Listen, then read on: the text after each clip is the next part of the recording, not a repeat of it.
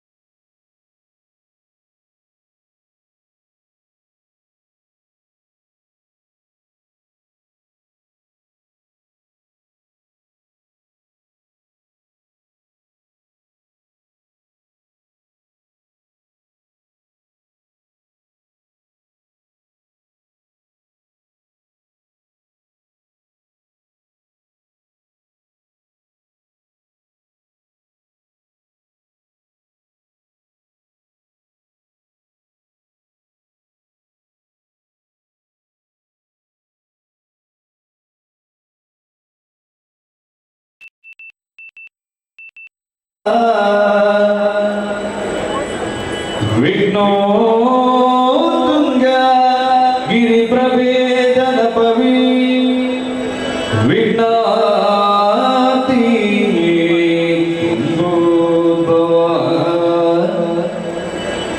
विघ्नो कुल प्रचंड पवनो विघ्नेश्वर पाहिमा विघ्नेश्वर पाहिमा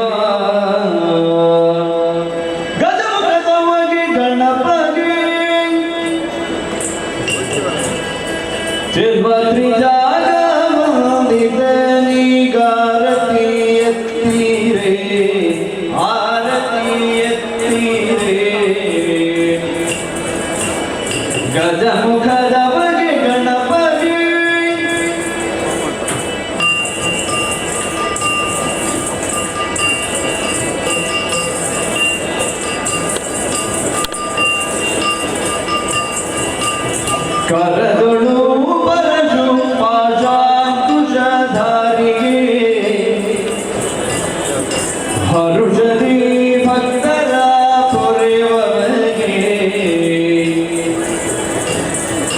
ಉರಗ ಭೂಷಣನ ಕುಮಾರ ಗಜವದನನ ಚರಣ ಕಮಲಕಾರತಿ ಎತ್ತಿರೆ ಆರತಿ ಎತ್ತಿರೆ ಗಜಮುಖದವಗೆ ಗಣಪಗೆ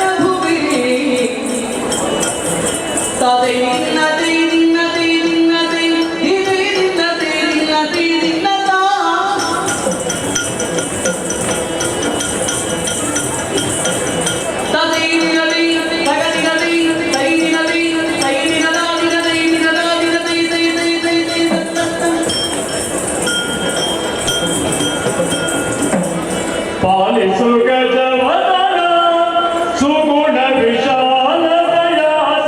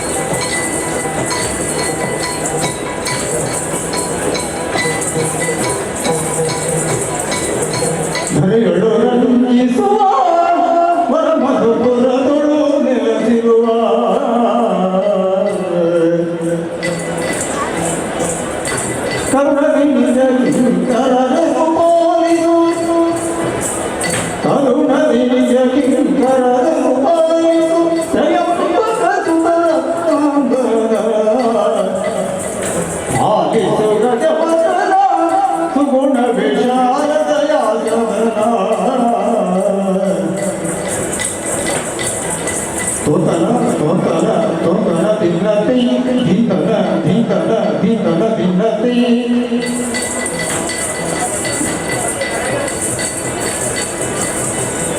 ತೋತನ ದಿನತಿ ದಿನತಿ ದಿನತಿ ಧಿಂತನ ದಿನತಿ ದಿನತಿ ದಿನತಿ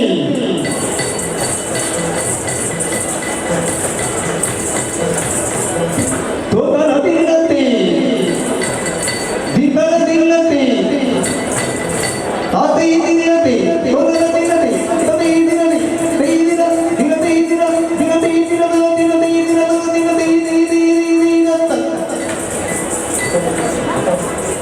ಒಂದೇ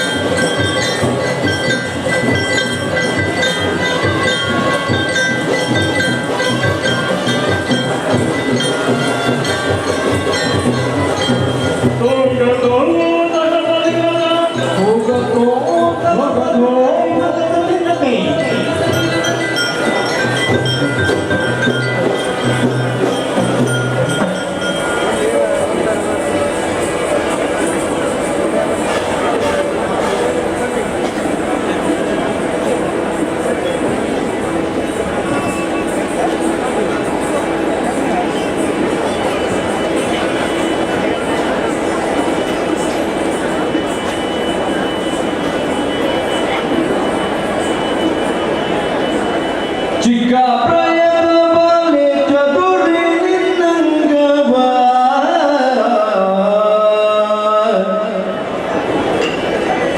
ಒರೆಯಲೇ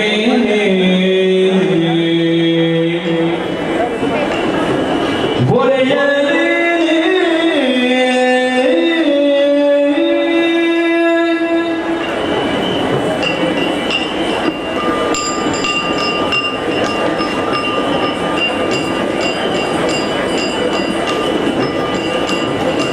ಚಿಕ್ಕ ಪ್ರಾಯದ ಬಾಲೆ ಚದುರಿ ನಿನ್ನಂಗವ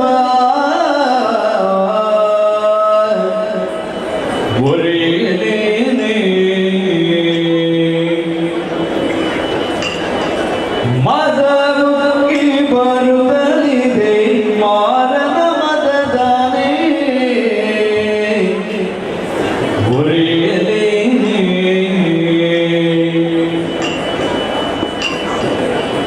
ವಾರಿಜ ಗೌರಿ ವಾರಿಜ ದಳಲೋಚನೆ ಒರೆಯಲೇನೆ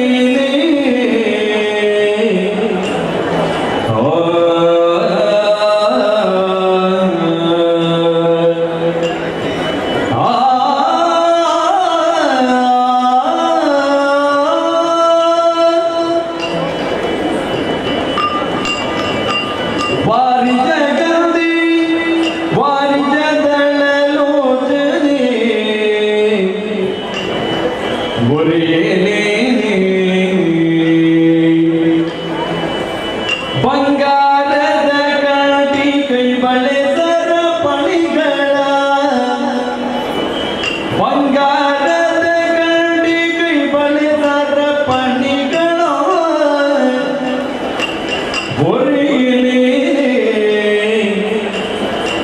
ಚಿಕ್ಕ ಪ್ರಾಯದ ಬಾಲೆ ಚದುರಿ ನಿನ್ನಂಗವ ಒರೆಯಲೇನೆ ಒರೆಯಲೇನೆ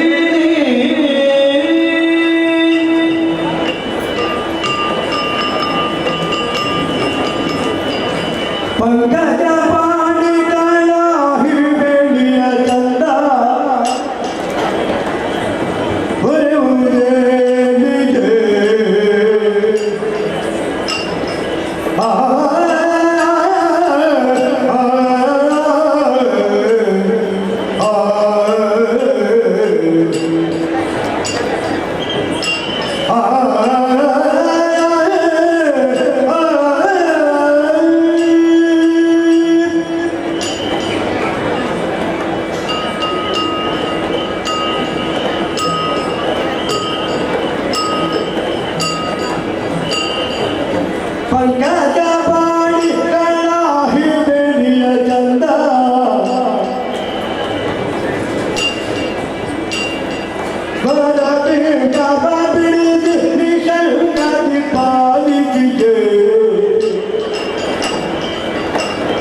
ಚಿಕ್ಕ ಪ್ರಜೆವಾದ ಎದುರಿನ ನಂತವ ಹೊರವನೇ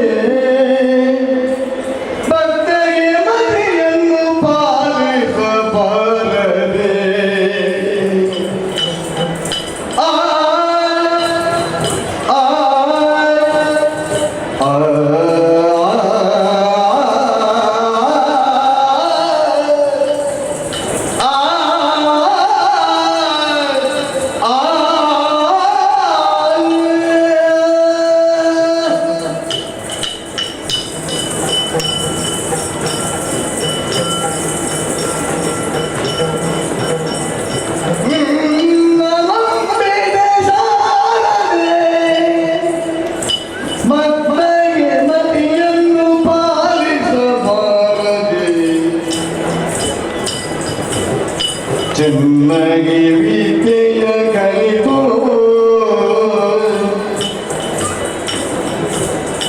ಚೆನ್ನಾಗಿ ವಿದ್ಯೆಯ ಕಲಿತು ಮರೆಯದಂತೆ ಜ್ಞಾನದ ಮನದಿ ನೆಲೆಸಿರು ಅನುದಿನ.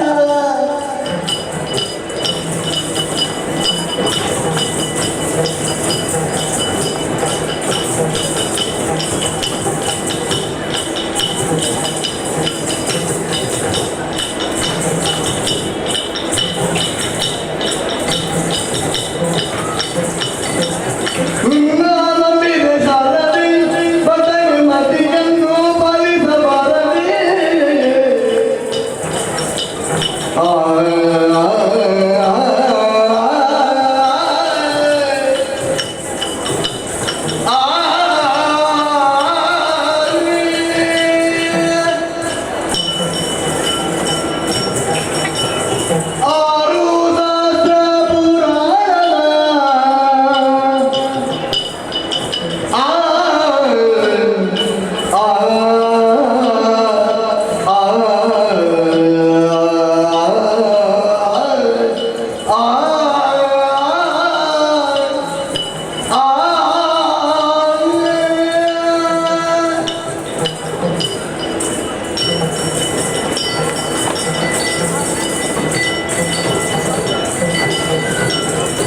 ಆರು ಸಹಸ್ರ ಪುರಾಣ ಅರ್ಥರೂಪವ ತೋರಿಸೆನ್ನೋಳು ಸರ್ವದ ಅರ್ಥರೂಪವ ತೋರಿಸೆನ್ನೋಳು ಸರ್ವದ ನೀರು ನದಿಯೋಳು ಹರಿವಂತೆ ಚತುರ್ವೇದ ಚತುರ್ವೇದ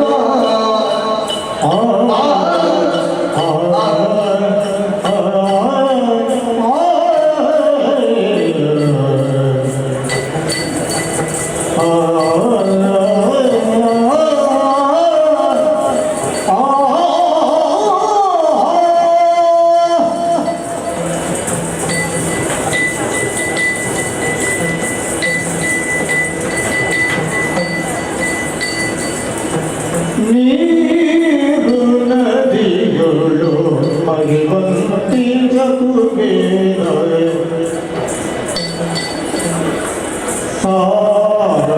ಸಾರವನರುಗೆಲ್ಲ ಜಿಗಿಯುಳ್ಳೆನದಿಗೋ ನೀರು ನದಿಗಳು ಹರಿವಂತಿ ಚತುರ್ವೇದ ಸಾರವನರುಗೆಲ್ಲ ಜಿಗಿಯುಳ್ಳೆನದಿಗೋ ನಿನ್ನ ನಂಬಿದೆ ಶಾರದೆ ಭಕ್ತಗೆ ಮತಿಯನ್ನು ಪಾಲಿಸಬಾರದೆ. ಸಾಧು ಸಂಪತ್ತಿಯ ಕೊಡು ಆ ಆ ಆ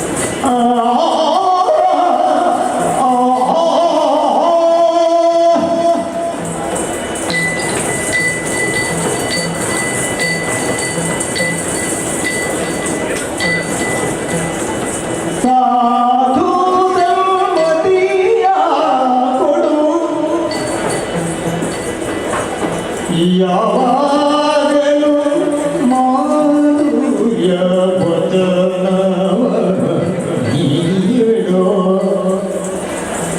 ಸಾಧು ಸಂಗತಿಯ ಕೊಡು. ಯಾವಾಗಲೂ ಮಾಧುರ್ಯ ವಚನವ ನೀಡೋ ವಾದನರ್ತದೊಳು ತೋಲದ ಪರದಯ ಮಾಡು.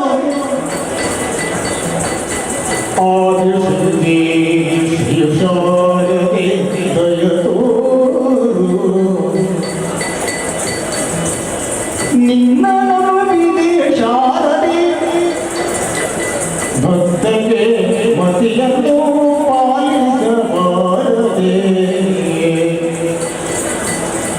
ದಿನನ ದಿನನ ದಿನನ ದಿನತಿ ತೋದನ ತೋದನ ತೋದನ ದಿನತಿ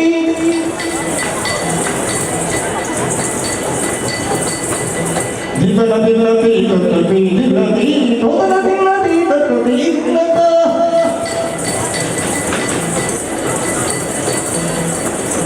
ತೋದನ ದಿನತಿ ದಿನನ ದಿನತಿ ತಾದಿ ದಿನತಿ ತೋದನ ದಿನತಿ ತದಿ ದಿನತಿ ತದಿ ದಿನತ ದಿನತಿ ದಿನತಿ ದಿನತ ದಿನತಿ ದಿನತ ದಿನತಿ ತತ್ತ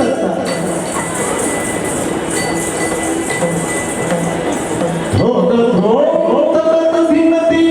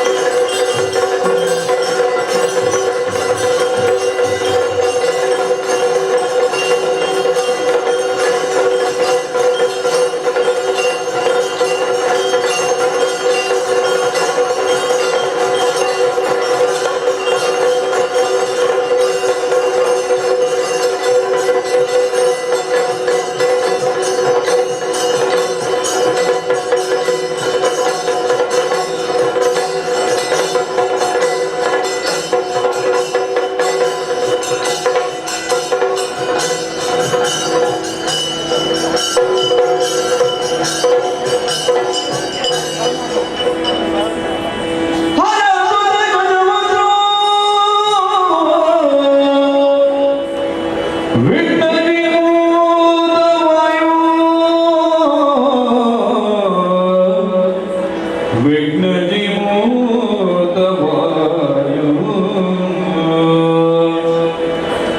धीरमणि शततेजो दत्तवते सितातो तव धनुज विनाशं भूधरो वारिजाचो तव धनुज विनाशं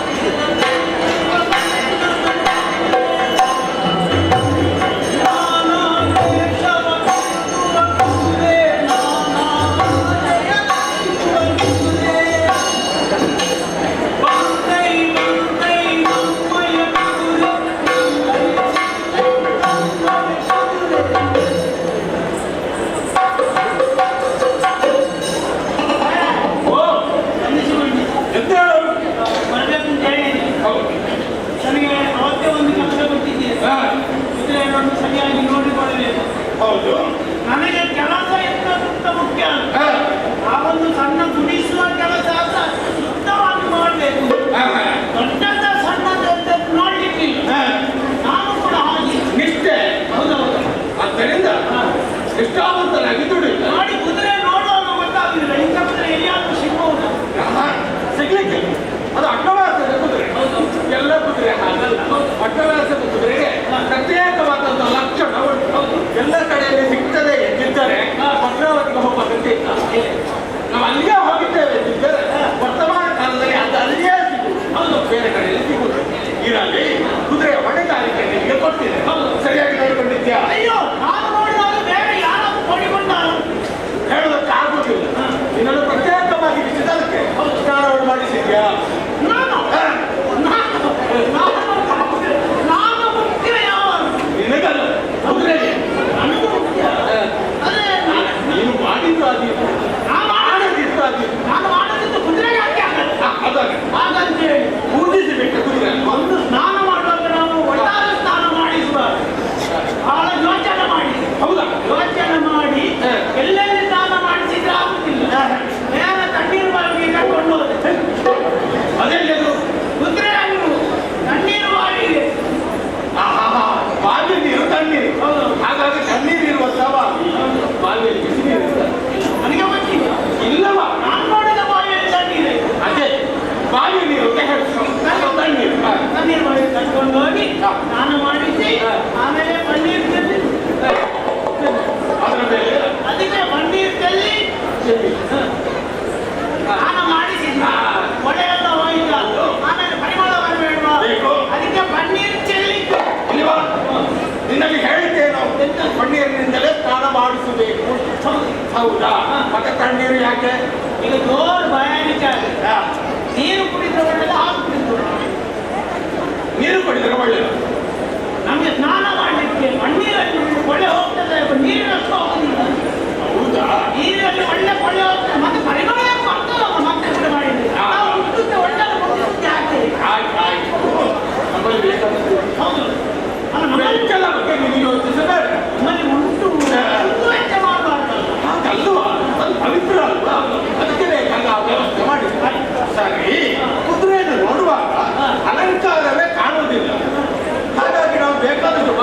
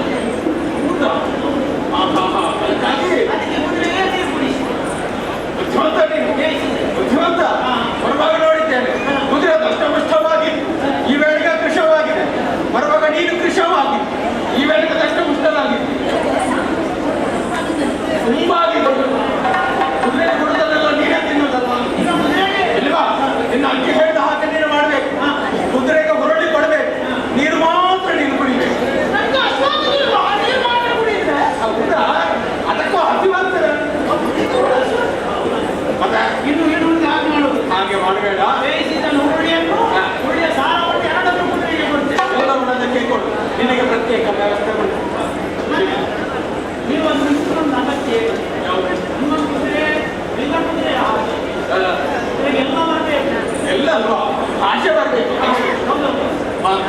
ಹೇಳಿಕೊಂಡಿದ್ದ ಒಡ ಯಾವುದೆಲ್ಲ ಹೇಳಿದ್ದೀನಿ ಮಾತಾಡುದಿಲ್ಲ. ಒಂದು ಸನ್ನೆಯನ್ನು ಅವಲಂಬಿಸಿ ಪ್ರತಿಕ್ರಿಯೆ ನೀಡ್ತದೋ ಇಲ್ವೋ ನಂಗೆ ಅಲ್ಬೇಕು ಹೇಗೆ ಸಚಿವೆ, ಮುಂದೆ ಬಾ, ಮುಂದೆ ಬಾ, ಮುಂದೆ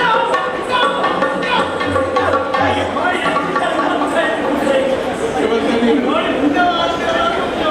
ನೀನು ಅತಿ ಮುಖ್ಯವಂತ ಹಾಗಂತಲೇ ಉಳಿದವರು ದಡ್ಡರು ಅಂತ ನೀನು ಭಾವಿಸಬಾರ್ದು ಆಯ್ತಾ ಕುದುರೆಯನ್ನು ಹಿಡಿದು ಎಳೆದ್ರೆ ಅದು ತನ್ನಿಂತಾನಾಗಿ ಮುಂದೆ ಬರ್ತದೆ ಹಿಂದೆ ದೂರಿದಾಗ ತನ್ನಿಂತಾನಾಗಿಯೇ ಹಿಂದೆ ಹೋಗ್ತದೆ ಅದಕ್ಕೆ ಮುಂದೆ ಬಾ ಹಿಂದೆ ಹೋಗು ಎಂಬಂತ ಅಗತ್ಯ ಉಂಟಾ ಮತ್ತೆ ಅದು ಹಾಗಲ್ಲ ನೀನು ಇಲ್ಲಿಯೇ ಇರ್ಬೇಕು ಕುದುರೆ ಅಲ್ಲಿಯೇ ಇರ್ಬೇಕು ನೀನು ಕರಿಬೇಕು ಕುದುರೆ ಬರಬೇಕು ಏನಾಯ್ತು ಅರ್ಥ ಆಯ್ತಾ ನಾನು ಇಲ್ಲಿರಬೇಕು, ಕುದುರೆ ಅಲ್ಲಿರಬೇಕು. ನಾನು ಕರೀಬೇಕು, ಅದು ಬರೀಬೇಕು. ನೀನು ಸರಿಯಾಗಿ ಅದು ಬರಬೇಕು ನೀನು ಇಲ್ಲೇ ಇರಬೇಕು ಅದು ಅಲ್ಲೇ ಇರಬೇಕು ಅದನ್ನೇ ನಾನು ನೋಡಬಾರ್ದು ನೀನು ಅದನ್ನು ನೋಡಬಾರ್ದು ಮಾಡ್ತೇನೆ ಈಗ ನೋಡಿ ಯಾವ ಭಾಷೆಯಲ್ಲಿ ಯಾವುದು ಯಾವ ಭಾಷೆ ಯಾವುದು ನೀನು ಯಾವುದನ್ನೆಲ್ಲ ಹೇಳಿಕೊಟ್ಟಿದ್ದೆ ಅದರಿಂದ ಪ್ರಾರಂಭ ಮಾಡು ಮರ್ಯಾದ ಮರ್ಯಾದ ಈಗ ಮಳೆ ಬರುವುದಿಲ್ಲ ಮರ್ಯಾದ ಎಂಕಣ ಬೇಕಲ್ಲ ಇದನ್ನು ನೋಡಿ ಲಕ್ಷ್ಮಿ ಲಕ್ಷ್ಮಿ ಸ್ವಲ್ಪ ಹತ್ತಿರ ಹೋಗು ಲಕ್ಷ್ಮಿ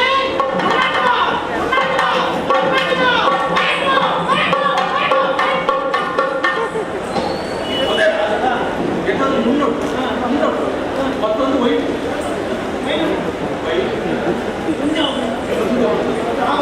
ಆ ಭಾಷೆ ನನಗೆ ಅರ್ಥ ಆಗಲಿಲ್ಲ ಹಾಗಾದ್ರೆ ಅದು ಬಂದಾಗ ಗೊತ್ತಾಯ್ತು ಇದು ಮುಂದೆ ಬರ್ಲಿಕ್ಕೆ ಹೇಳಿದ್ದು ಇದೊಂದೆಯಾ ಯಾವುದು ಹೋದರೆ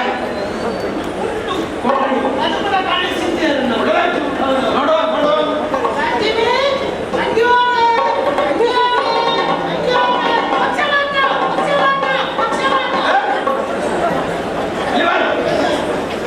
ನಮ್ಮ ಶತ್ರುಗಳಿಗೂ ಕೂಡ ಪಕ್ಷಪಾತ ವಾದಬಾರದು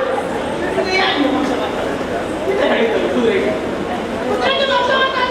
ಪಕ್ಷಪಾತ ಅದೆಂತದ ಅರ್ಥ ಊಟ ಮುಂದೆ ಬರುವುದಕ್ಕೆ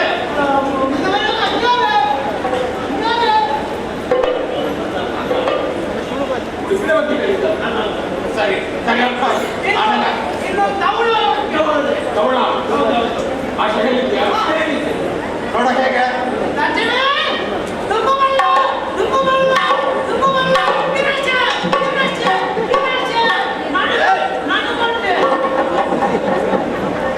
ಅದೇ ನೋಡಿಕೊಂಡೆ ಮತ್ತೆ ಹಿಂದೆ ಸೇರು ಅಂತ ಹೇಳಿದೆಯಲ್ಲ ಬಳ್ಳ ಅಂದ್ರೆ ನನಗೆ ಗೊತ್ತಾಗಲಿಲ್ಲ ಬಿದ್ದದು ನಾನು ಮುಂದೆ ಬಾ ಅದು ಬಳ್ಳ ಸೇರು ಕೊಂಡೆ ನಡೆದುಕೊಂಡೇ ಹಿಂದೆ ಹೋಗು ಒಳ್ಳೆದು ಒಳ್ಳೆದು ಒಳ್ಳೆದು ಬೇರೆ ಬೇರೆ ಭಾಷೆಯನ್ನು ಕಲಿಸಿದ್ದೆ ಸರಿ ಆಮೇಲೆ ಸಾಕಾ ಹೌದಾ ಸಾಕಾಗ್ತದೆ ಅಂತೂ ಮುಂದೆ ಹಿಂದೆ ಬರ್ತದೆ ಇದೆಲ್ಲರಿಗೂ ಗೊತ್ತಿರುವಂತಪ್ಪ ಮುಂದೆ ಹೋಗ್ತದೆ ಈಗ ನಿನ್ನದೇ ಪ್ರತ್ಯೇಕ ಏನಾದರೂ ಉಂಟು ಇದಕ್ಕೆ ಈಗ ಇನ್ನಾಕೆ ಬಂದ ಹೇಳಿಕೊಟ್ಟದ್ದು ನೀನೇ ಅಲ್ವಾ ಯಾಕೆ ಈಗ ಮುಂದೆ ಹೋಗಬೇಕಾದ ಕ್ರಮ ಕುದುರೆ ಮುಂದೆ ಹೋಗುದು ಆದ್ರೆ ಹಿಂದೆ ಬರ್ಲಿಕ್ಕೆ ನೀನು ಹೇಳ್ಕೊಟ್ಟಿದ್ದಲ್ಲ ಅದು ಯಾಕೆ ಅದಕ್ಕೊಂದು ವಿಷಯ ಎಂತದು ಈಗ ನಮ್ಮ ಮುಂದೆ ಯಾವಾಗ ಮುಂದೆ ಮುಂದೆ ಮುಂದೆ ಮುಂದೆ ಹೋಗ್ತೌದು ಹಿಂದೆ ಬರ್ಲಿಕ್ಕೆ ಯಾಕೆ ಕಲಿಸಿದ್ರು ಯಾಕೆ ಈಗ ನಾವು ಮುಂದೆ ಮುಂದೆ ಹೋಗುವ ದೊಡ್ಡ ದೊಡ್ಡ ಕೋಟೆ ಬತ್ತಲಿಗೆ ಎಲ್ಲ ಬರುದಿಲ್ವಾ ಗೊತ್ತಲಿಗೆ ದೊಡ್ಡ ದೊಡ್ಡ ಕೋಟೆ ಬತ್ತಲೆಗಳೆಲ್ಲ ಬರುದಿಲ್ವಾ ಹಾ ಹಾ ಆಗ ಅದು ಅಲ್ಲಿಗೆ ಹೋಗಿ ಒಮ್ಮೆ ಹಾಕ್ಲಿಕ್ಕೆ ಆಗ್ತದೆ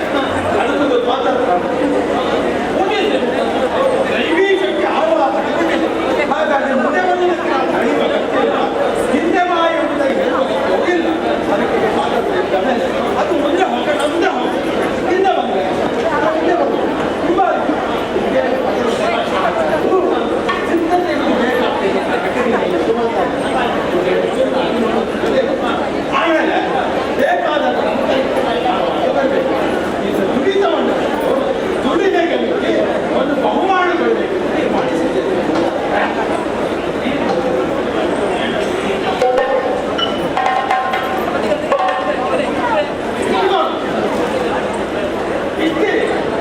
ಇದು ಬರೆದಿರ್ಲಿಕ್ಕಿಲ್ಲ, ಇದು ಸತ್ಯ.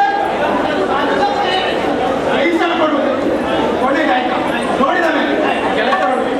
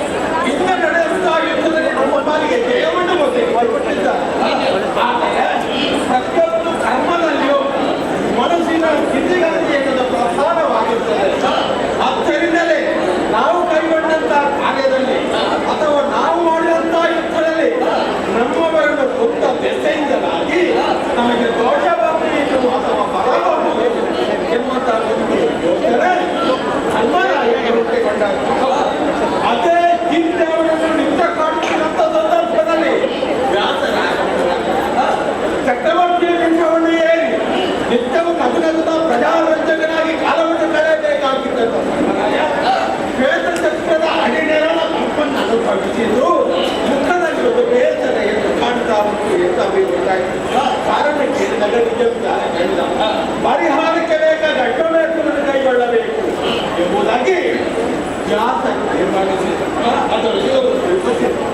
ಅದನ್ನೆಲ್ಲವನ್ನು ಹಕ್ಕು ಎಂಬುದಾಗಿ ನಾವೆಲ್ಲ ತಿಳಿದು ಅವರು ಹೇಳಿದಂತ ಕಾರ್ಯವನ್ನು ಶಿರೋಧಾರ್ಯವಾಗಿ ಭಾವಿಸಿ ನಡೆಸುವುದಕ್ಕೆ ಆ ಕಾರಣದಿಂದಲೇ ಅಡ್ಡಮೇಟಕ್ಕೆ ನಾವು ತೊಡಗಿಕೊಂಡದ್ದು.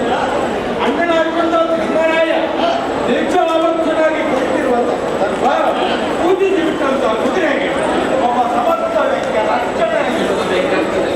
ಉಳಿದ ಕುದುರೆ ಹಾಗಿದಲ್ಲ. ಆ ಕಾರಣಕ್ಕೆ ಬೇಕಾಗಿ ಸಮರ್ಥರಿಯಾಗಿ ಇರುವುದಾಗಿ ಉಳಿದಂತಹ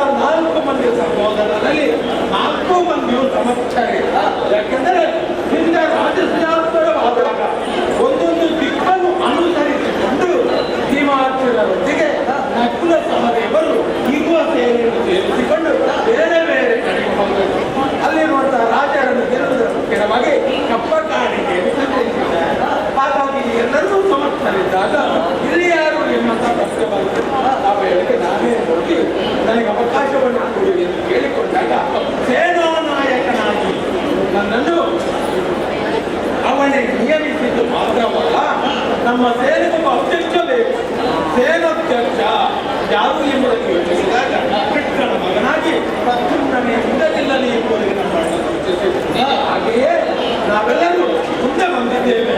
ನಾವು ಕೈಗೊಂಡಂತ ಅಶ್ವವೇನು ಅಂದ್ರೆ ಸ್ವಂತ ದಾರಿಯ ಕಡೆಗೆ ಯೋಚಿಸಿದ್ರೆ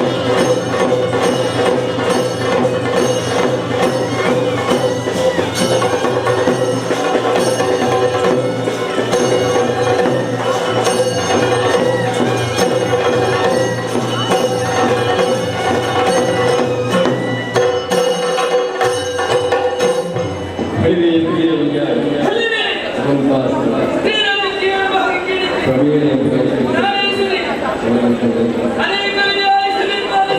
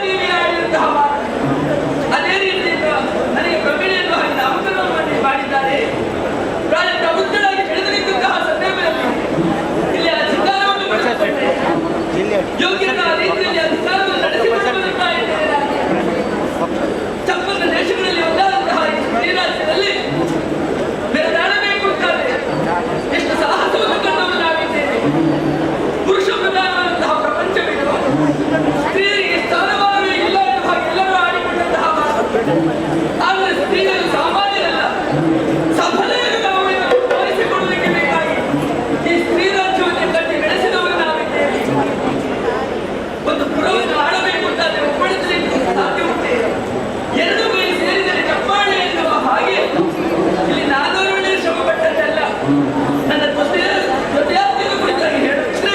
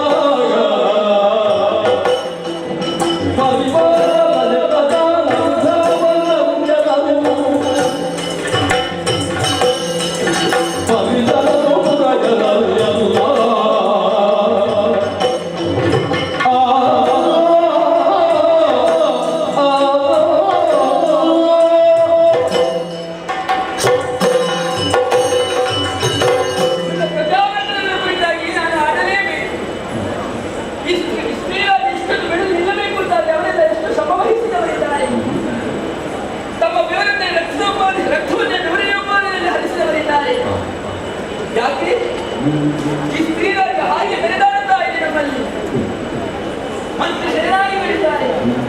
ಕಾಲ ಕಾಲಕ್ಕೆ ಸರಿಯಾದಂತಹ ಸಲಹೆ ಸೂಚನೆಗಳನ್ನು ಕೊಡುತ್ತಾ ಇದ್ದಾರೆ. ಮಂತ್ರಿಗಳು ಹೇಳಿದ ರೀತಿಯಲ್ಲಿ ಅದು ಸರಿಯೋ ತಪ್ಪು ಎನ್ನುವುದನ್ನು ಆಲೋಚಿಸಿಯೇ ನಾನು ಮುನ್ನಡೆಯುವವಳು. ಒಂದು ಕಾರ್ಯದ ಕುರಿತಾಗಿ ಅಡಿ ಮುಂದೆ ಇಡಬೇಕು ಅಂತಾದರೆ 100 ಬಾರಿ ಯೋಚಿಸಬೇಕಾಗಿ ಬರ್ತದೆ. ಅದು ಸಿಯಾದವಳಿಗೆ ಅದು ಧರ್ಮವೇ ಹೌದು.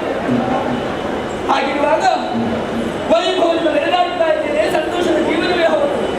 ನಿತ್ಯ ವಿಧಿಗಳನ್ನು ಪೂರೈಸಿ ಓಲದ ಚಾವಡಿಯನ್ನು ಸೇರಿದಂತಹ ಸಂದರ್ಭ ಪ್ರವೀಣಿಗೆ ಜಯವಾಗಲಿ ಶುಭವಾಗಲಿ ಎನ್ನುವಂತಹ ಜಯಘೋಷವನ್ನು ಕೇಳುವಾಗ ಮನಸ್ಸಿಗೆ ಆನಂದವಾಗುತ್ತಾ ಇದೆ. ಯಾರಿಗಾದರೂ ವಿಶೇಷವಾದಂತಹ ಕಾರ್ಯದ ಕುರಿತಾಗಿ ಅಲ್ಲ ಏನಾದರೂ ಆಲೋಚನೆ ಕುರಿತಾಗಿ ಚರ್ಚಿಸುವುದಕ್ಕೆ ಮುಟ್ಟುತ್ತಾರೆ ಅವಕಾಶ ಉಂಟು ಅಂತ ಹೇಳಿ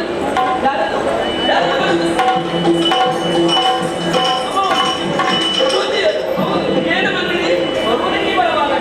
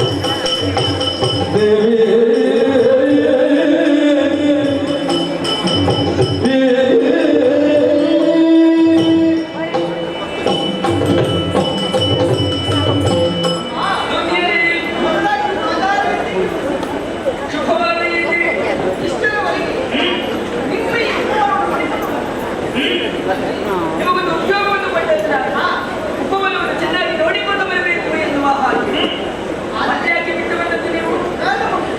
ನಮ್ಮ ಅಪ್ಪಣೆ ವಿನಃ ಪ್ರವೇಶವಿಲ್ಲ ಇರುವ ಅದನ್ನು ಕೂಡ ನಾವು ನಮ್ಮ ವಿಚಾರ ನಾವೇ ಗಿಡಗಳೆಲ್ಲ ಹಾಳಾಗಿ ಹೋಗಿದೆ, ಅಸ್ತವ್ಯಸ್ತವಾಗಿದೆ. ಯಾರಿಂದ ಹೇಗೆ ಕುದುರೆಯ ನಾವು ಅದೇ ಮತ್ತೆ ಅದು ನಮ್ಮ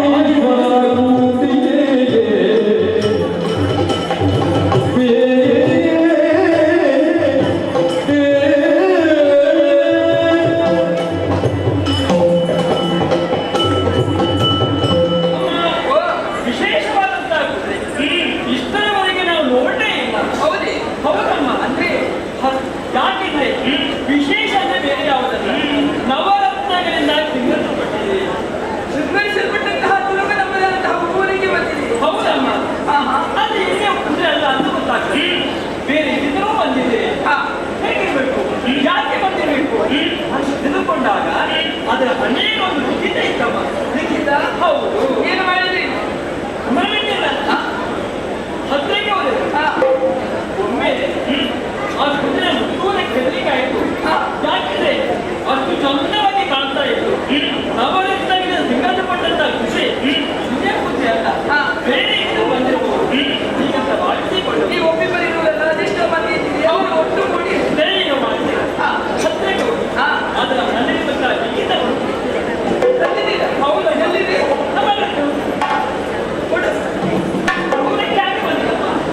ಏನು ಇರಬೇಕು? ನೀವು ಮಾತ್ರ ಕೇಳಿದ್ರೆ ಸಾಕಾಗುತ್ತಿಲ್ಲ. ನಮ್ಮ ಸಭೆಯವರೆಲ್ಲ ಕೇಳಬೇಕು ಅಂತಾರೆ. ಎತ್ತಲು ನಿಂತು ನಾನು ಹೌದು.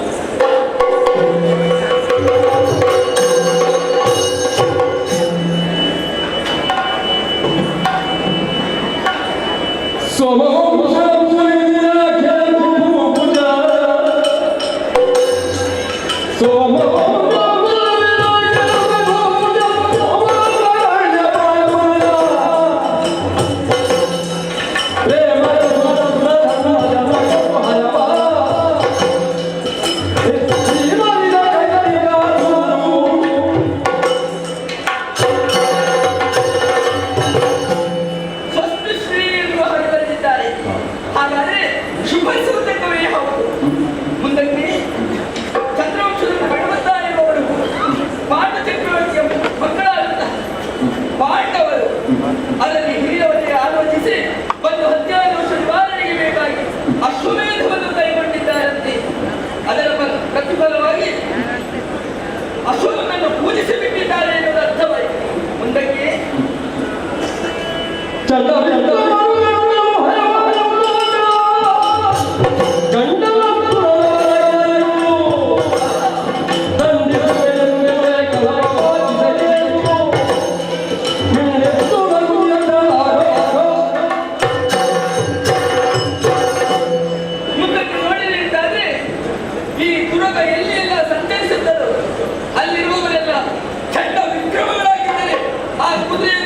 ಕಾದಾಡಬೇಕು. ಬಲಹೀನರಾದವರು ಕಪ್ಪ ಕಾಣಿಕೆಯಲ್ಲಿದ್ದು ಶರಣು ಬರಬೇಕು ಎನ್ನುವ ಹಾಗೆ ಬರೆದಿದ್ದಾರೆ. ದುರಗದ ಬೆಂಗಾವಲಿಗಾಗಿ ಬಂದವರು ಯಾರು? 3 ಲೋಕದ ಗಂಡನಿಸಿದಂತಹ ಪ್ರಾರ್ಥನೆ ಬಂದಿದ್ದಾರೆ ಎನ್ನುವ ಹಾಗೆ ಆಲಿಸಬೇಕು ಈ ಕುರಿತಾಗಿ.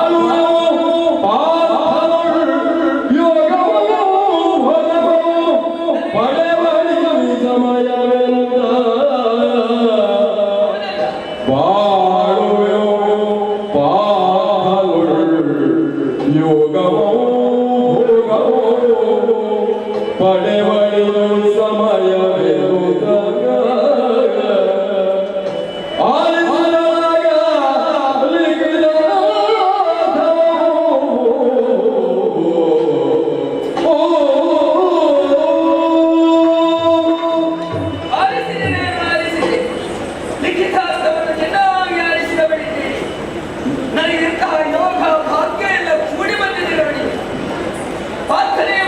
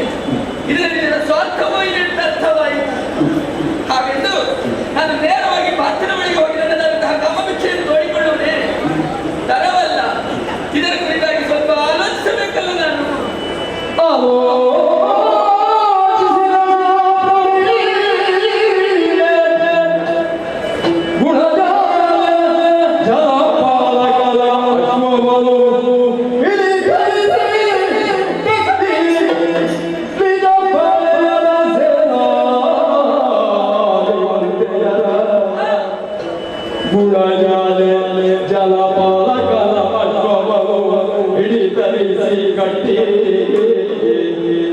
ನಿಜ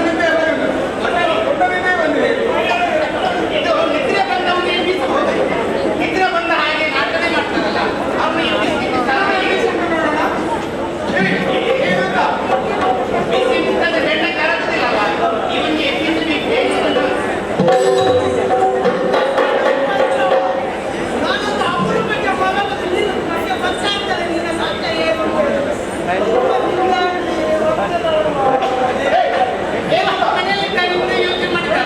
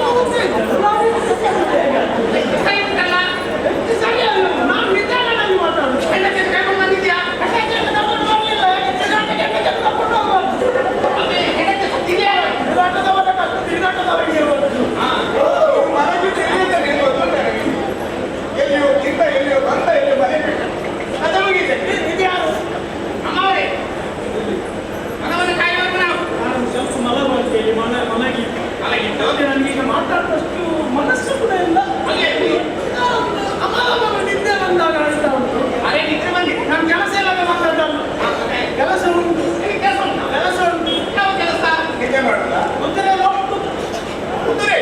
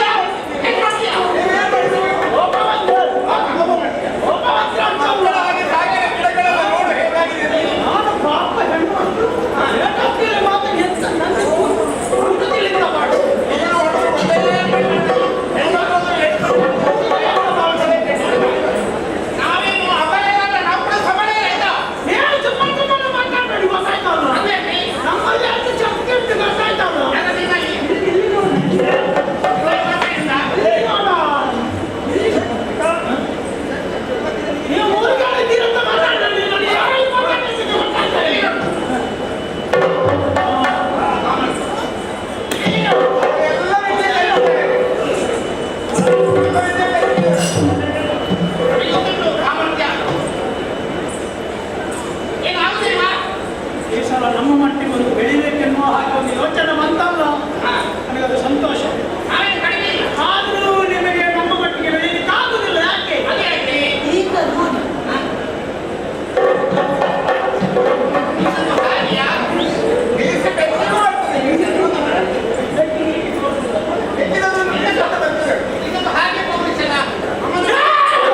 ಬೇಡ, ಇನ್ನು ಆಗುದಿಲ್ಲ. ಹೇಳಿದ್ರು ಹೆಚ್ಚಾಗಲಿಕ್ಕಿಲ್ಲ.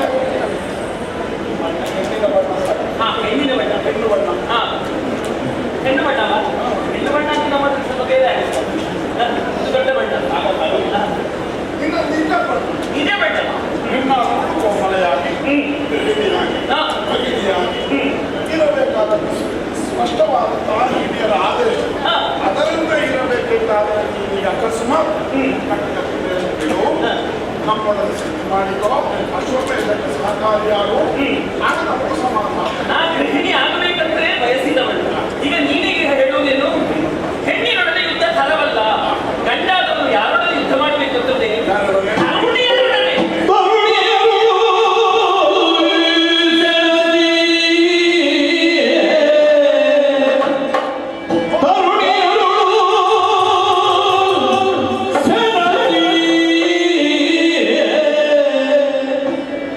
ಜೀವಿತ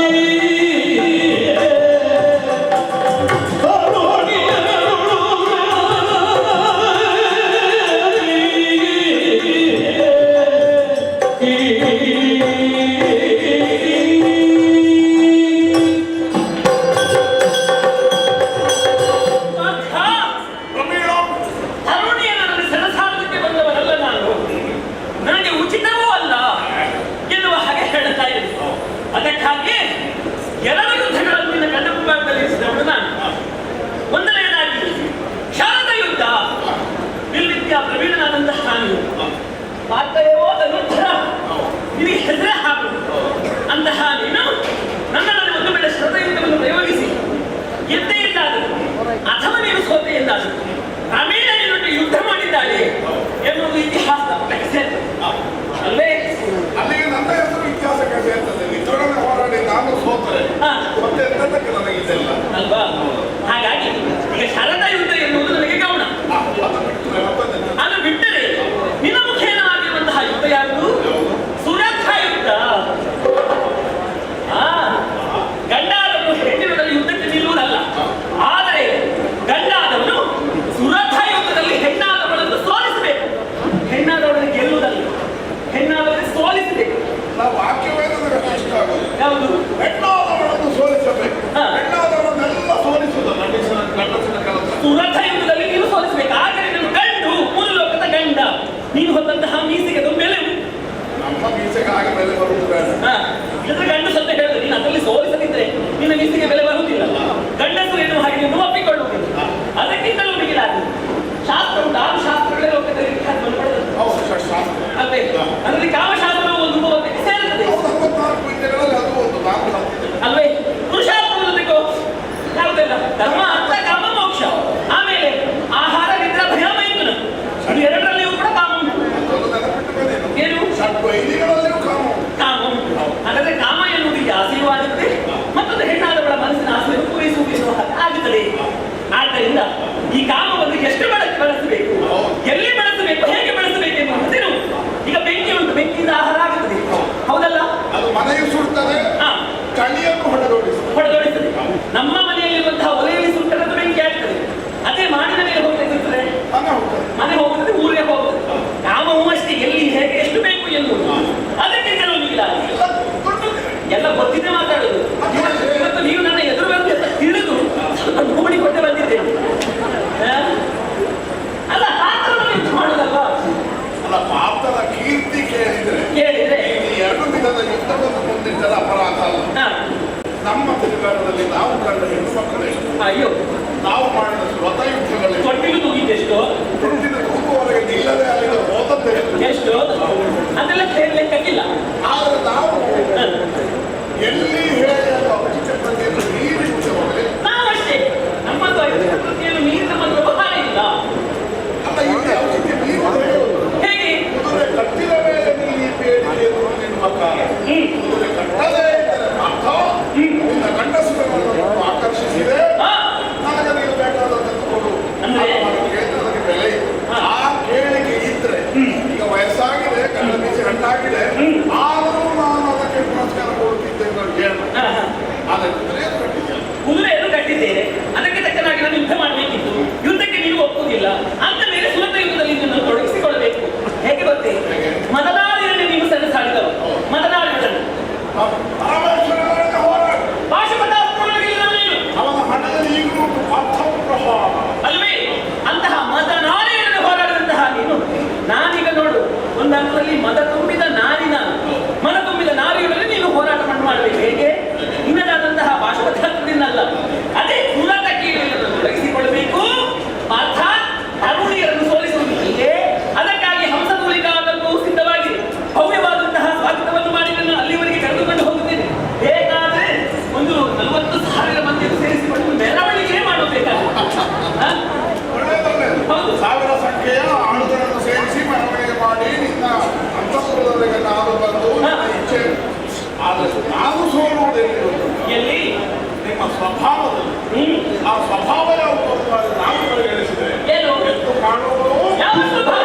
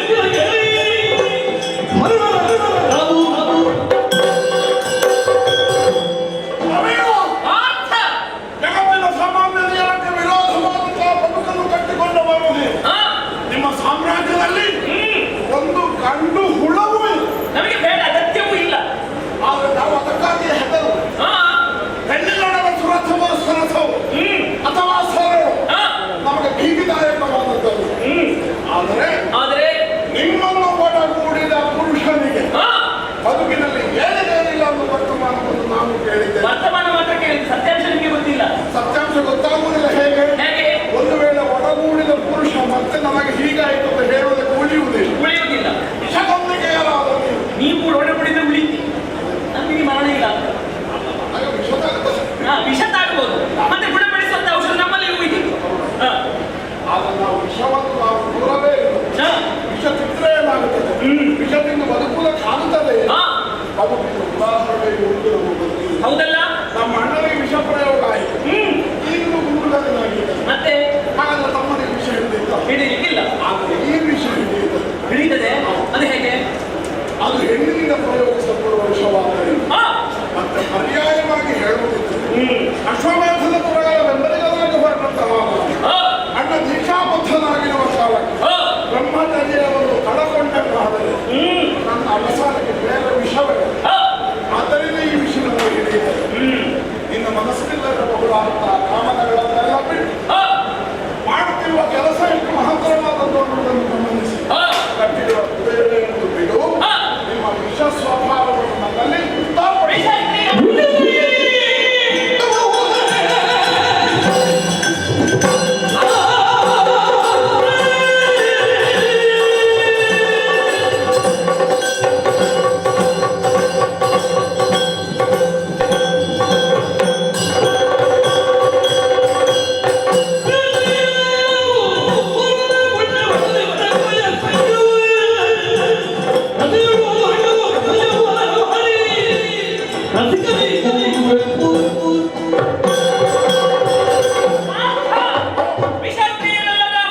ನಮ್ಮಲ್ಲಿ ಗಂಡು ಸಂತಾನಗಳೇನು ಹಾಗೆ ಆಕ್ಷೇಪಣೆದ್ದು ನಮಗೆ ಗಂಡು ಸಂತಾನ ಬೇಕು ಅಂತ ಆದ್ರೆ ಬಾಳದಿರುವಂತಹ ಗುಣದಲ್ಲಿ ಮುಳುಗಿ ಹೆಣ್ಣಿದ್ದವರು ಗಂಡಾಗಿದ್ದಾರೆ. ಅವರಲ್ಲಿ ಒಡಗೂಡಿ ನಮಗೆ ಬೇಕಾದಂತಹ ಸಂತಾನ ನಾವು ಮಾಡುವವರಿದ್ದೇವೆ. ಅದೇ ನಮಗಾಗದ ವಿಷಯ. ಯಾವುದು? ಕೇವಲ ಸಂತಾನಾಭಿವೃದ್ಧಿಗೆ ಮಾತ್ರ ಗಂಡು ಬೇಕು ಅನ್ನುವ ಹಾಗೆ ಬಯಸುವ ಯಾವ ಊರಿಗೂ ನಾವು ಸಮ್ಮಾನವನ್ನು ಕೊಡುವುದಿಲ್ಲ. ಹಾಗಂತ ಹೇಳಿ ಈ ಕೀಟ ಪ್ರಪಂಚ ಪ್ರಕೃತಿಯಲ್ಲಿ ಉಂಟು. ಉದಾಹರಣೆಗಾಗಿ ಜೇನುನೊಣಗಳು ಅವರಿಗೆ ಆಹಾರಕ್ಕೆ ಬರಗಾಲ ಬಂದ ಸಮಯದಲ್ಲಿ ಇದ್ದ ಗಂಡು ನೊಣಗಳನ್ನೆಲ್ಲ ಅವುಗಳೇ ಕೊಡುತ್ತಾರೆ. ಸಂತಾನೋತ್ಪತ್ತಿ ಬೇಕು ಅನ್ನುವಾಗ ಕಂಡ ಕಾಲಕ್ಕೆ ಪುನಃ ಗಂಡು ನೊಣಗಳನ್ನು ನಿರ್ಮಿಸುತ್ತಾರೆ. ಆ ಸಾಲಿಗೆ ಸೇರಬಹುದಾದಂತಹ ಹೇಗೆ ಪ್ರೋತ್ಸಾಹಿಸುವುದು? ನೀವೀಗ ಜೇನುನೊಣ ಅಂತ ಹೇಳಿದ ಉದಾಹರಣೆ, ನಾನು ನಿಮಗೆ ಒಂದು ಜೇಡರ ಬಲೆಯ ಒಂದು ಉದಾಹರಣೆ ಕೊಡ್ತೇನೆ. ಜೀವಶಾಸ್ತ್ರ ಗೊತ್ತಿರಬೇಕು ನಿಮಗೆ. ಅದನ್ನು ತಿಳಿದವರು ನೀವು. ಹೆಣ್ಣು ಜೇಡ ಬಲೆಯನ್ನು ಕಟ್ಟುತ್ತದೆ. ಬಲೆಯನ್ನು ಕಟ್ಟಿ ಅದಕ್ಕೆ ತನ್ನದಾದಂತಹ ಗಂಡು ಜೇಡದೊಳಗೆ ಒಳಗೂಡಬೇಕು ಎನ್ನುವಂತಹ ಸಂದರ್ಭದಲ್ಲಿ ಆ ಹೆಣ್ಣು ಜೇಡ ಏನು ಮಾಡುತ್ತೆ? ಹಾಗೆ ತಂತಿಯನ್ನು ಮೀಟುತ್ತದೆ. ಹಾಗೆ ಗಂಡು ಜೇಡ ಬಂದು ಆ ಹೆಣ್ಣು ಜೇಡವನ್ನು ಒಂದುಗೂಡಿ ಸಂತಾನೋತ್ಪತ್ತಿಯನ್ನು ಮಾಡುತ್ತದೆ. ಅದರದಾದಂತಹ ಕಾಮ ಬಯಕೆ ಈಡೇರಿಸಿಕೊಳ್ಳುತ್ತೆ ಹೆಣ್ಣು ಜೇಡ. ನನಗೆ ಜೀವಶಾಸ್ತ್ರ ಮತ್ತು ವಿವರವಾಗಿ ಗೊತ್ತು. ಹೇಗೆ? ಹೆಣ್ಣು ಜೇಡರ ಮತ್ತೊಂದು ಕ್ರಮ ಇದು ಗೊತ್ತು. ಹೇಗೆ? ತನ್ನನ್ನು ಒಳಗೂಡಿದ ಗಂಡನ್ನು ಒಳಗೂಡುವ ಪ್ರಕ್ರಿಯೆ ಮುಗುವುದಕ್ಕಿಂತ ಮೊದಲೇ ತಾನು ಕತ್ತಿ ತಿಂದು ಬಿಡ್ತದೆ. ಹೌದಲ್ಲ? ಆ ಗಂಡು ಜೇಡಕ್ಕೆ ಗೊತ್ತಿಲ್ಲ ತಾನು ಸಾಹಿತ್ಯ ಎನ್ನುವ ಹಾಗೆ. ಈ ಗಂಡು ದೊಡ್ಡಕ್ಕೂ ಗೊತ್ತು ಕಾಲಕರ್ಣಿದ ಅಂತ ನೋಡುದು. ಗಂಡು ಜೇಡಕ್ಕೆ ಗೊತ್ತಿದ್ದು ಕೂಡ ಹೆಣ್ಣು ಜೇಡದೊಳಗೆ ಹೋಗ್ತದೆ. ಯಾಕೆ? ಅದು ಗಂಡು. ಅಲ್ಲ, ಪ್ರಕೃತಿಯ ಕಾಲ. ನೀನು ಹಾಗೆ ಮೂರು ಲೋಕದ ಗಂಡು. ಹೆಣ್ಣಾದವಳು ನಾನು ಕರೀತಾ ಇದ್ದೇನೆ. ನೀನನ್ನು ಒಳಗೂಡಕ್ಕೆ ಬಿಡಬೇಕು. ವಿಷಕ್ರಿಯರು ನಾವಲ್ಲ. ನಮ್ಮನ್ನು ಕುಡಿದ ನಿಮ್ಮ ಏಳಿಗೆ ಆಗುವುದು. ಈ ಜಗತ್ತಿನಲ್ಲಿ ಪ್ರಾಣಿಗಳಿಗೂ ಮನುಷ್ಯರಿಗೂ ಇರುವ ಭಿನ್ನತೆ ಏನು? ಆಹಾರ ಭಯ ಮೈಥುನ ಪ್ರಾಣಿಗಳ ಸ್ವಭಾವ. ಅವುಗಳಿಗಿಂತ ಹೊರತಾದ ಮತ್ತೊಂದು ವಿಶೇಷ ಗುಣ ಮನುಷ್ಯರಿಗೆ ಬುದ್ಧಿ. ಹೌದಲ್ಲ? ಹಾಗಾಗಿ ಯಾವುದನ್ನು ಎಷ್ಟು ಧರ್ಮಾರ್ಥ ಕಾಮಗಳಲ್ಲಿ ಕಾಮ ಏನು, ಪುರುಷಾರ್ಥಗಳಲ್ಲಿ ಕಾಮ ಏನು, ಷಡ್ವೈರಿಗಳಲ್ಲಿ ಕಾಮ ಏನು ಅದನ್ನು ನೋಡಿ ನಾವು ನಿರ್ಣಯಿಸುತ್ತೇವೆ. ಆದ್ದರಿಂದ ನನ್ನಲ್ಲಿ ಬಯಕೆ ಬೇಡ, ಕುದುರೆಯನ್ನು ಬಿಡು. ಕುದುರೆಯನ್ನು ಬಿಟ್ಟು ಕೊಡುವುದಕ್ಕಾಗುವುದಿಲ್ಲ.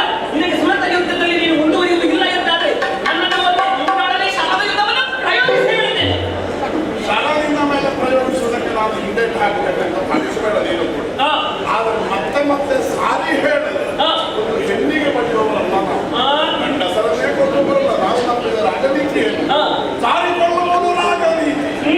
ಆದ್ದರಿಂದ ನೀವು ನಡೆಯುತ್ತಿರುವಂತಹ ಪಥ ಶ್ರೇಯಸ್ಕರವಾದಂತಹ ನಾನು ಮತ್ತೆ ಮತ್ತೆ ಹೇಳಿದರೆ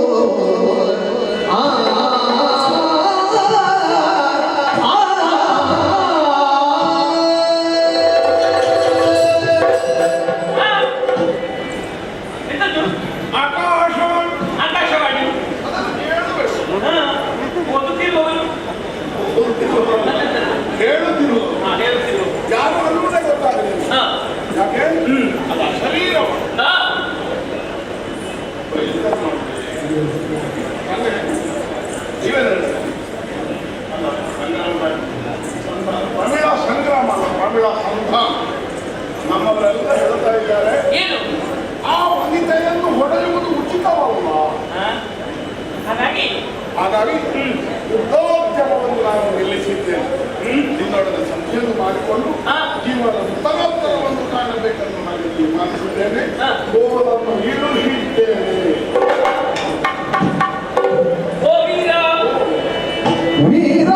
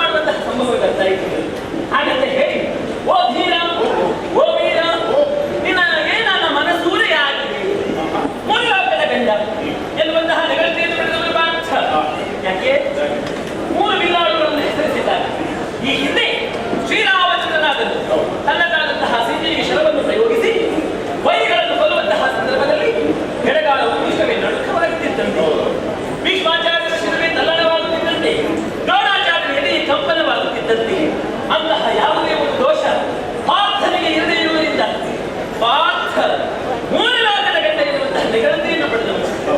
ಅಂತಹ ಮೂರು ಲೋಕದ ಗಂಡರಿಗೆ ಪ್ರಮೀಳೆ, ಈ ಪ್ರಮೀಳೆ ಮನಸೂರೆಯಾಗಿದ್ದಾರೆ. ಅದೇ ನಮಗೆ ಆಶ್ಚರ್ಯ. ಆ, ಲೋಕದಲ್ಲಿ ಸಾಮಾನ್ಯ ಹೆಣ್ಣು ಕೂಡ ಇನ್ನೊಂದು ಹೆಣ್ಣಿನ ಗಂಡನ್ನೇ ಇಷ್ಟಪಡುವುದಿಲ್ಲ. ಅಲ್ಲ ನಾನು ಮೂರು ಲೋಕದ ಗಂಡ ಆದರೂ ನಾನೇ ಬೇಕಂತಾಗಿ ನೀನು ಆಡ್ತಿರ್ತಾದ್ರೆ ಆ, ನಿನ್ನ ಮನಸ್ಸು ಎಷ್ಟು ವಿಶಾಲ. ಈಗ ಎಲ್ಲರಿಗೂ ಮೊದಲು ಜನ್ಮವಾದ್ಮೇಲೆ ಹೆಸರಿಡುವುದು. ನನಗೆ ಮಾತ್ರ ಹಾಗಲ್ಲ. ಮೊದಲೇ ತಾಯಿ ಕಾಳಿಕಾಂಬೆ ಹೆಸರಿಟ್ಟಿದ್ದಾರೆ, ಆಮೇಲೆ ನನ್ನ ಜನ್ಮವಾದದ್ದು. ಹೌದಲ್ಲ? ಮುಂದೊಮ್ಮೆಗೆ ನಿಮಗೆ ಮಗಳು ಹುಟ್ಟುತ್ತಾಳೆ. ಶಶಿಪ್ರಭೆ ಮತ್ತು ಮಾತನಾಡುತ್ತೇನೆ. ಮಗಳು ಹುಟ್ಟುತ್ತಾಳೆ, ಇಂಥವನನ್ನೇ ವರಿಸುತ್ತಾಳೆ. ಅವನೆಂಥವ? ಅವ ಪಾರ್ಥ ಮೂರು ಲೋಕದ ಗಂಡ. ಅವಳಿಗೆ ಪ್ರವೀಣ ಎನ್ನುವ ಹಾಗೆ ಹೆಸರಿಸಿತು. ಇದು ಮೊದಲೇ ಬಾರಿ. ಹಾಗಾದ್ರೆ ನಮ್ಮಿಬ್ಬರ ಸಮಾಗಮ ಇವತ್ತಾಗುತ್ತದೆ ಅಂತ ಮೊದಲೇ ಬರ್ತಿತ್ತು. ಮತ್ತೆ ಆಕಾಶವಾಣಿ ಆಗಾಗ ತಯಾರಾದ ಮೊದಲು ಬರ್ತಿದ್ದನ್ನೇ ಹೇಳಿದ್ರು.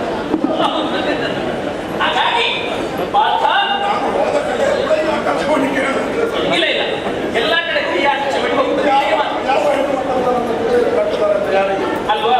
ಇದು ನನ್ನ ಅಶ್ವಮೇಧದ ಕುದುರೆಗಳ ಹಿಂದಿನ ಯಾತ್ರೆ ಬಿಟ್ಟು ನನ್ನ ಮಧುಚಂದ್ರದ ಯಾತ್ರೆ ಅಂದ್ರೆ ಕಷ್ಟ. ಕಷ್ಟ ಅಲ್ವಾ? ಹಾಗಾಗಿ ಹೇಳ್ತಾ ಇದ್ದೇನೆ, ಈ ಪ್ರವೀಳೆ ನಿನ್ನವಳಾಗಿದ್ದಾಳೆ. ಸಮಸ್ತ ಸೇನೆಯನ್ನೇ ನಿನಗೆ ಒಪ್ಪಿಸಿದ್ದಾಳೆ. ಹಾಗಾಗಿ ಕಬ್ಬ ಕಾಣಿಕೆಯನ್ನು ಸಲ್ಲಿಸಿ ಶರಣಾಗತಿಯನ್ನು ಹೊಂದಿದ್ದೇನೆ. ನನ್ನನ್ನು ಉದ್ಧರಿಸಿ. ಓ ಗುಣಮಣಿಯೇ, ಶಂಕೆ ಬೇಡ, ಶಂಕೆ ಬೇಡ. ಶಂಕೆ ಬೇಡ, ನಿಮ್ಮ ಶಂಕೆ ಬೇಡ.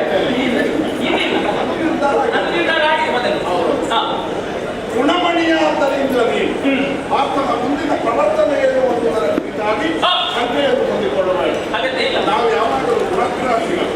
ನಾವು ದೇಹಕ್ಕೆ ಬೆಲೆ ಕೊಡುವವರು ಅಲ್ಲ, ನಾವು ಮನಸ್ಸಿಗೆ ನಾವು ಹೃದಯಕ್ಕೆ ಬೆಲೆ ಕೊಡುವವರು.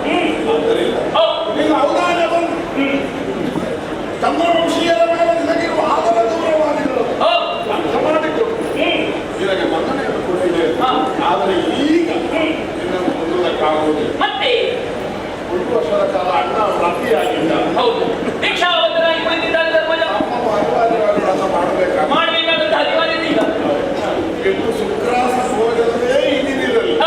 ದೇಹ ಸಣ್ಣದು ಮಾಡಬೇಕನ್ನುವಾಗ ಭಾವಿಸಿದವ ನನ್ನನ್ನು ಹೊಂದುವುದಕ್ಕಾಗುವುದಿಲ್ಲ. ಹಾಗೆ ಸ್ವಲ್ಪ ಫಲಾರಾಧ ಮಾಡಬೇಕು.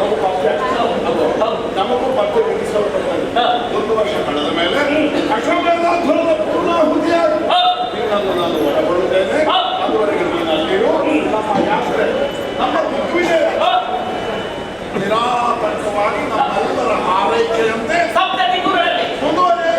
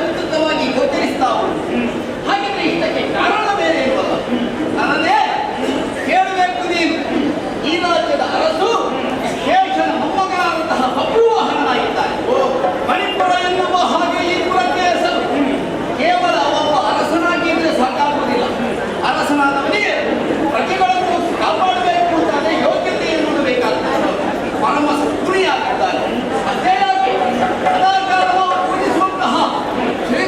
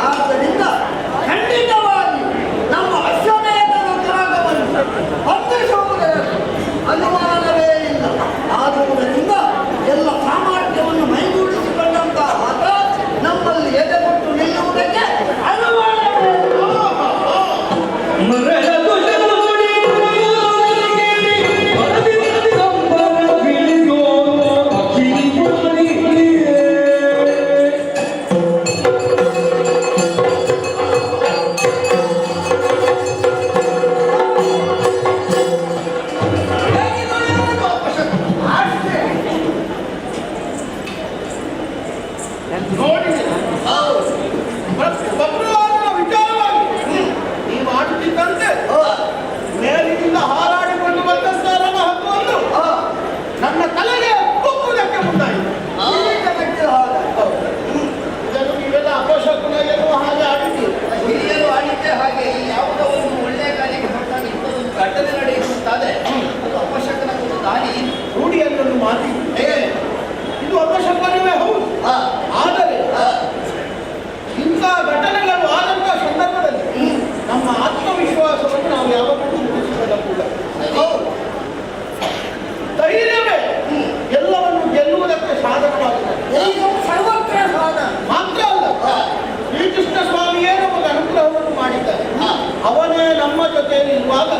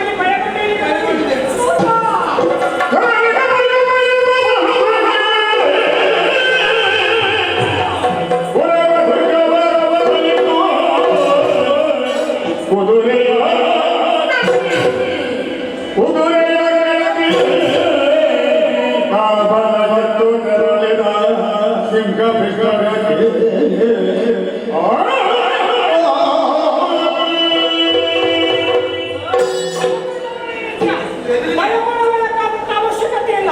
ಅರಸನಾದಂತ ನನ್ನ ಬಳಿಯಲ್ಲಿ ವಿಚಾರವನ್ನು ಹೇಳಿದ ನಂತರ ಭಯಪಡಬೇಕಾದಂತ ಅಗತ್ಯವಿಲ್ಲ.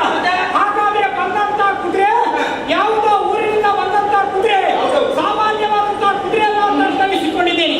ಹಾಗಾದ್ರೆ ಊರಿನಿಂದ ಬಿಡಿದುಕೊಳ್ಳಲಿಕ್ಕೆ ಸಾಧ್ಯ ಉಂಟು. ಯಾರ ಊರ ಮೇಲೆ ಬಿಟ್ಟಂತ ಕುದುರೆ, ಹಾಗಿದ್ರೆ ಬಂದಂತ ಕುದುರೆಯನ್ನು ಬಿಡುವುದು ಸರಿಯಲ್ಲ. ಬಂದಂತ ಕುದುರೆಯನ್ನು ಬಂಧಿಸಿ ಅಷ್ಟೇ ಅಲ್ಲ, ಅದಕ್ಕೆ ಸಮರ್ಥನಾದಂತ ವೀರನ್ನು ನಿಲ್ಲಿಸಿ. ಆದರೆ ಈ ವಿಚಾರ ಆಗಬೇಕಿದ್ರೆ ರಾತ್ರಿ ಕಾಲದ ಸಭೆ ಕರೆಯಬೇಕು.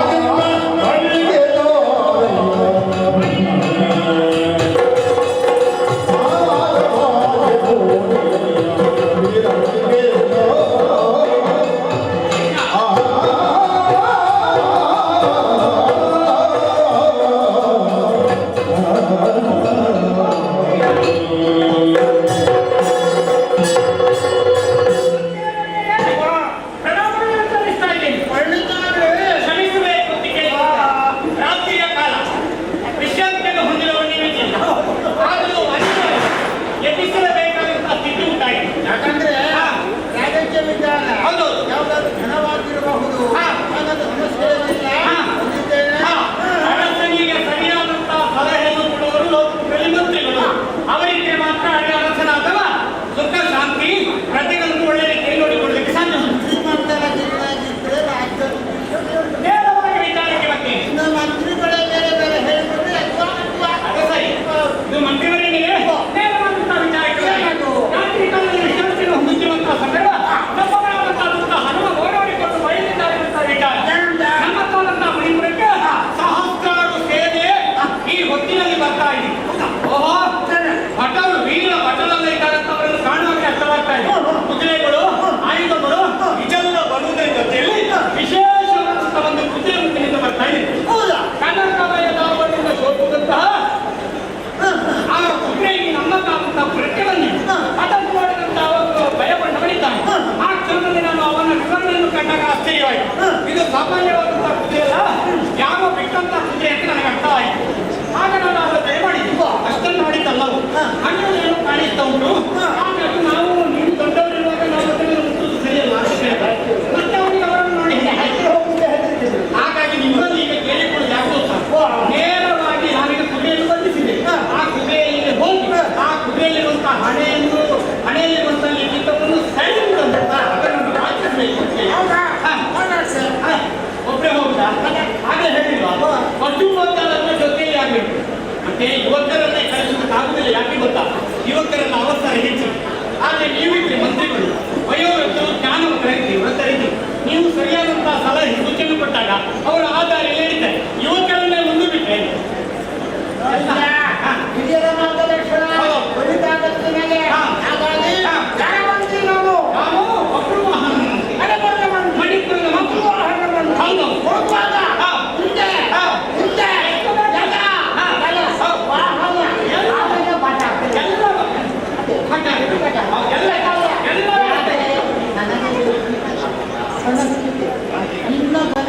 ನಿಮ್ಮ ಯೋಗ್ಯ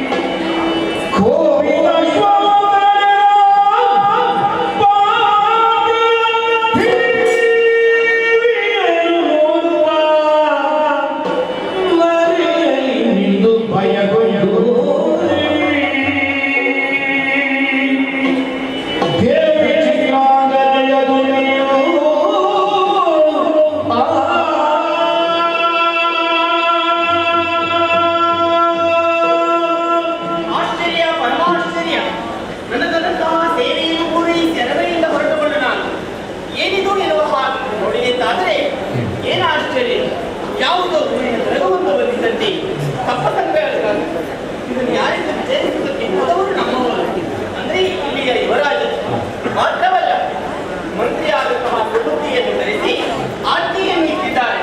ನಾಳೆ ಬೆಳಿಗ್ಗೆ ಆಗುವುದರೊಳಗೆ ಯುದ್ಧಕ್ಕೆ ಸಿದ್ಧರಾಗಿ ಎನ್ನುವ ಹಾಗೆ ಒಂದೊಮ್ಮೆಗೆ ಈ ಕಾರ್ಯ ನಡೆದು ಹೋಯಿತಾದರೆ ಏನು ಅನಾಹುತವಾಗಿ ಏನೇ ಆಗಲಿ ಇದನ್ನು ತಡೆಯಬೇಕು. ಅಮ್ಮನಿಗೆ ವಿಷಯವನ್ನು ಮುಟ್ಟಿಸಬೇಕು. ಅರಮನೆ ಕಡೆಗೆ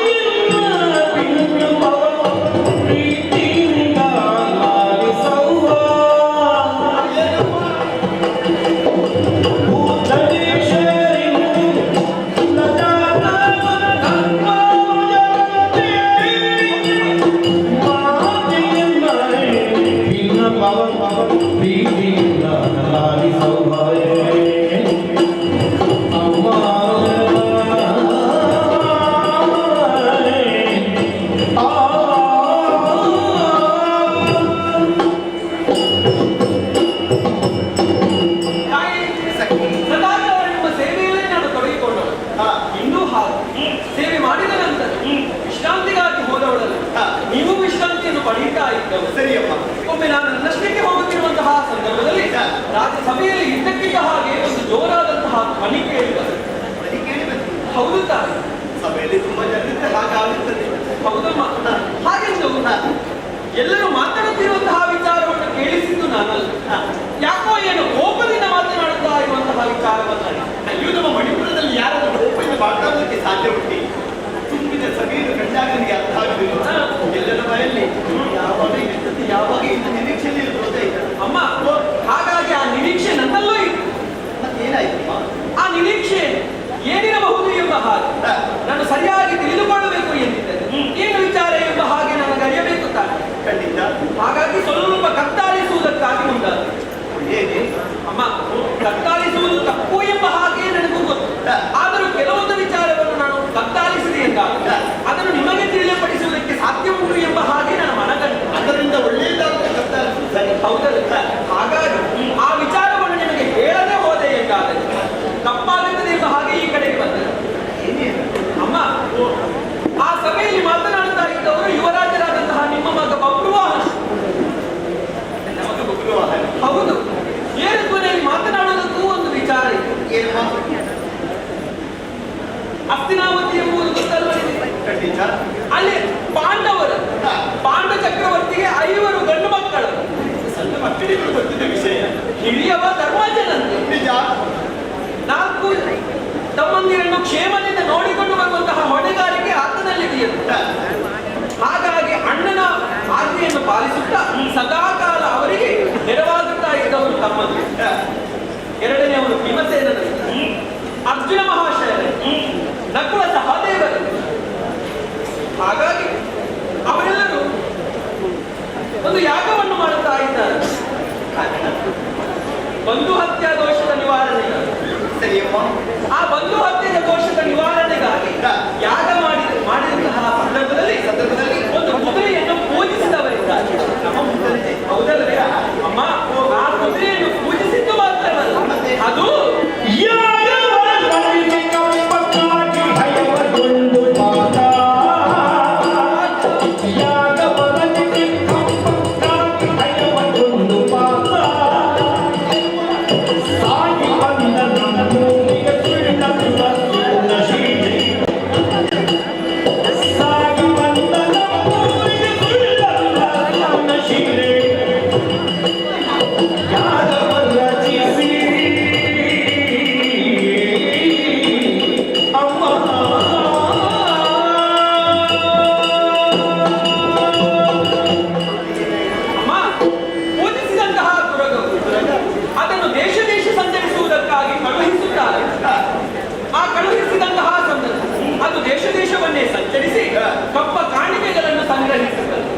ಒಂದೊಮ್ಮೆಗೆ ಅದನ್ನು ವಿರೋಧಿಸಿದರು ಎಂದಾದರೆ ಬಂದವರ ಜೊತೆಗೆ ಹೋರಾಟ ಮಾಡುವ ಮುಖೇನವಾಗಿ ಅವರಿಗೆ ಶರಣಾಗುವುದಕ್ಕಾಗಿ ಮುಂದಾಗುತ್ತಾರೆ. ಹೌದಮ್ಮ? ಸರಿಯಮ್ಮ. ಆ ಕುದುರೆ ಊರೂರು ಸಂಚರಿಸುತ್ತಾ ದೇಶದಿಂದ ದೇಶಕ್ಕೆ, ರಾಜ್ಯದಿಂದ ರಾಜ್ಯಕ್ಕೆ ಸೇರಿ ಈಗ ನಮ್ಮ ಮಣಿಪುರವನ್ನೇ ಸೇರಿಕೊಂಡಿದೆ. ಹೌದು, ಅದರಲ್ಲಿ ಏನು ವಿಶೇಷ? ಅಮ್ಮ, ಕುದುರೆ ಬರುವುದರಲ್ಲಿ ವಿಶೇಷತೆ ಏನು? ಯಾಕಂದ್ರೆ ಆ ತುರಗ ಬರುವುದು ವಿಶೇಷತೆ ಅಲ್ಲ ಎಂಬ ಹಾಗೆ ನಿಮ್ಮ ಮನಸ್ಸಿನ ಭಾವನೆ. ಆದ್ರೆ ಬೆಂಗಾವಲಿಗಾಗಿ ಯಾರು ಬಂದಿದ್ದಾರೆ ಎಂಬಂತಹ ವಿಚಾರ ಗೊತ್ತಾ ನಿಮಗೆ? ಅಮ್ಮ, ಸತ್ಯ ಹೇಳಬೇಕಾ? ಈ ವಿಚಾರ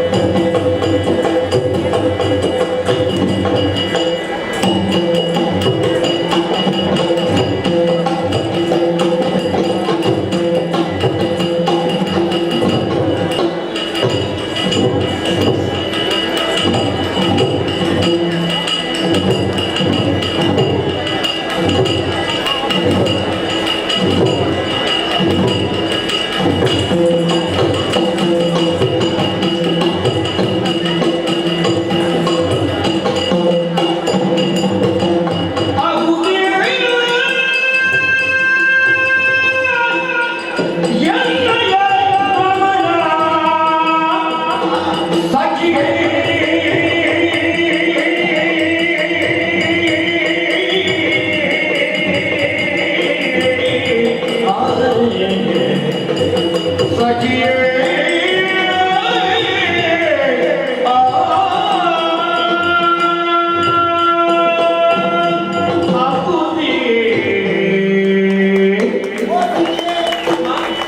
ನಾಟ್ಯದಲ್ಲಿ ಕೇಳಿದಾಗ ಅಮೃತವನ್ನೇ ಕುಡಿದ ತನ್ಮೋದನೆಗಾಗಿ ಹೋಯಿ ಹೌದೇ ನಿಂತಲ್ಲಿ ನಿಲ್ಲುವುದಕ್ಕಾಗುವುದಿಲ್ಲ. ಯಾಕಿಂತ ಸತ್ಯ ಬೇಕಾ ಚಿಂತೆ ಬಗೆಯಿಂದ ಓಡಬೇಕಿನ ಬಯಸಿದವರಿಗಾದರೂ ಕೂಡ ನೀನು ಆಡುವ ಮಾತನ್ನು ಕೇಳಬೇಕೆ ಎಂಬ ಪ್ರಮುಖ ನನಗೆ ಬಿಗಲಿಗೆ ಏನು ಮಾತು?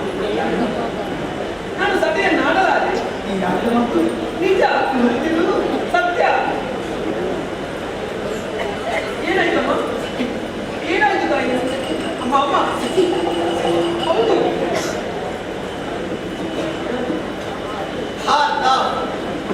ಏನು ತರಬೇತಿ ಕೇಳಿದಾಗ ನನ್ನ ಮನಸ್ಸಲ್ಲಿ ಏನೋ ಒಂದು ಬದಲಾವಣೆ. ಎಷ್ಟು ವರ್ಷದಿಂದ ಕಾಯುತ್ತಾ ಇದ್ದೆ. ಭಗವಂತನ ಪೂಜೆ ಅಂತಿದ್ದು ಮಾಡುತ್ತಾ ಬಂದಳು ನಾನು. ಪೂಜೆಗೆ ತಕ್ಕಂತ ಪ್ರಸಾದ ಕೊಡುತ್ತಾರೆ ಎಂಬುದಾಗಿ ಕನಸು ಮನಸ್ಸಲ್ಲಿ ಎಣಿಸುವುದು ನಾನಲ್ಲ. ಬಹುಶಃ ನಾನು ಮಾಡಿದ ಪೂಜೆ ದೇವರಿಗೆ ಸಲ್ಲಿಸಬೇಕು ಆಗುವುದರಿಂದ ಸುಯೋಗವನ್ನು ನನಗೆ ಕರುಣಿಸಿದ ನನಗೆ ಅರ್ಥವಾಯಿತು. ಸರಿ ಅಡಿಬಿಟ್ಟಿಯಲ್ಲ ಆತ್ಮ ಮಹಾಶಿವ ಬಂದಿದ್ದಾರೆ. ಹೌದಮ್ಮ ಹೌದೇ ಸತ್ಯ ನಿಜವೇ ನಿಜ. ಇನ್ನೊಮ್ಮೆ ಹೇಳು. ಮತ್ತೊಮ್ಮೆ ಹೇಳು. ಭಾರತ ಮಹಾಶಯ ಮಾತನ್ನು ಕಿವಿಯಾರೆ ಕೇಳಿಸಬೇಕೆಂದು ಬಯಕು. ಎರಡು ಕಿವಿಗಳಲ್ಲ ನನ್ನ ಶರೀರ ಪೂರ್ತಿ ಕಿವಿಗಳಿರ್ತಾ ಇದೆ. ಹೆಚ್ಚು ಸಂತೋಷವನ್ನು ಪಡುತ್ತಾ ಇದ್ದೇನೆ ನಾನು. ಆದರೂ ಕೂಡ ಈಗ ನನ್ನ ಎದುರಾಗಿ ಮಣಿಪುರಕ್ಕೆ ಬಂದಂತ ವಿಚಾರ ಸಕಲ ಸೇನೆಯನ್ನು ಕೊಂಡಿಕೊಳ್ಳುತ್ತಲ್ಲ. ಇನ್ನೊಂದು ಮತ್ತು ಕೇಳಬೇಕೆಂದು ಬಯಕು. ಇನ್ನೊಮ್ಮೆ ಹೇಳು. ಅಮ್ಮ ಮತ್ತೊಮ್ಮೆ ಹೇಳು. ಒಂದು ಬಾರಿ ಎರಡು ಬಾರಿ 100 ಸಾರಿ ಹೇಳಿದರು ಒಂದೇ ಮಾತು. ಯಾವುದು? ನಮ್ಮದಾದಂತಹ ಮಣಿಪುರಕ್ಕೆ ಬಂದಿರುವುದು ಪಾರ್ಥ ಮಹಾಶಯ. ಹೌದು ಇಷ್ಟು ಒಳ್ಳೆಯ ವಿಷಯ ಯಾವತ್ತೂ ಹೇಳಿದ್ದಿಲ್ಲ. ಇಷ್ಟು ಒಳ್ಳೆಯ ಕೆಲಸ ಇಷ್ಟು ಎಣಿಸೋದಾಗಿಲ್ಲ. ಇದು ನನ್ನ ಪ್ರಾರಂಭದ ದಿನ. ಇಲ್ಲಿಂದಲೇ ಸುಗಮವಾಗಿ ಸಾಗಬೇಕೆಂದರೆ ಈ ನನ್ನ ಜೊತೆಯಲ್ಲಿದ್ದರೆ ಖಂಡಿತವಾಗಿ ಸಮಸ್ಯೆ ನಿನ್ನಲ್ಲಿ ಬಿಡುವುದೇ ಅಂತ ಅಲ್ಲ ನಾನು ನೀವು ಪ್ರಾರಂಭ ಅಂತ ಹೇಳಿದ್ರಿ. ನನಗೆ ಒಮ್ಮೆ ಹೆದರಿಕೆ ಆಗ್ತದೆ. ಯಾವುದು? ಹಿಂದೆ ಹೀಗೆ ಇದು ಮುಂದೆ ಹೇಗೆ? ಯಾವುದರ ಬಗ್ಗೆ ಅಲ್ಲಿ ಯೋಚನೆ ಮಾಡಿದ್ದೀರಿ? ಅಲ್ಲ ನೀವು ಇಷ್ಟು ಕೋಪಗೊಂಡ್ರೆ ಮತ್ತೆ ನನ್ನ ಮನಸ್ಸನ್ನು ಸಮಾಧಾನಪಡಿಸೋದು ನೀನಲ್ವಾ? ಈ ನಗುವಿನಿಂದಲೇ ನನಗೆ ಸಂತೋಷ. ನನಗೆ ಸಂತೋಷ ಆದ್ರೆ ನಿನಗೂ ಸಂತೋಷ ಆಗಿ ಖಂಡಿತ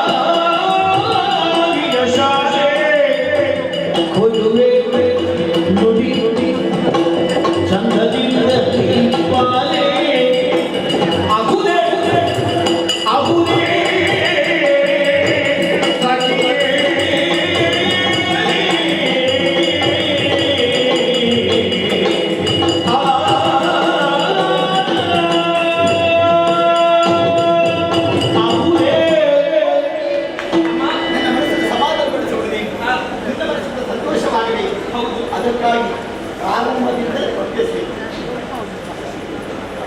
ಯಾರಿಗೆ? ನಿನಗೆ ನಾ ಕೊಡುವುದು. ನನಗ ಯಾವ ಸೇವೆ?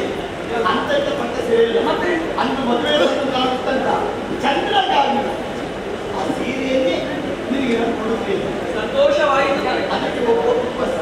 ನಿನಗೆ ಏನು ಬೇಕು, ಎಷ್ಟು ಬೇಕು, ಎಲ್ಲವನ್ನು ಅಮ್ಮ ಹಾಗಲ್ಲ, ಈಗ ನೀವು ಬಟ್ಟೆ ಸೀರೆ ಕೊಡ್ತೀರ, ಹಾ. ಅದಕ್ಕೊಬ್ಬ ತುಪ್ಪಸವನ್ನು ನೀಡುತ್ತೀರ. ಖಂಡಿತ.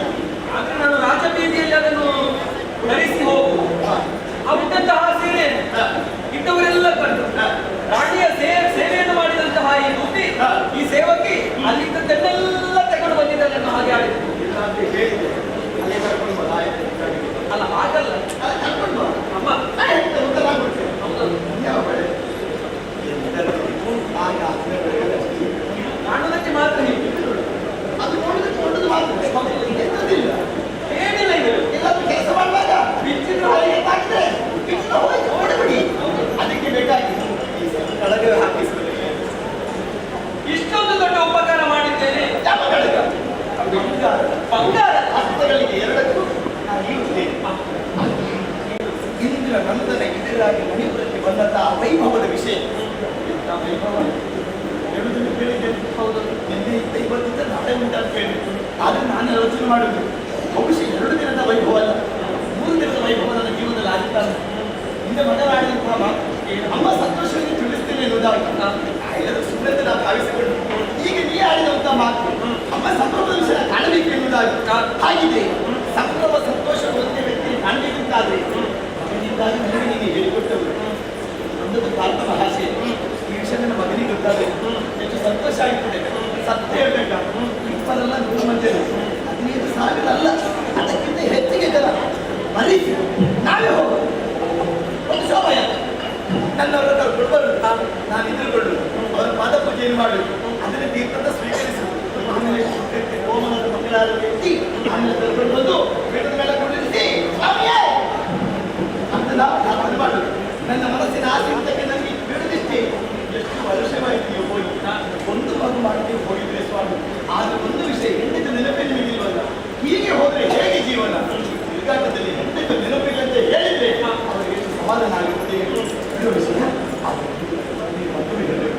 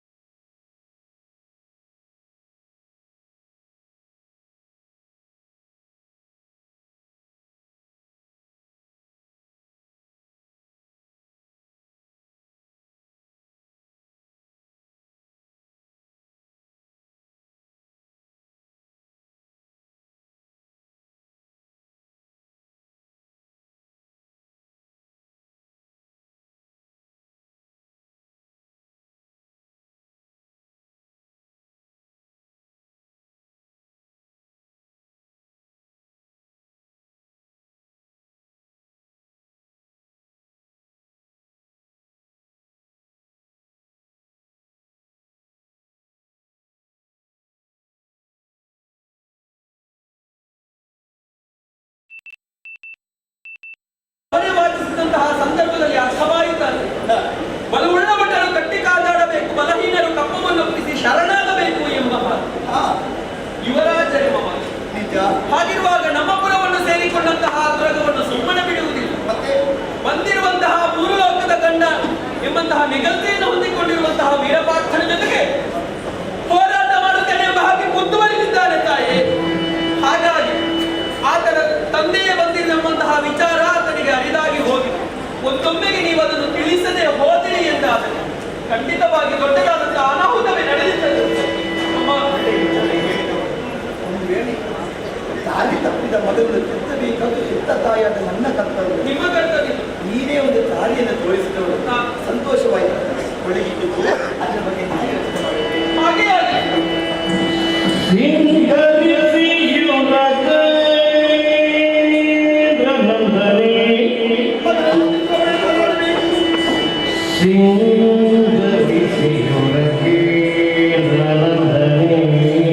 ನನ್ನ ಮಗನಿಗೆ ಹೋಗ್ತೇನೆ.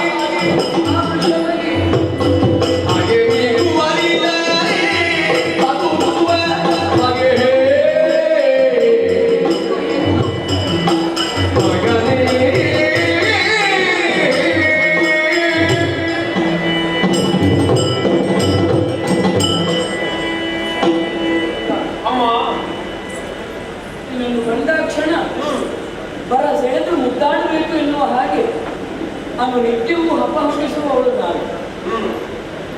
ನೀನು ಶಿರವನ್ನು ನೇವರಿಸದೆ ಹೋದರೆ ನನ್ನ ದಿನವೊಂದು ಸಾಗುವುದಕ್ಕೆ ಸಾಧ್ಯವಾಗುವುದಿಲ್ಲ. ಅಂಗಣವನ್ನು ಹಿಡಿದು ಬಂದೆ, ತಾಯಿಗೆ ಎರಗಿದೆ. ನಿಜ ಎರಗಿದಂತಹ ನಿನ್ನನ್ನು ಮತ್ತೊಮ್ಮೆ ಎಬ್ಬಿಸಿ ಆಲಿಂಗನ ಕೊಡವಣೆಯನ್ನು ಹಾಗೆ ಮುಂದಕ್ಕೆ ಹೋದರೆ ಸಿಟ್ಟನ್ನು ನನ್ನನ್ನು ಬಾಧಿಸುವುದಕ್ಕೆ ಪ್ರಾರಂಭವಾಯಿತು. ಅದೇ ನನಗೆ ಅರ್ಥವಾಗದೇ ಇರುವುದು.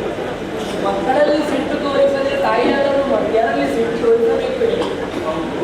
ಒಂದೊಮ್ಮೆ ಸಿಟ್ಟು ಬರುವುದು ನಿಜ, ಹಾಗೆಂದು ಆ ಸಿಟ್ಟೆನ್ನುವುದು ರುಚಿಯಾಗಿ ಇರ್ತದೆ.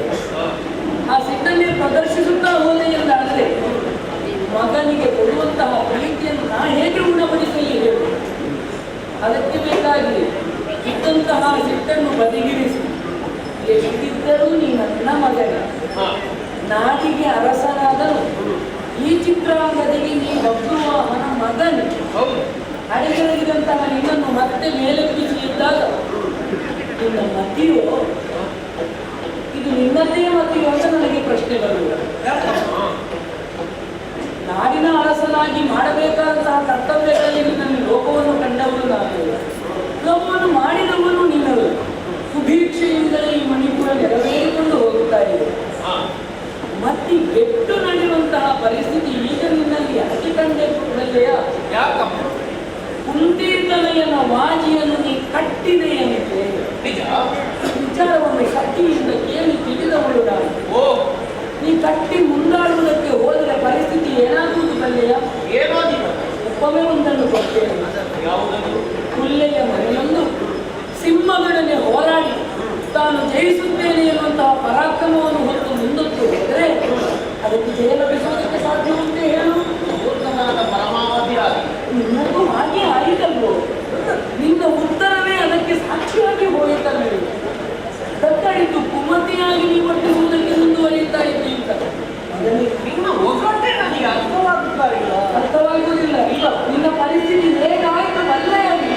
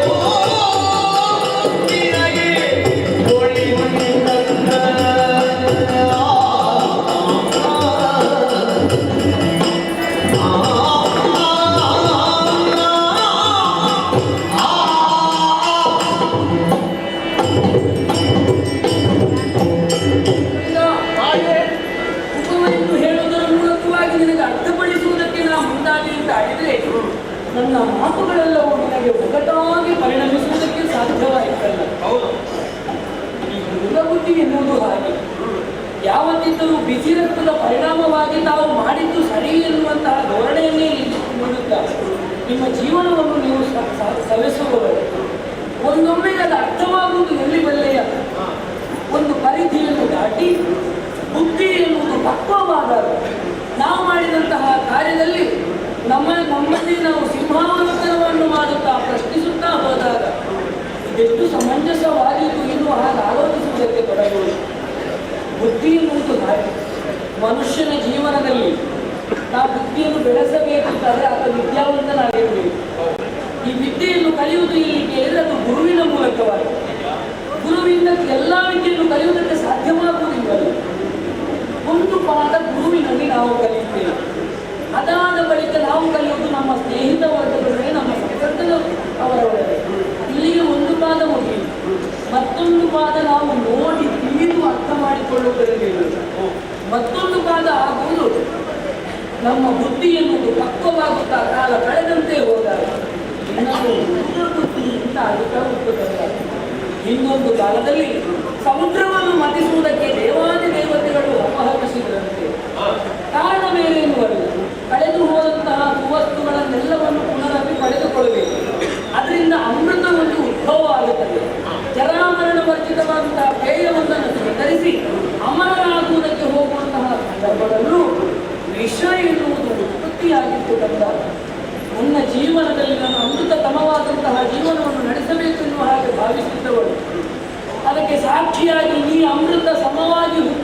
ಎನ್ನುವ ಹಾಗೆ ಭಾವಿಸಿದ್ದೆ.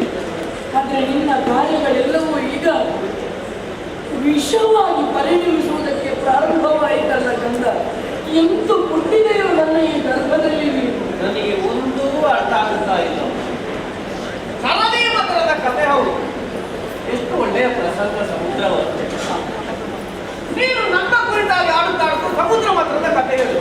ನಾನು ಭಾವಿಸಿದ ನನಗೆ ಮತ್ತೆ ಮತ್ತೆ ನೆನಪಿಸುವುದಕ್ಕಾಗಿ ನೀನು ಆಡಿದ್ದು. ಇದು ನೋಡಿದ್ರೆ ಅದಲ್ಲ, ಇದು ಒಂದಕ್ಕೊಂದು ಸಂಬಂಧ ಇಲ್ಲದ ಹಾಗಾಗುತ್ತಾ ಹೋಗ್ತೀನಿ. ನಾನು ಬಂದಂತ ಭಾರತದ ಕುದುರೆಯನ್ನು ಕಟ್ಟಿದ್ದೇನೆ. ನಾಳೆ ಸೇನೆ ಯುದ್ಧಕ್ಕೆ ಸನ್ನದ್ಧಾಗಬೇಕು ಅಂತ ಆಜ್ಞೆ ಮಾಡಿದ್ದೇನೆ. ನಮ್ಮವರೆಲ್ಲ ಕಾತರದಿಂದ ಕಾಯ್ತಾ ಇದ್ದಾರೆ, ಯಾವಾಗ ಬಳಿಗೆ ಆಗುತ್ತದೆ ಅಂತ. ಬೇಗ ಹೋಗಿ ತಲುಪಬೇಕು ಅಲ್ಲಿಗೆ. ಕಟ್ಟಿದ್ದಕ್ಕಾಗಿ ನಿನಗೆ ಬೇಗ ಹೋಗಿ ತಲುಪಬೇಕು ಅಂತಲ್ಲ, ಬಂದವನಿಗೆ ಉತ್ತರ ಕೊಡಬೇಕು. ಕಟ್ಟಾಳು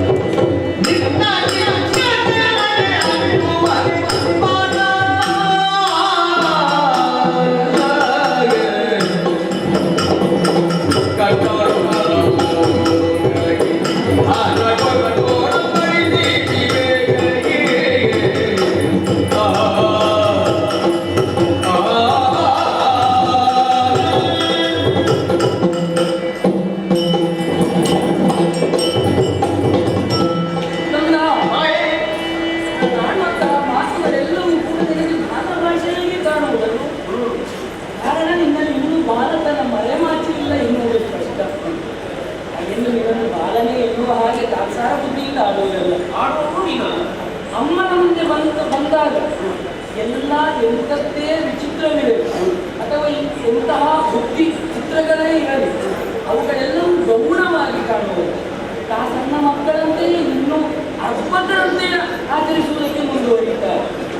ನಾನು ಆಡುವಂತಹ ಮಾತು ನಿನಗೆ ಅರ್ಥವೇ ಆಗುತ್ತಿಲ್ಲ. ಅದು ಯಾವತ್ತಿದ್ದರೂ ಒಂದು ಮಾತನ್ನು ನೇರವಾಗಿ ಹೇಳುವುದಕ್ಕಾಗದೇ ಇದ್ದರೆ ಪರೋಕ್ಷವಾದಂತಹ ನುಡಿಗಳನ್ನೇ ಆಡುತ್ತಾ ಮತ್ತೆ ಅವರಿಗೆ ಅರ್ಥಪಡಿಸುವುದಕ್ಕೆ ಹಬ್ಬ ಹೊತ್ತಿಸುವವರು ಅದೆಷ್ಟು ಮಂದಿ ಇದ್ದಾರೆ.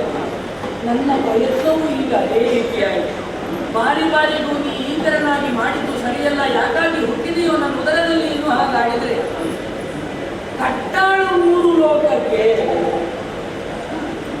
ಪಾರ್ಥನ ಕುರಿತಾಗಿದು. ನೀ ಕಟ್ಟಿದೆ ಎನ್ನುವ ಕಾರಣಕ್ಕಾಗಿ ಅಥವಾ ನೀ ಕಟ್ಟುವವನು ಸಮರ್ಥನೆ ಅಲ್ಲಂತ ಆಡುವುದಿಲ್ಲ, ನೀ ಕಟ್ಟುವವನು ಕಟ್ಟಿ ಆಡುವವನು ಹೌದು. ಹಾಗೆಂದು ಇದಿರಾಗಿ ಬಂದವನು ಯಾರು ಎನ್ನುವ ಹಾಗೆ ಆಲೋಚಿಸಬೇಕು. ಕೃಷ್ಣ ಮೈದುನನಿದ್ದಾನೆ. ಯಾಕೆ ಕೃಷ್ಣ ಮೈದುನನಾಗಿ ಹೋದ? ನಮ್ಮ ಪ್ರಾಣಾಹಿ ಪಾಂಡವ ಅಂತ ಆಡಿದ್ದಾರೆ. ತನ್ನ ಪ್ರಾಣವನ್ನೇ ಕಳೆದುಕೊಳ್ಳುವಂತಹ ಪರಿಸ್ಥಿತಿ ದೇವನಾದವನಿಗೆ ಒದಗಿ ಬಂದಾಗ ನಾವು ರಕ್ಷಿಸುವುದಕ್ಕೆ ಮುಂದುವರಿಯುವುದಿಲ್ಲ. ಅಲ್ಲ, ದೇವನಾದವನಿಗೆ ಸಾವು ಎನ್ನುವುದು ಸಂಭವಿಸುವುದಕ್ಕೆ ಸಾಧ್ಯವುಂಟೇ ಖಂಡಿತವಾಗಿಯೂ ಸಾಧ್ಯ ಇಲ್ಲ. ಜಯಸ್ತು ಪಾಂಡವಾನ ಯೇಷಾಂ ಪಕ್ಷೇ ಜನಾರ್ದನ. ಯಾವತ್ತಿದ್ದರೂ ಪಾಂಡವರ ಪಕ್ಷಕ್ಕೆ ಗೆಲುವು ಬರುವುದು ಸಹಜ. ಕಟ್ಟಾಡಿದಿವಲ್ಲಯ್ಯ ಅತ ಕಟ್ಟಾಡು ಎನ್ನುವ ಕಾರಣಕ್ಕಾಗಿ ಈ ಹಿಂದೆ ಕಟ್ಟಿದವರು ಅದೆಷ್ಟು ಮಂದಿ ಇದ್ದಾರೆ. ಅವರು ಯಾರಾದರೂ ಏನಾಗಿದ್ದಾರೆ ಎನ್ನುವಂತಹ ಪರಿಸ್ಥಿತಿಯನ್ನು ನೀನು ಆಲೋಚನೆ ಮಾಡುತ್ತೀಯ. ಕೃಷ್ಣ ಬರ್ತಾನೆ. ಕೃಷ್ಣ ಬಂದ ಅಂತಾಗಲಿ ಕಪಟ ನಾಟಕ ಸೂತ್ರಧಾರಿ ನಮ್ಮ ನೆಲೆಯನ್ನೇ ತಪ್ಪಿಸುತ್ತಾ ಮುಂದಕ್ಕೆ ಹೋಗುವಂತಹ ಸಂದರ್ಭದಲ್ಲಿ ನಮ್ಮನ್ನು ನಾವು ಕಳೆದುಕೊಳ್ಳುವಂತಹ ಪರಿಸ್ಥಿತಿ ಬರಬಹುದು ಕಂದ. ಅದಕ್ಕಾಗಿ ಒಂದು ಒಡಂಬಡಿಕೆಯನ್ನು ಮಾಡಬೇಕು. ಪಾರ್ಥನೊಡನೆ ಹೋರಾಟ ಮಾಡಬೇಕು ಅಂತ ಕುದುರೆಯನ್ನು ಕಟ್ಟಿದ್ದೇವೆ. ನಾಳೆ ದಿನ ಹೋರಾಟ ಆಗುತ್ತದೆ. ಯಾರೋ ಒಬ್ಬ ಪಾರ್ಥ, ಯಾವನೋ ಒಬ್ಬ ಕೃಷ್ಣನ ಮಿತ್ರನನ್ನು, ಆ ಫಲಪುರುಷನನ್ನು ಯಾಕಮ್ಮ ಹೀಗೆ ಹೊಗಳುವುದು? ಯಾವ ಕಾರಣಕ್ಕೂ ತಪ್ಪಿಯು ಫಲಪುರುಷ ಎನ್ನುವ ಕಾರಣ ಕೂಡದು. ನಾನಿಷ್ಟು ಪರೋಕ್ಷವಾಗಿ ಆಡಿದರೂ ನಿನಗದು ಅರ್ಥವಾಗುವುದಿಲ್ಲ. ಕಾರಣ ಏನು ಕೇಳಿದರೆ ನೀ ಕಟ್ಟಿದಂತಹ ತುರಗವೇ ಮುಖ್ಯ ಸಾಕ್ಷಿ. ಇದುವರೆಗೂ ನಿನಗೆ ಅಡ್ಡಲಾಗಿ ಬರುತ್ತಾ ಇರುವುದು ನಿನ್ನ ಪೌರುಷ, ನಿನ್ನ ಪೌರುಷದ ಮುಂದೆ ನನ್ನ ಪ್ರೀತಿಯ ಮಾತುಗಳನ್ನ ವೃತ್ತಿಯ ಮಾತುಗಳು ಇಲ್ಲಿ ಪಕ್ವವಾಗುವುದಕ್ಕೆ ಸಾಧ್ಯ. ನಿನಗೆ ಹಿತವಾಗಬೇಕು ಅಂತ ನೇರವಾಗಿ ವಿಷಯಕ್ಕೆ ಬರ್ತೇನೆ. ನನ್ನ ಪುರುಷ ಎನ್ನುವ ಹಾಗೆ ಭಾವಿಸಬೇಡ. ಯಾವ ಪುರುಷನು ನಿನ್ನ ಜನ್ಮಕ್ಕೆ ಕಾರಣನಾದವನು ಅವನನ್ನೇ ಕಟ್ಟಾಳು ಎನ್ನುವ ಹಾಗೆ ಘಂಟಾಘೋಷವಾಗಿ ಹೇಳುತ್ತಾ ಇದ್ದೇನೆ ಕೇಳು. ಯಾವ ಪುರುಷನನ್ನು ನೀನು ವೈರಿಸ್ಥಾನದಲ್ಲಿ ಇರಿಸಿ ಆ ತುರಗವನ್ನು ಕಟ್ಟಿದೆಯೋ ಆ ಪುರುಷನೇ ನಿನ್ನ ತಂದೆ, ಧರ್ಮರಾಜನೇ ನಿನ್ನ ದೊಡ್ಡಪ್ಪ. ಉಳಿದಂತಹ ಅವರ ಸೋದರರೆಲ್ಲರೂ ನಿನ್ನ ಚಿಕ್ಕಪ್ಪನಿಗಾಗಿ ಹೇಳ್ತಾ ಇದ್ದೇನೆ, ತಂದೆಯೊಡನೆ ಮೈದ ಬೇಡ. ಕಟ್ಟಿದಂತಹ ತುರಗವನ್ನು ಹೆಚ್ಚಿ ಅವನೊಂದಿಗೆ ಒಡಂಬಡಿಕೆಯನ್ನು ಮಾಡುತ್ತಾ ವೈಭವದ ವಿಜೃಂಭಣೆಯ ಮೆರವಣಿಗೆಯನ್ನು ಮಾಡುತ್ತಾ ಆ ನಿಮ್ಮ ತಂದೆಯವರನ್ನು ಇಲ್ಲಿಯವರೆಗೆ ಕರೆದುಕೊಂಡು ಮಾಡಲೇ ಪಾರ್ಥ ನಿನ್ನ ತಂದೆಯವರು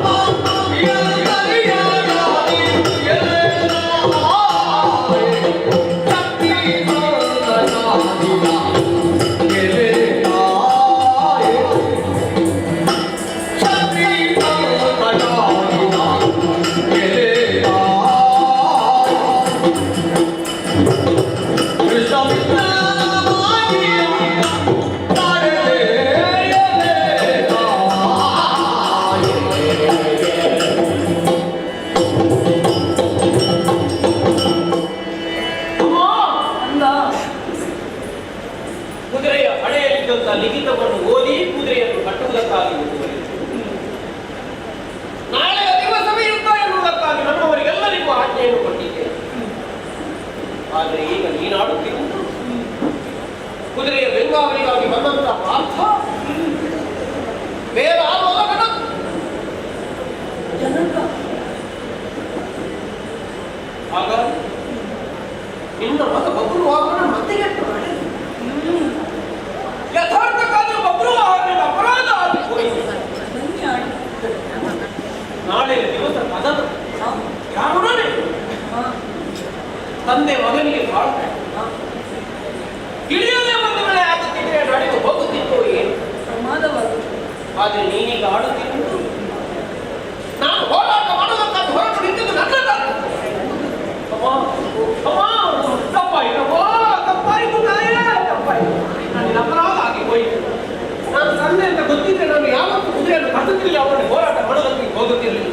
ಕಟ್ಟುವಲ್ಲಿರುವಂತ ಉದ್ದೇಶ ಇದ್ದದ್ದು ಒಂದೇ, ನಾವು ಕ್ಷತ್ರಿಯರು, ಕ್ಷತ್ರಿಯ ಭಕ್ತ ಕಣಗುಣವಾಗಿ ಕಟ್ಟಿದಂತಹ ಕುದುರೆ ಬೆಂಗಾವಲಿಗಾಗಿ ಬಂದವರನ್ನೇ ಕಾಡಾಗಿ ಪವರವನ್ನು ಕೊಟ್ಟಾಗ ಜಯಶ್ರೀಯನ್ನು ಒಲಿಸಿಕೊಡಬೇಕು. ಈ ನಿರ್ಣಯಕ್ಕಾಗಿ ನಾನು ಹೊರಟು ನಿಂತರೆ ತಂದೆ ಅಂತ ಗೊತ್ತಿಲ್ಲದಿದ್ರೆ ನಾನು ಹೋರಾಟ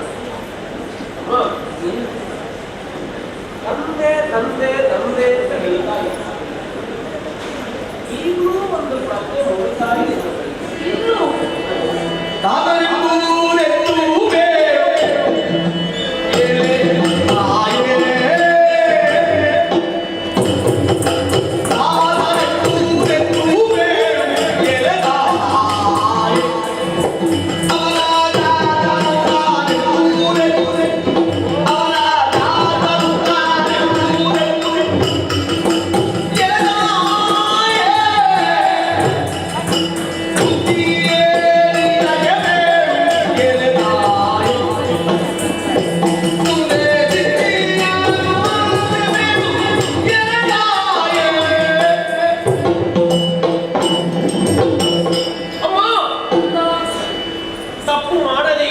ಪ್ರಪಂಚದಲ್ಲಿ ಯಾರು ಎಲ್ಲರೂ ಒಂದಲ್ಲ ಒಂದು ರೀತಿಯ ತಪ್ಪು ಮಾಡುತ್ತಾರೆ. ಆದರೆ ಅವರು ಮಾಡಿದ್ದು ತಪ್ಪು ಅಂತ ತಿಳಿಸುವವರು ಮುಂದೆ ಬಂದು ತಿಳಿಸಿದಾಗ ಅವರ ತಪ್ಪನ್ನು ತಿದ್ದಿಕೊಳ್ಳುವುದಕ್ಕೆ ಅದೊಂದು ಅವಕಾಶ ಆಗುತ್ತದೆ. ವಿಸ್ಮೃತಿಯ ಗುಣವನ್ನು ಹೊಂದಿದವರು ಇರುವುದು ಈ ಪ್ರಪಂಚದಲ್ಲಿ. ಅವನನ್ನು ಸರಿದಾರಿಗೆ ಕೊಂಡು ಹೋಗುವ ಹೊಣೆ ಉಳ್ಳವರು ನೀನು ಮಾಡಿದ ತಪ್ಪು ಅಂತ ಹೇಳಿ ಅವರನ್ನು ಸರಿದಾರಿಗೆ ಮುಂದುವರಿಸಿದೆ. ಅಮ್ಮ, ಗುರುವಿನ ಪಾಠವನ್ನು ನೀನು ಆಡಿದ್ಯಾ? ಪ್ರತಿಯೊಬ್ಬನಿಗೂ ಕೂಡ ಮೊದಲ ಗುರು ಯಾರು ಕೇಳಿದ್ರೆ ತಾಯಿ. ನಿನಗಿಂತ ದೊಡ್ಡ ಗುರು ನನಗೆ ಬೇರೆ ಯಾರು?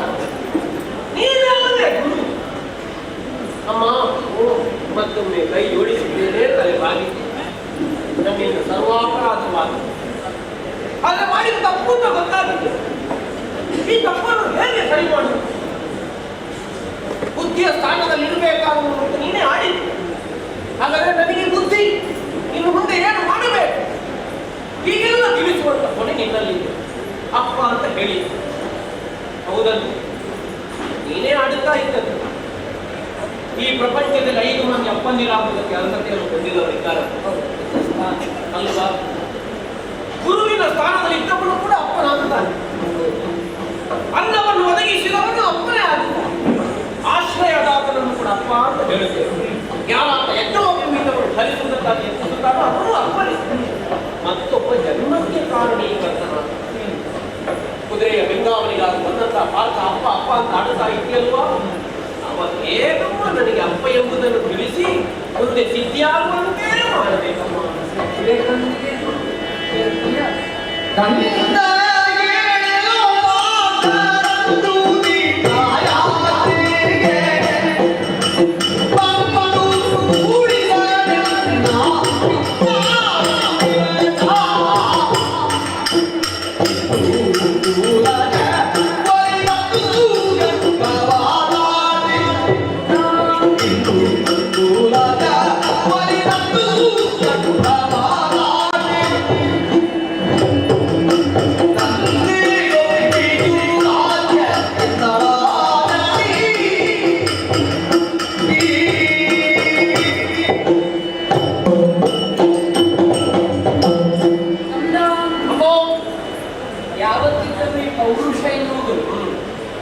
ಮಾತಿನಲ್ಲಿರುವುದಲ್ಲ, ಕಾರ್ಯಮುಖೇನವಾಗಿ. ನಾನಷ್ಟು ಸಿಟ್ಟು ಮಾಡಿಕೊಂಡರೂ ಕೂಡ ಪುನರಭಿನಲ್ಲಿ ದ್ವಿತೀಯ ಸ್ಥಾನದಲ್ಲಿ ನಿಂತು ಆಡೋದಕ್ಕೆ ಯಾಕೆ ತೊಡಗಿದ್ದೆ ಬಗೆಯ? ನಾನೊಂದು ಉದಾಹರಣೆಯನ್ನು ನಿನಗಾಗಿ ಉದಾಹರಿಸಿದ್ದೆ. ಹುಲ್ಲವನ್ನು ಹುಲಿಯನ್ನು ಎದುರಿಸುವುದಕ್ಕುಂಟೆ. ಅದರ ಅರ್ಥ ನೀವು ಹುಲ್ಲೆ ಎನ್ನುವ ಹಾಗೆ ನಿನ್ನನ್ನು ಹೋಲಿಸಿದ್ದಲ್ಲ. ಮತ್ತೆ ನಿನ್ನ ಪ್ರಾಯವಾಗಿರಬಹುದು, ನಿನ್ನ ಅನುಭವವಾಗಿರಬಹುದು, ನೀ ನಡೆದು ಬಂದ ಹಾದಿ ಇರಬಹುದು. ಇದೆಲ್ಲ ಹುಲಿಯಕ್ಕೆ ಅಲ್ಪಾಯುಷ್ಯವಾದ. ಆದರೆ ನಿನ್ನ ಮುಂಭಾಗದಲ್ಲಿರುವಂತಹ ನಿನ್ನ ತಂದೆಯ ಸ್ಥಾನ, ನಿನ್ನ ತಂದೆಯ ಅನುಭವ, ಇವುಗಳೆಲ್ಲವೂ ಸಿಂಹದಂತೆ ಗರ್ಜಿಸಿ ಇದುವರೆಗೂ ಜೀವನವನ್ನು ನಡೆಸಿದವರು. ಅದಕ್ಕಾಗಿ ಆ ಕೊನೆಯನ್ನು ನಿನಗೆ ಯಾವತ್ತಿದ್ದರೂ ಸಿಂಹದ ಹೊಟ್ಟೆಯಲ್ಲಿ ಸಿಂಹವೆನಿಸಬೇಕಾಗಿ ನಿನ್ನ ಕಾರ್ಯ ಯಾವತ್ತಿದ್ದರೂ ಶ್ಲಾಘನೀಯವಾದದ್ದು, ಕ್ಷತ್ರಿಯನಾಗಿ ಮಾಡಬೇಕಂತ ಕಾರ್ಯವನ್ನು ಎಸಗಿ. ಆದರೂ ನಿನ್ನ ಪ್ರಶ್ನೆ ಮುಗಿಯುವುದಿಲ್ಲ. ಪ್ರಶ್ನೆ ಮುಗಿಯುವುದಿಲ್ಲ ಅಂತಾದರೆ ಜೀವನದಲ್ಲಿ ತಾನು ಸಾರ್ಥಕತೆಯನ್ನು ಪಡೀತಾನೆ ಎನ್ನುವುದನ್ನು ಕಷ್ಟ. ಯಾವತ್ತಿಗೆ ಮನುಷ್ಯನಿಗೆ ಹಸಿವೆನ್ನುವುದಾಗುತ್ತದೆ ಅದು ಕೇವಲ ಹೊಟ್ಟೆಗೆ ಮಾತ್ರ ಸಂಬಂಧಿಸಿದ್ದಾಗಿರ ಕೂಡ ಜ್ಞಾನದಲ್ಲಿಯೂ ದಾಹ ಎನ್ನುವುದು ಬೇಕು, ಜ್ಞಾನದಲ್ಲಿಯೂ ಹಸಿವು ಎನ್ನುವುದು ಬೇಕು. ಹಾಗಿದ್ದರೆ ಮಾತ್ರ ತಮ್ಮ ಜೀವನದ ಒಂದು ವ್ಯಕ್ತಿಯನ್ನು ಏರುವುದಕ್ಕೆ ಸಾಧ್ಯವಾಗುತ್ತಾ ಹೋಗುತ್ತದೆ. ಅಂತೆಯೇ ನಿನ್ನ ಪ್ರಶ್ನೆ, ಹೇಗೆ ನನಗೆ ತಂದೆಯಾಗಿದ್ದಾರೆ? ಇದುವರೆಗೂ ನಮ್ಮ ಸಾಂಗತ್ಯವಿರಲಿಲ್ಲ, ಅವರ ಸಾಮೀಪ್ಯವಿರಲಿಲ್ಲ, ಅವರ ಆಶ್ರಯ ನಮಗಿರಲಿಲ್ಲ, ಅವರಿಂದ ನಾವೇನು ಕಲಿತವರಲ್ಲ. ಹೀಗಿರುತ್ತ ಹೇಗೆ ತಂದೆಯಾಗುವಂತ ಆಲೋಚಿಸಿದರೆ ಈ ಮಣಿಪುರದಲ್ಲಿ ಇದ್ದವಳು ನಾನು. ಇಲ್ಲಿಯ ಸಮಸ್ತವನ್ನು ವಿಚಾರಿಸುತ್ತಿರುವಂತಹ ಸಂದರ್ಭದಲ್ಲಿ ತೀರ್ಥಯಾತ್ರೆಗಾಗಿ ಬಂದಂತಹ ಪಾರ್ಥ ಮಹಾಶಯ ಇಲ್ಲಿ ಬಂದಂತಹ ಸಂದರ್ಭದಲ್ಲಿ ನಾವಿಬ್ಬರು ಜೊತೆಯಾಗುವಂತಹ ಪರಿಸ್ಥಿತಿ ಒಂದು ಒದಗಿ ಬಂದಿತ್ತು. ಏನು ನಮ್ಮ ದೇಹದ ಗುಣವೋ ಅಥವಾ ಈ ಧರೆಯ ಗುಣ ಅಥವಾ ಪ್ರಕೃತಿಯೋ ಎನ್ನುವುದನ್ನು ಅರಿಯದೆ ಕಣ್ಣುಗಳು ಮಿಲನವಾಗಬೇಕಾದಂತಹ ಪರಿಸ್ಥಿತಿ ಬಂತು. ಮನಸ್ಸಿನಲ್ಲಿ ತಮಗೆ ಅಭಿರುಚಿ ಹೊಂದುವಂತಹ ವ್ಯಕ್ತಿಗಳು ಎನ್ನುವುದು ಸ್ಪಷ್ಟವಾಯಿತು. ಅಲ್ಲಿಯೇ ಗಾಂಧರ್ವ ರೀತಿಯ ಮೂಲಕವಾಗಿ ಗರ್ಭವತಿಯಾಗಬೇಕಾದಂತಹ ಪರಿಸ್ಥಿತಿ ಬಂತು. ಮುಂದಾರು ದಿನಗಳು, ಇಂದ 6 ದಿನಗಳು ನನ್ನ ಜೊತೆಯೇ ಇದ್ದರು. ಅದರರ್ಥ ನಾನಿರಬೇಕಾದಂತಹ ಸ್ಥಿತಿಯನ್ನು, ಎಲ್ಲಾದರೂ ಅನುಭವಿಸಬೇಕಾದಂತಹ ಸ್ಥಿತಿಯನ್ನು ಹೊಂದಿದ ಬಳಿಕ ಯಾವ ರೀತಿಯನ್ನು ಯಾವ ಕ್ರಿಯೆಯನ್ನು ಮಾಡಬೇಕು ಅದೆಲ್ಲವನ್ನು ಯಥಾ ಪ್ರಕಾರವಾಗಿ ಕೂಡಿದಂತಹ ಕಾರಣಕ್ಕಾಗಿ ನಿನಗೆ ನಾನು ಗರ್ಭವತಿಯ ಆ ಸಂದರ್ಭದಲ್ಲಿ ಹುಟ್ಟಿದಂತಹ ಮದುವೆ ನೀನು ಬಬ್ರುವಾ. ಹಾಗಾಗಿ ತೀರ್ಥಯಾತ್ರೆಗಾಗಿ ಬಂದಂತಹ ಸಂದರ್ಭದಲ್ಲಿ ನೀವು ಜನಿಸಿದರೂ ಕೂಡ ಶಾಶ್ವತವಾಗಿ ಇಲ್ಲಿಂದ ಕಾದುಕೊಂಡಿರುವಲ್ಲ. ಮುಂದೊಂದು ದಿನ ಬರುತ್ತೇನೆ, ಮಗನನ್ನು ಬೆಳೆಸಿ ನನ್ನಂತೆಯೇ, ಮಾತಾಡಿದ್ರು ನನ್ನಂತೆಯೇ, ಅಂದರೆ ಅವರ ಹಾಗೆ ಅಂತಲ್ಲ, ಕ್ಷತ್ರಿಯಕ್ಕೂ ವರ್ಣ ಹಾಗಿರಬೇಕು. ಹಾಗಾಗಿ ಯಥಾರ್ಥದ ವಿಚಾರ ಅರಿವಾಯಿತಲ್ಲ. ಹಾಗಾಗಿ ತಪ್ಪಾಯಿತು ಎನ್ನುವ ಹಾಗೆ ಮನಸ್ಸಿಗೆ ಬಂತು. ಪ್ರಾಯಸ್ಥಿತದ ಮುಂದೆ ಯಾವುದೇ ಬೇರೆ ಶಿಕ್ಷೆ ಬೇಡ. ಹಾಗಾಗಿ ಮಾಡಿದಂತಹ ತಪ್ಪಿಗೆ ಒಂದೇ ಒಂದು ದಾರಿ ಏನು, ವಿನಮ್ರನಾಗಿ ಹೋಗುವುದು, ಅವರ ಪಾದಗಳಿಗೆ ನಮಸ್ಕರಿಸುವುದು. ನಮ್ಮಲ್ಲಿರುವಂತಹ ತಪ್ಪ ಕಾಣಿಕೆಗಳು ಎಲ್ಲ ಸಮಸ್ತ ರಾಜ್ಯವನ್ನು ಅವರ ಪಾದತಲದಲ್ಲಿ ಇರಿಸಿ ವಿಜೃಂಭಣೆಯಿಂದ ಕರೆತಂದು ಭಕ್ತಿಯನ್ನು ಪ್ರದರ್ಶಿಸಲು ಸಾಗುವುದು. ನೀನು ಹೇಳಿದ್ರೆ ಮಾತಾಡಲಿಕ್ಕೆ ಅವಾಗಿ ಎಲ್ಲರ ವಿಜೃಂಭಣೆ ಆಗಬೇಕು. ಯಾವ ಕಾಲಕ್ಕೂ ತಪ್ಪಬಾರದು. ಆದಷ್ಟು ನಿಮಿಷ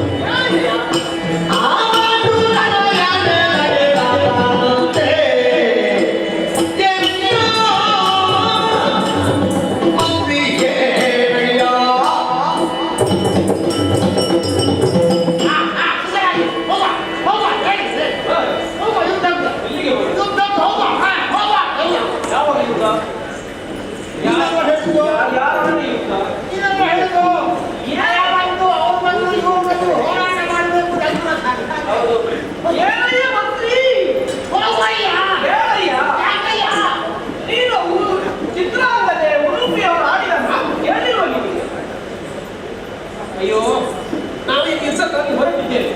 ನೀವಲ್ಲಿ ಕೇಳು, ತಂದೆಯವರಿಗೆ ಮಗ ಹೋರಾಟ ಮಾಡಬಹುದು. ಹೌದು, ಯಾರು ತಂದೆ ಯಾರು ಮಗ?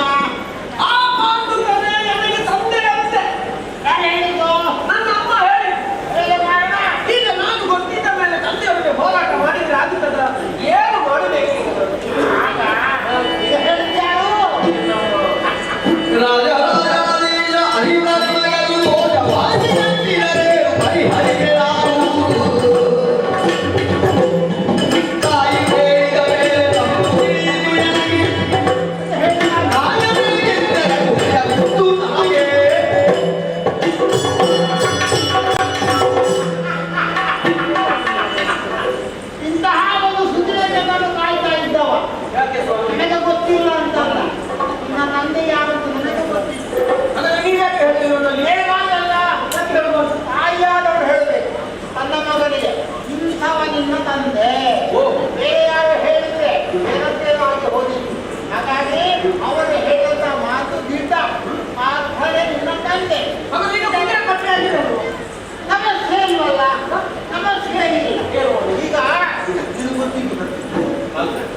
ನನಗೆ ಗೊತ್ತಿಲ್ಲ. ಹೌದಷ್ಟೇ, ಅಪರಾಧ ಅಂತ ಆಗೋದು ಗೊತ್ತಿರುತ್ತಲ್ವಾ? ಹಾಗಾಗಿ ತಾಯಿ ಬೇಡದ ಬೇಡ ಸತ್ಯ ನಿನಗೆ ಗೊತ್ತಾಯ್ತು. ಒಂದೊಂದಿಗೆ ಪಾಠ ಮಹಾಶಯ ಪ್ರಶ್ನೆ ಮಾಡಿದರೆ ತಾಯಿ ಹೇಳಿದಂತೆ ಗೊತ್ತಾದ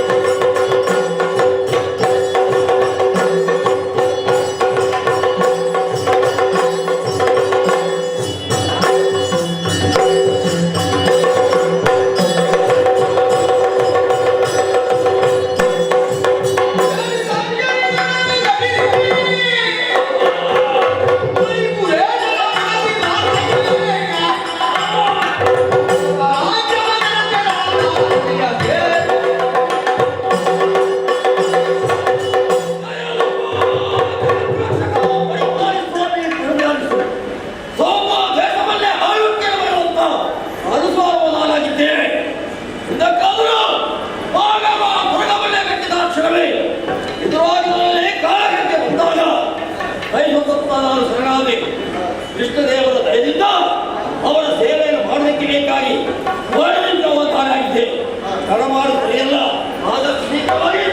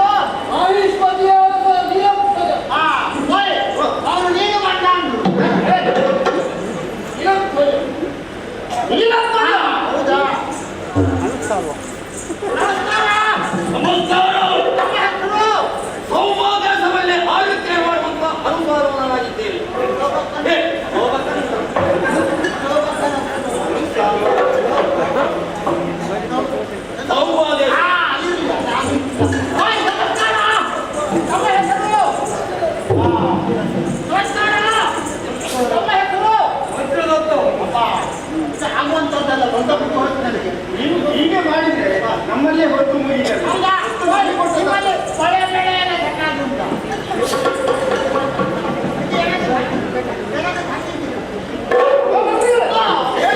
ನಾವು ಅವಸರವಸರವಾಗಿ ಬಂದಿದ್ದೇವೆ. ನಾವು ಎಲ್ಲಿಗೆ ಮುಗಿಸಬೇಕು ಅಲ್ಲಿಗೆ ಮುಗಿಸಬೇಕು. ನೀವು ಸುತ್ತ ಸುತ್ತ ಮಾತನಾಡೋದಕ್ಕೆ ಬಂದದ್ದ ಹಳೆ ಮಂದಿ ಅಲ್ವಾ ಅಲ್ಲಿ ಕೆಲಸ ಮಾಡುವ ಇನ್ನು ಹೋಗುವಂತದ್ದಲ್ಲ ಇವರನ್ನೇ ಕೇಳಿಬಿಡುವ. ನಾಯಕ ಒಬ್ಬರು ಇದ್ದಾರಲ್ಲ ಅವರು ನನ್ನ ಗಂಡ ನನ್ನ ಗಂಡ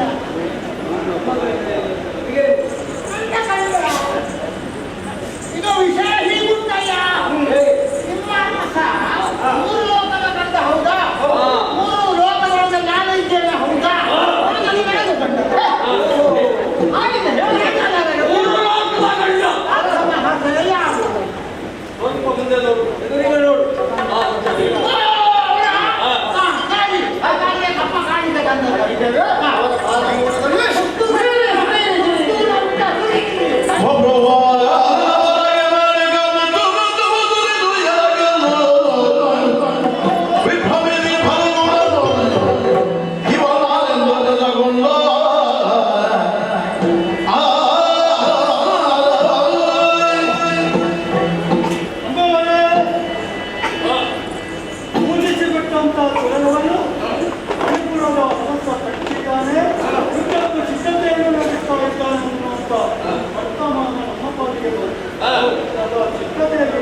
ಮೂಲದಲ್ಲಿ ಮಂತ್ರಿಮಾರ್ಗದ ಸಹಿತ ನನ್ನ ಪಾದಪುರಕ್ಕೆ ತಪ್ಪಕಾಣಿಕೆ ತಂದು ಹೋಗ್ತಾ ಇದ್ದಾರೆ. ಆವರಾಯ ಆತ್ಮಜನಿಂದ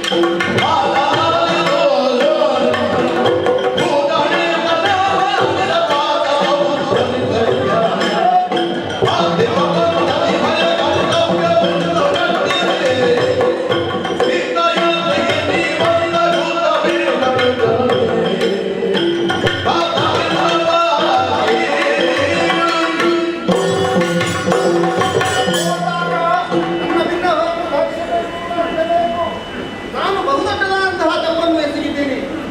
ಬಿಟ್ಟಂತಹ ಕೆಲಸವನ್ನು ಕಟ್ಟಿ ಹಾಕಿ ನಾನು ಕಾಲಕ್ಕೆ ಸಿದ್ಧರಾಗಿ ಬಂದಿದ್ದೇನೆ. ಕೊನೆಗೆ ತಿಳಿಯಿತು ಇದು ನಿಮ್ಮ ಸುರದ ಎನ್ನುವ ಹಾಗೆ, ನೀವು ಯಾರು ಎನ್ನುವ ಹಾಗೆ ತಿಳಿಯಿತು.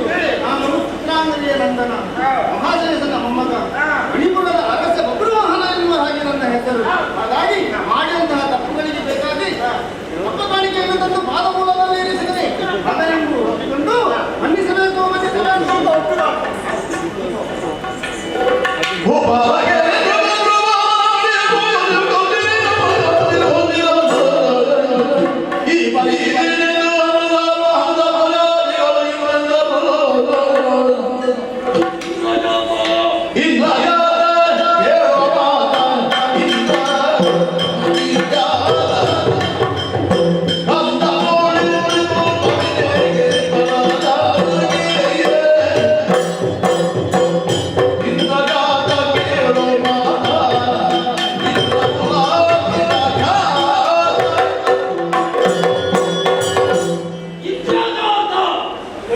ಇಂದ್ರನಿಗೆ ಮಗನಾಗಿ ನಿಮ್ಮನ್ನೆಲ್ಲ ಕೊಂಡಾಡ್ತಾ ಇದ್ದಾರೆ. ಮೂರು ಲೋಕದ ಗಂಡ ಭಾರತ ಎಲ್ಲ ತಿಳಿದವಂತ ನೀನು ಈ ಭಾರತದ ತಪ್ಪ ಕಾಣಿಕೆಗಳು ಒಂದು ನಿನ್ನ ಕಾಲದಲ್ಲಿ ಇಟ್ಕೊಂಡು ಮಗನನ್ನು ಒಪ್ಪಿಕೊಂಡು ತಿಳಿದಾಗ ಇವರ ಮಾತನ್ನೇ ತಿರಸ್ಕರಿಸುತ್ತಿದ್ದ ಮುಂದಾದಿ. ಇವರ ಮುಖವನ್ನು ನಿನ್ನ ಮುಖವನ್ನು ಅವಲೋಕನ ಮಾಡಿದಾಗ ಇವ ನಿನ್ನ ಮಗ ಇರುವುದಕ್ಕೆ ಏನು ಸಂಶಯವಿಲ್ಲ. ಆದ್ದರಿಂದ ಉಭಯ ತೋಳಿಗಳನ್ನು ಒಪ್ಪಿಕೋ, ನಿನ್ನ ಮಗನೆಂದು ಒಪ್ಪಿಕೋ.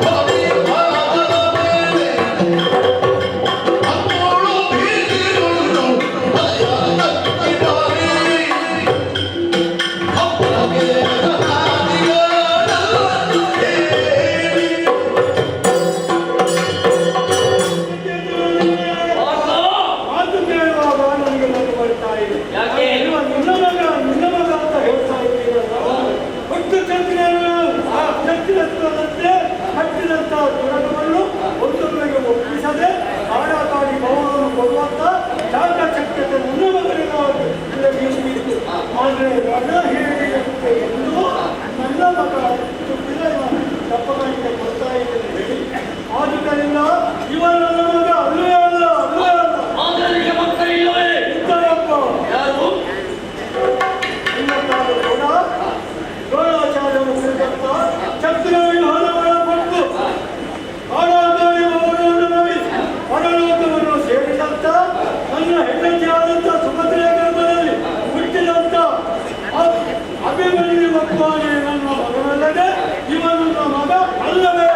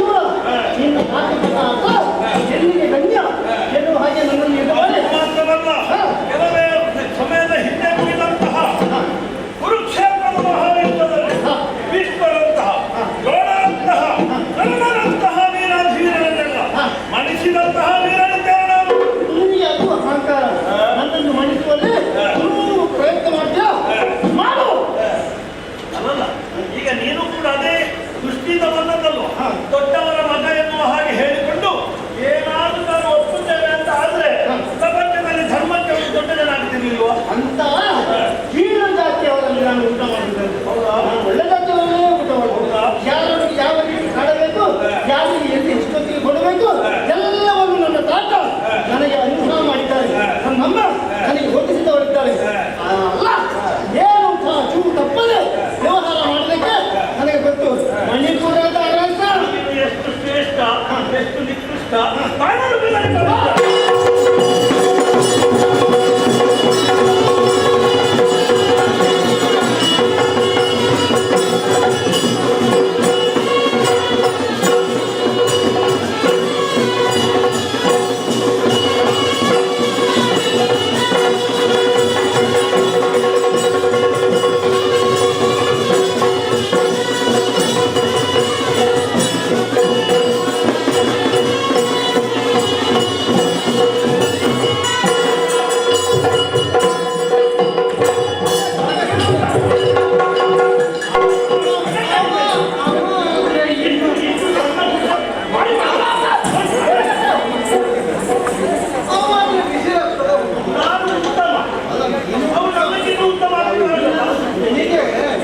ಕುರುಕ್ಷೇತ್ರದ ಯುದ್ಧ ಈಗ ನೆನಪಾಗ್ತಾ ಇರ್ಬೋದು. ಅವತ್ತಿನ ಬಹಳ ಹಾರಾಡಿದೆಯಪ್ಪ.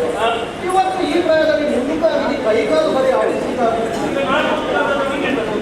ಅನ್ನಂದ್ರೆ ಬಹಳ ವಿಶೇಷ ವ್ಯತ್ಯಾಸ ಇಲ್ಲ ಅಲ್ಲ, ತೊಂದರೆ ಇಲ್ಲ. ನನ್ನ ಮುದುಕ ಅಂತ ಹೇಳೋ ಮುದುಕನಿಗೆ ಅಪ್ಪ ಅಂತ ಹೇಳ್ತಾರೆ. ಸರಿ ಎಲ್ಲೂ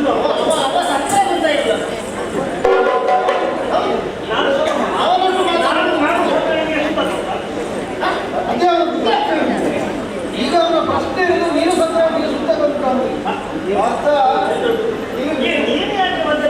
ಅದಕ್ಕೆ ಕಾರಣ ಬರವೇ ನಮ್ಮ ಮರ್ಯಾದೆ ಕೆಲವೊಮ್ಮೆ ಬರಬೇಕಾದಂತ ಪರಿಸ್ಥಿತಿಯನ್ನು ನೀನೊಬ್ಬ ನಿರ್ಮಾಣ ಮಾಡ್ತೀಯಲ್ಲ. ನೀನು ಈಗೆಲ್ಲ ಮಾಡಿದ್ರೆ ಯಾಕೆ? ನಾನೊಬ್ಬ ಇದ್ದೇನೆ ತಾನೆ. ಅವನು ಯಾರು ಅಂತ ಒಮ್ಮೆ ಯೋಚನೆ ಮಾಡುದು. ಒಬ್ಬ ಅಪ್ಪನಾಗಿ ಮಗನಲ್ಲೇ ಯುದ್ಧ ಮಾಡುವ ಅಪ್ಪನನ್ನು ಅಪ್ಪನಾಗಿ ಮಗನಲ್ಲಿ ಯುದ್ಧ ಮಾಡಬಹುದು. ಈಗ ನಾನು ಪಾಠ ಅಪ್ಪ ಮಗನಲ್ಲಿ ಯುದ್ಧ ಮಾಡಬಹುದು. ಮಗ ಅಪ್ಪನಲ್ಲಿ ಯುದ್ಧ ಮಾಡಿದ್ರೂ ನಡೀತದೆ. ಅಲ್ಲಿ ತಪ್ಪಾಗುದು ಅಪ್ಪ. ಈಗ ನಿಮಗೆ ನೆನಪಾಗಲಿಲ್ಲ ಅವನಿನ ಮಗ ಅವನಿನ ಮಗ ಅದಕ್ಕೆ ಈ ಮಣಿಪುರದ ಗಾಳಿ ನಿನಗೂ ಬೀಸಿ ಮತ್ತೆ ಅಲ್ಲದಿದ್ರೆ ಇನ್ನೇನು ಅವರೆಲ್ಲ ಹೇಳ್ತಾ ಇದ್ದಾರೆ. ಈಗ ಬಂದದಕ್ಕೆ ಅಲ್ಲ, ನೀನು ನನ್ನ ಒಪ್ಪಿಕೊಂಡು ಕಾಲ ಎಷ್ಟಾಯ್ತು. ಎಲ್ಲಿಯೇ ಗಾಳಿ ಬೀಸಿದ್ರು ನನಗೇನು ಸಾಕುವುದಿಲ್ಲ. ನಿನಗೆ ಇನ್ನೇನು ಕೃಷ್ಣಯ್ಯ ವಾರ್ತಾ ಇದಕ್ಕೊಂದು ಕಾರಣ ಉಂಟು. ಸುರ ನದಿಯ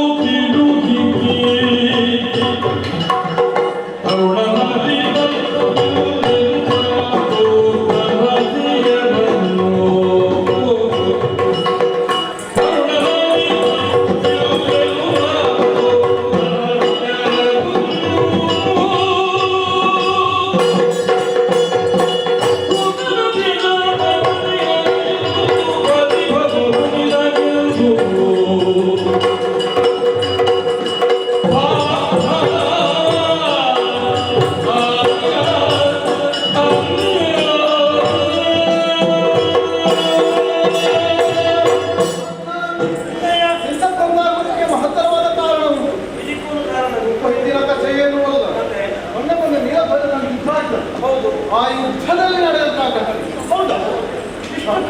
ನನ್ನ ಮಗನಂತಹ ಗಂಗೆಯನ್ನು ಸಾಯುವುದಕ್ಕೆ ಈ ಪ್ರಾರ್ಥನೆ ಕಾರಣ ಅಂತ ಹೇಳಿ ಗಂಗೆಗೆ ಕುರಿತಂತಹ ದಿನ ತೋರಿದ ಪತ್ತು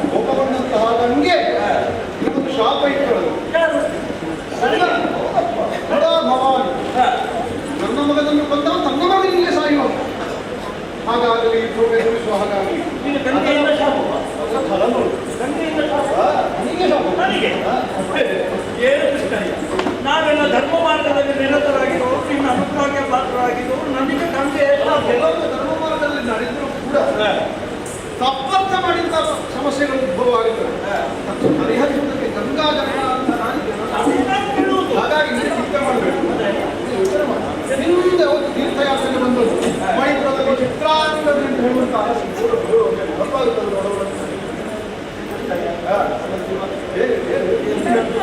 ಏನೇನು ಕತೆ ಹೇಳಿದ್ರೆ ತೊಡಗಿದ್ದೀನಿ.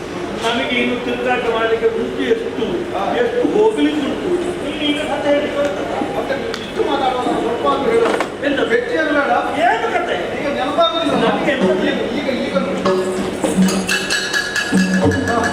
ನೋಡಿ ಈಗ ಅವರ ಈಗ ಕತೆ ಹೇಳುವ ಮತ್ತೆ ಒಂದು ಸ್ಪರ್ಶ ಮಾಡುದು ಈಗ ಬಾತಿದ್ವಿ ಚಿತ್ರ ಆಗ್ತದೆ.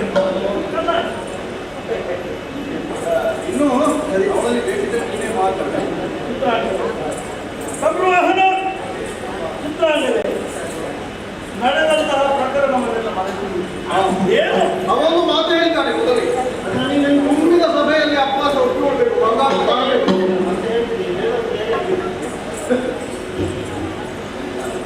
ಏನೇ ಆಗಲಿ ನಡೆದಂತಹ ಪ್ರಕರಣ ಅವನನ್ನು ಹೆಚ್ಚು ಮಾತಾಡಿ ಬಿಟ್ಟರೆ ಕಷ್ಟ ಅದಕ್ಕೆ ನಾನು ಮೊದಲೇ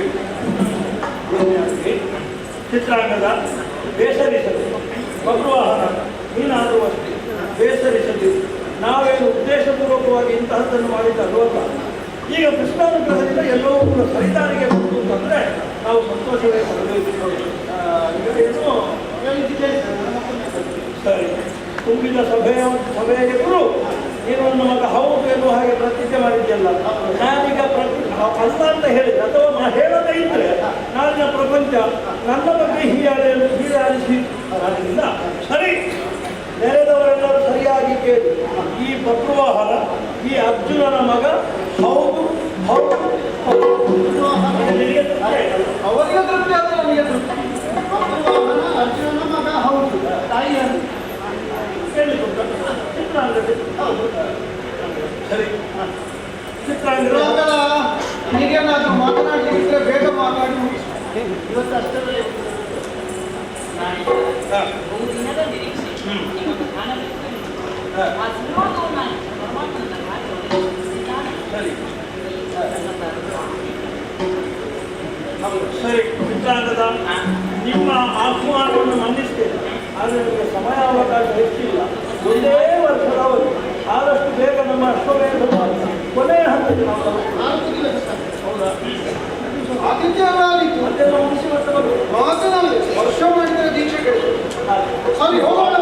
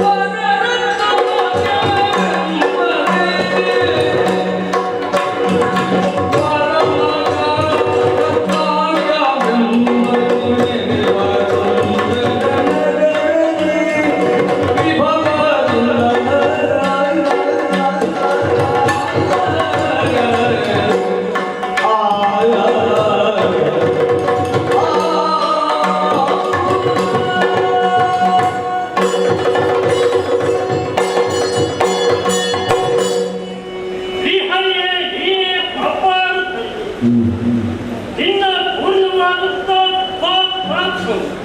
ಸದಾ ನನ್ನ ಜೀವನದಲ್ಲಿ ಇದೆ ಎನ್ನುವಂತ ಅರ್ಥತೃಪ್ತಿಯನ್ನು ಕಂಡುಕೊಂಡವನು ಶ್ರೇಷ್ಠವಾಗುತ್ತಾ ಧರ್ಮವಿಷ್ಣವನ್ನು ಆಳುತ್ತಾ ಬೆಳೆಸುವ ಯೋಗವಾಕ್ಯವನ್ನು ವೈರತ್ವಜನಾಗುತ್ತಾ ನನ್ನ ಜೀವನಕ್ಕೆ ನೀನು ಬೆಳೆಸಿಕೊಟ್ಟಿದ್ದೀಯನ್ನಾದರೆ ಬಹಳಷ್ಟು ಜೀವನ ಎನ್ನುವುದು ಹರಿಯುವ ನದಿಯ ಉತ್ಪಾದನೆಗೆ ಹರಿದಾದರೂ ಏಳು ಕಾಲವನ್ನು ಘಾಟಿ ಇಟ್ಟು ಸಾಧನೆಗಳನ್ನು ಹೇಳಿದ್ದೇನೆ ಎನ್ನುವಂತ ವಿಶೇಷವಾದಂತಹ ಶಕ್ತಿದ್ದರು ಎಲ್ಲದಕ್ಕೂ ಭಕ್ತಿಯ ಮೂಲ ಕಾರಣ. ಭಕ್ತಿಗೆ ಪ್ರಚೋದನೆಯನ್ನು ಕೊಡುವಳು ಆ ತಾಯಿ ಅವರ ನಂಬಿಕೆ ಬೆಳಗಿಂತಲೂ ಕೆಲವತ್ತು ಹರಿಯೇ ಎನ್ನುವಂತ ಶಕ್ತಿಯನ್ನು ಆಗಿದ್ದ ಕಾರಣ ಶ್ರೇಷ್ಠವಾದಂತ ನಾಟ್ಯಗಳು ಯಾವುದೇ ರೀತಿಯ ನ್ಯೂನತೆ ಇಲ್ಲದೆ ಸತ್ಯ ಧರ್ಮದಿಂದಲೇ ಆಳ್ವಿಕೆಯನ್ನು ಮಾಡಿಕೊಂಡು ಬಂದಿದ್ದೇನೆ ಎನ್ನುವ ತೃಪ್ತಿದಾಯಕ ನೆರವು ಸಾಂಸಾರಿಕವಾದ ವಿಚಾರವನ್ನು ಅಂದರೆ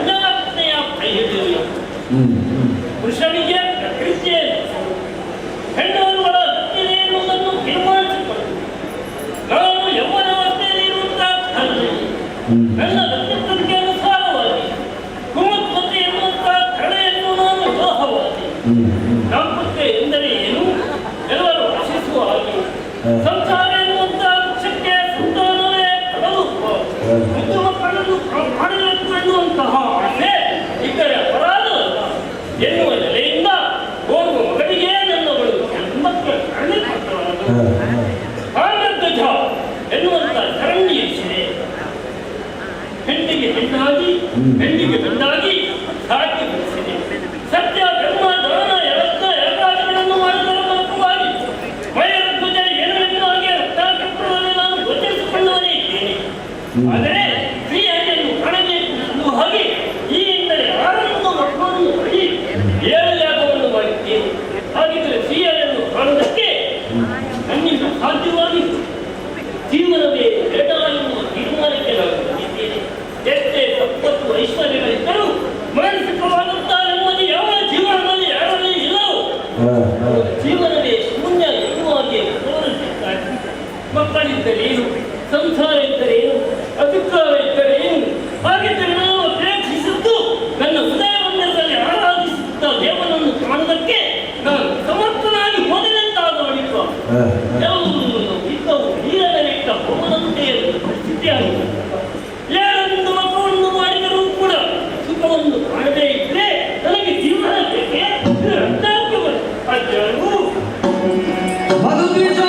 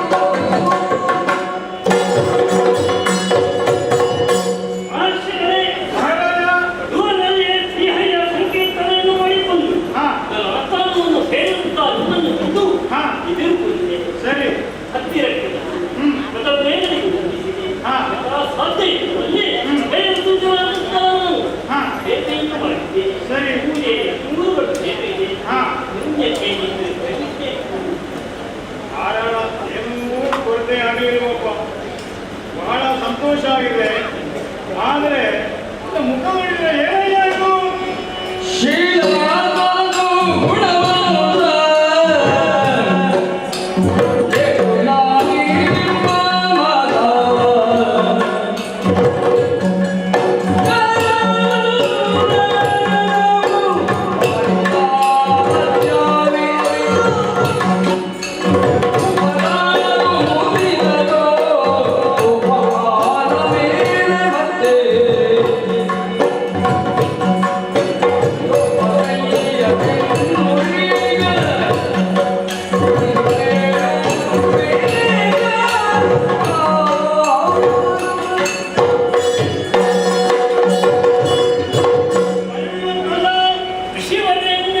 ನಾನು ಬಂದಾಕ್ಷಣ ಮಂಚಪದಕ್ಕೆ ಬಂದು ಆದರ ಚಿತ್ರಗಳನ್ನು ಮಾಡಿದ್ವಿ ಭಕ್ತಿಪೂರ್ವಕವಾಗಿ.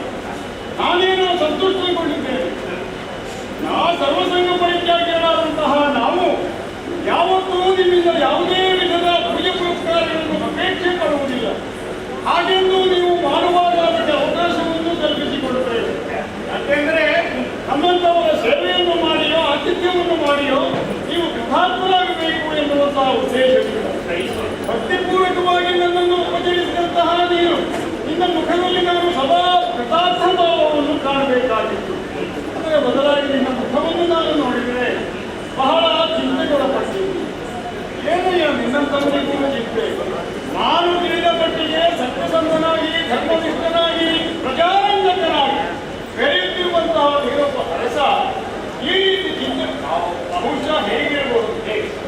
ಈಚೆಗೆ ರಾಜಕಾರಣವಂತೂ ಏನು ಅಷ್ಟು ಸುಲಭವೇನೂ ಅಲ್ಲ.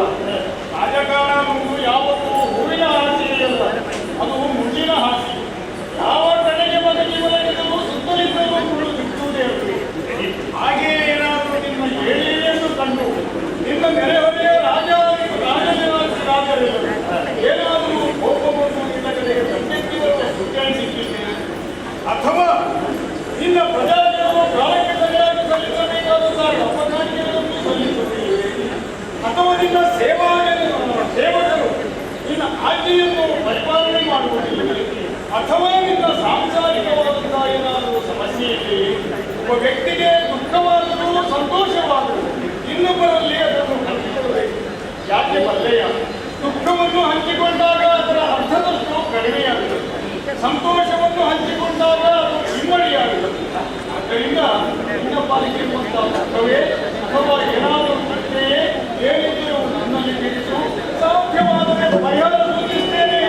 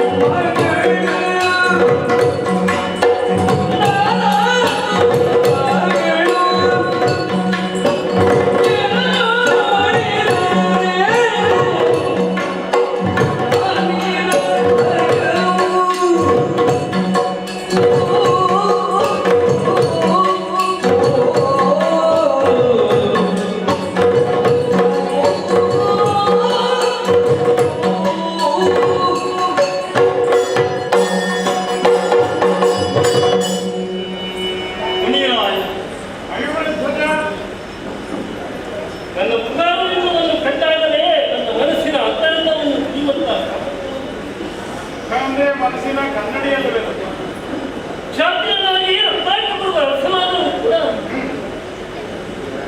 ನನ್ನ ಅಂತರಂಗದಲ್ಲಿ ಯಾವುದೋ ಪ್ರಶ್ನೆಯನ್ನು ಬಂದಿಲ್ಲ. ನಾವು ಪಡೆಯ ತಜ್ಞರು ಹೌದಲ್ವ?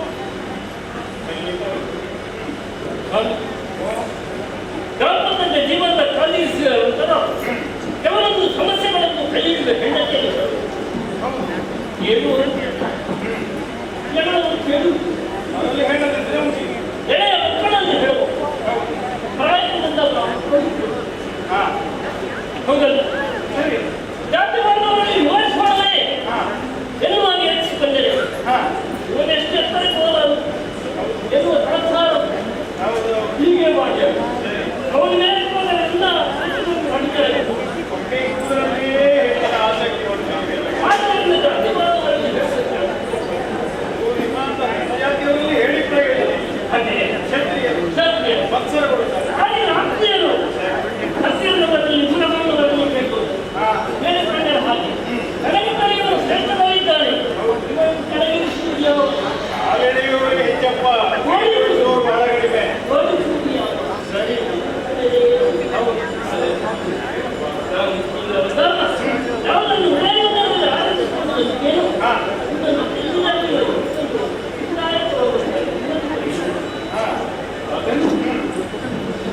ನಗಲಿ ಕೊಡ್ತಾರೆ.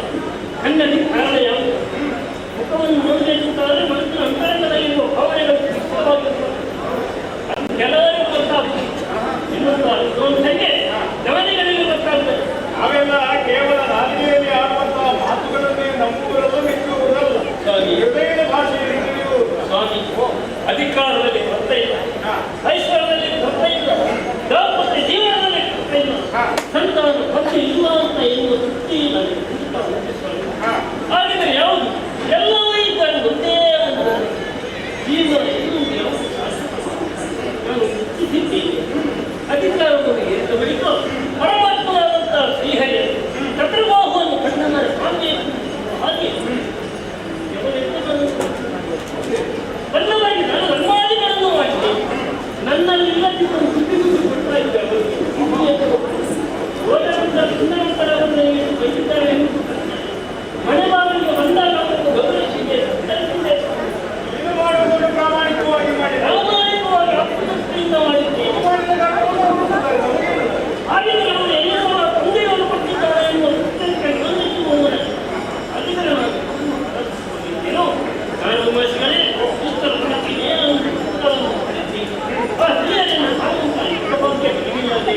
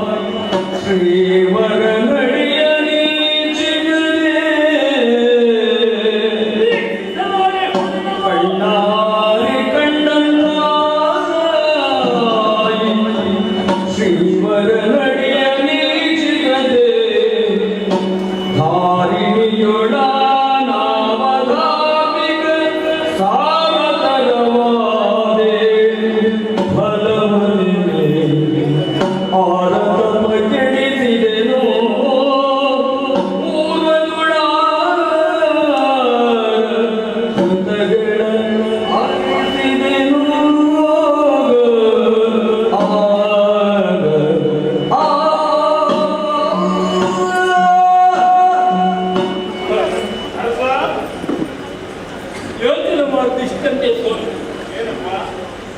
ನಾನೊಬ್ಬ ಶ್ರೇಷ್ಠವಾದಂತಹ ಕ್ಷತ್ರಿಯ ವಂಶದಲ್ಲಿ ಹುಟ್ಟಿಕೊಂಡರು. ತಂದೆ ಅಡಿದ ನಂತರ ಧರ್ಮವಿಷ್ಣುವನ್ನು ಏರುವಂತಹ ಸೌಭಾಗ್ಯ ನಗಿದ್ದರು. ಅಧಿಕಾರದಲ್ಲಿ ಯಾರಿಗೂ ಕಲ್ಮಸದಷ್ಟು ಕಲ್ಮಸವನ್ನು ನಾನು ಮಾಡಿದವರಲ್ಲ. ಮದುವೆಯಾದ ನಂತರ ಕೈಯಿರುವಂತಹ ಧರ್ಮಮತ್ತಿಗೆ ಒಂದು ಅರಿಯಾದವಾದ ಶಬ್ದಗಳನ್ನು ಆಗಲಿಲ್ಲ, ಒಂದು ಏಕವಳಿಯು ಪಡೆಯಲಿಲ್ಲ. ಮಗನಾದ ಸಾಮ್ರಾಜ್ಯದ ನನ್ನ ಎದೆತ್ತರಕ್ಕೆ ಏರಿದರು. ಅವಳನ್ನು ಜೋರು ಮಾಡಲಿಲ್ಲ, ಅವಳನ್ನು ಬೆದರಿಸಲಿಲ್ಲ.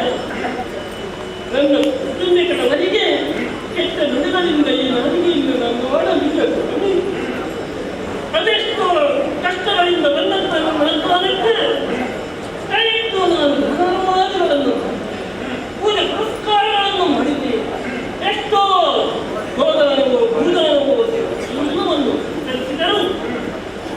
ಮುಂದೆ ಮನಸ್ಸಿಗೆ ನೆಮ್ಮದಿ ಯಾವಾಗಲೂ ಕೆಲವೊಂದು ಯೋಚನೆಗಳು ಪರಂಪರಾಗತವಾಗಿ ಬರುವುದು. ಅರ್ಥ ಮಾಡಿದ ತಪ್ಪನ್ನು ಮೊಮ್ಮಗ ಅನುಭವಿಸಬೇಕಾಗುತ್ತದೆ. ಯಾವುದೋ ಒಂದು ನಾಗದೋಷವೋ ತಪ್ಪು ಇರ್ತದೆ ಅಂತಾದರೆ ಅದು ಅರ್ಥ ಮಾಡಿದ ದೋಷ ಅದು ಮೊಮ್ಮಗನಿಗೆ ಇರುತ್ತದೆ ಎನ್ನುವಂತ ಅದನ್ನೆಲ್ಲ ಪರಿಹಾರ ಮಾಡಿದ್ದೇನೆ. ಹಾಗಿದ್ದರೆ ಒಪ್ಪಣೆ ಯಾಕೆ ಹಲವಾರು ಒಪ್ಪಣೆಯ ಎನ್ನುವುದನ್ನು ನಾನು ಕೇಳಿದ್ದೇನೆ. ಹಾಗಿದ್ದರೆ ನಾನು ಈ ಹಿಂದಕ್ಕೆ ನನ್ನ ಪೂರ್ವ ಜನ್ಮದಲ್ಲಿ ಮಾಡತಕ್ಕಂಥ ಯಾವ ಯಾಗವನ್ನು ನಾನು ತಿಳಿಸಿದ್ದೇನೆ. ಯಾರ ತಪಸ್ಸನ್ನು ಆಚರಿಸಿದಂಥ ಮುನಿವರನ್ನು ಎಡಕಾಲಿಂದ ನಾನು ಅನ್ಯೋನ್ಯವಾಗಿದ್ದಂಥ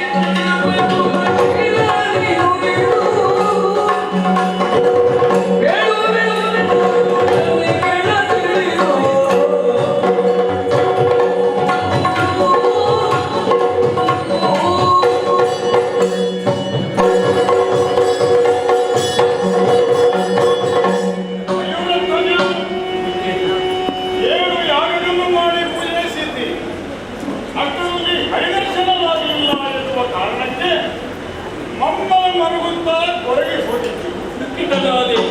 ಅಯ್ಯ, ದೇವರನ್ನು ಕಾಣುವುದಕ್ಕೆ ನೀನು ಏನು ಯಾಗವನ್ನು ಮಾಡುವುದೇನು ಹೇಳು. ನಿನ್ನಿಂದ ಈ ಹಿಂದಿನ ರಾಜಾದಿರಾಜರೆಲ್ಲ ನಹುಷನಿರಲಿ, ಬಲಿಚಕ್ರವರ್ತಿ ಇರಲಿ, ಇನ್ನಿತರ ಎಷ್ಟೋ ರಾಜಾದಿರಾಜರು ನಿನ್ನ ಹಾಗೆ 7 ಅಲ್ಲ 90ಕ್ಕೂ ಮೀರಿ 100 ಯಜ್ಞಗಳ ಹತ್ತಿರ ಮಾಡಿದರೂ ಸಹ ಅಪೇಕ್ಷಿತ ಫಲವನ್ನು ಉಂಟುವುದಕ್ಕೆ ಸಾಧ್ಯವಾಗದೆ ಹೋಗಿದ್ದಾನೆ. ಅದು ಯಾಕೆ? ದೇವರ ದರ್ಶನ ಮಾಡಬೇಕು ಎನ್ನುವುದಾಗಿ ಕಾಲನ್ನು ಸೇರಿದಂತಹ ಋಷಿಮುನಿಗಳೆಷ್ಟೋ 1000 ವರ್ಷಗಳ ಕಾಲ ತಪಸ್ಸನ್ನಾಚರಿಸಿದರೂ ಸಹ ಅವರಿಗೆ ಬೇಕಾದಾಗ ದೇವರ ದರ್ಶನ ಆಗಲಿಲ್ಲ. ಯಾಕೆ ಬಲ್ಲೆಯ ದೇವರು ನಾವು ಭಕ್ತಿಯಿಂದ ಕೂಗಿದ ಕ್ಷಣವೇ ಓಡಿ ಬರುವುದಿಲ್ಲ.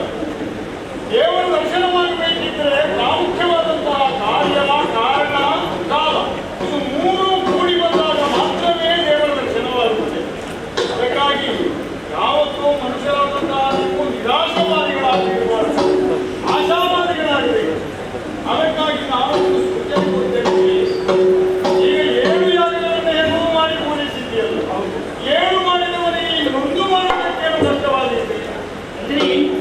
8 ಯಾಗಗಳನ್ನು ಮಾಡಬೇಕು. ನೀವು 8ನೇ ಯಾಗವನ್ನು ಮಾಡ್ತೇವೆ ಎನ್ನುವಂತಹ ಸಂಕಲ್ಪವನ್ನು ಮಾಡಿದೆ ಎಂದಾದರೆ ಹರಿದರ್ಶನವಾಗುವುದಕ್ಕೆ ಕಾರಣವೂ ಇದೆ. ನೀನು ಅಪೇಕ್ಷೆ ಪಡುವಂತಹ ಹರಿಗೂ ಈ 8ಕ್ಕೂ ಬಹಳ ಹತ್ತಿರವಾದ ಒಂದು ನಂಟಿದೆ. ನೀನು ಅಪೇಕ್ಷೆ ಪಡುವಂತಹ ಕೃಷ್ಣ ಇದ್ದಾನಲ್ಲ, ತಿಥಿಗಳಲ್ಲಿ 8ನೇ ತಿಥಿ ಅಷ್ಟಮಿ ದಿನ ಹುಟ್ಟಿದ್ದಾನೆ. ಆತನ ತಾಯಿ ದೇವಕಿಯ 8ನೇ ಗರ್ಭದಲ್ಲಿ ಹುಟ್ಟಿದ್ದಾನೆ. ಹಾಗಾಗಿ ನೀನು ಆರಾಧನೆ ಮಾಡುವಂತಹ ಕೃಷ್ಣನಿಗೂ 8ಕ್ಕೂ ಬಹಳ ಹತ್ತಿರದ ನಂಟಿದೆ. ಆದ್ದರಿಂದ 8ನೇ ಯಾಗವನ್ನು ಮಾಡ್ತೇನೆ ಎನ್ನುವಂತಹ ಸಂಕಲ್ಪವನ್ನು ಮಾಡಿ ಭಕ್ತಿಪೂರ್ವಕವಾಗಿ ನೀನು ಆ ಯಾಗವನ್ನು ಮಾಡಿ ಪೂರೈಸಿದೆ ಎಂದಾದರೆ ನಿನ್ನ ಇಷ್ಟಾರ್ಥ ಸಿದ್ಧಿಸುವಂತೆ ನಿನಗೆ ಖಂಡಿತವಾಗಿಯೂ ಹರಿದರ್ಶನವಾಗುತ್ತದೆಪ್ಪ. ಧನ್ಯನಾದ. ದೇಶಿಗೆಯಲ್ಲಿ ಬದುಕುವುದ ನದಿಯಲ್ಲಿ ಮಳೆಗಾಲದಲ್ಲಿ ಪ್ರಶಾಂತವಾಗಿ ಹರಿದಾದ ಎಂಥ ಒಂದು ಹೃದಯದಲ್ಲಿ ಎಷ್ಟೊಂದು ನೆಮ್ಮದಿಯೇವೋ ಅಂತೆ ನನ್ನ ಹೃದಯದಲ್ಲಿ ಕುಂತ ಕೋಶಗಳನ್ನು ನಾವಿರುವುದೇ ಅದಕ್ಕೆ ನೋಡಿ. ನಿನ್ನಂತವನಿಗೆ ನಾವಿರುವುದು ಸಮಾಜದಲ್ಲಿ ಸೇವೆ ನಮ್ಮ 8ನೇ ಮಾಡಿದಾಗ ಹರಿಯೇ ಸ್ನಾನ ಮಾಡಲು ಉದ್ಭವಿಸುವ ನನ್ನ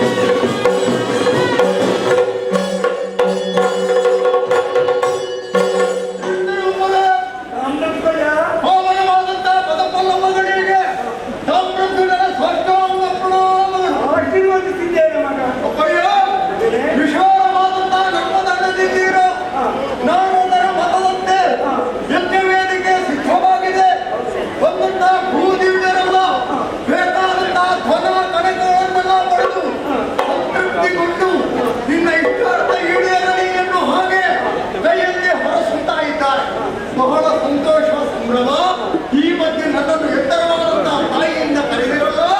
ಏನಾಗಬೇಕಪ್ಪಯ್ಯ, ಏನಾಗಬೇಕು? ಯಾಗಕ್ಕೆ ದೀಕ್ಷಿತನಾಗಿದ್ದೇನೆ. ಆದರೆ ಕರ್ಕೋಬೇಕಲ್ಲ, ಆದರೂ ನಿನ್ನನ್ನು ಕರೆಯಬಹುದ? ಓ ಅಪ್ಪಯ್ಯ,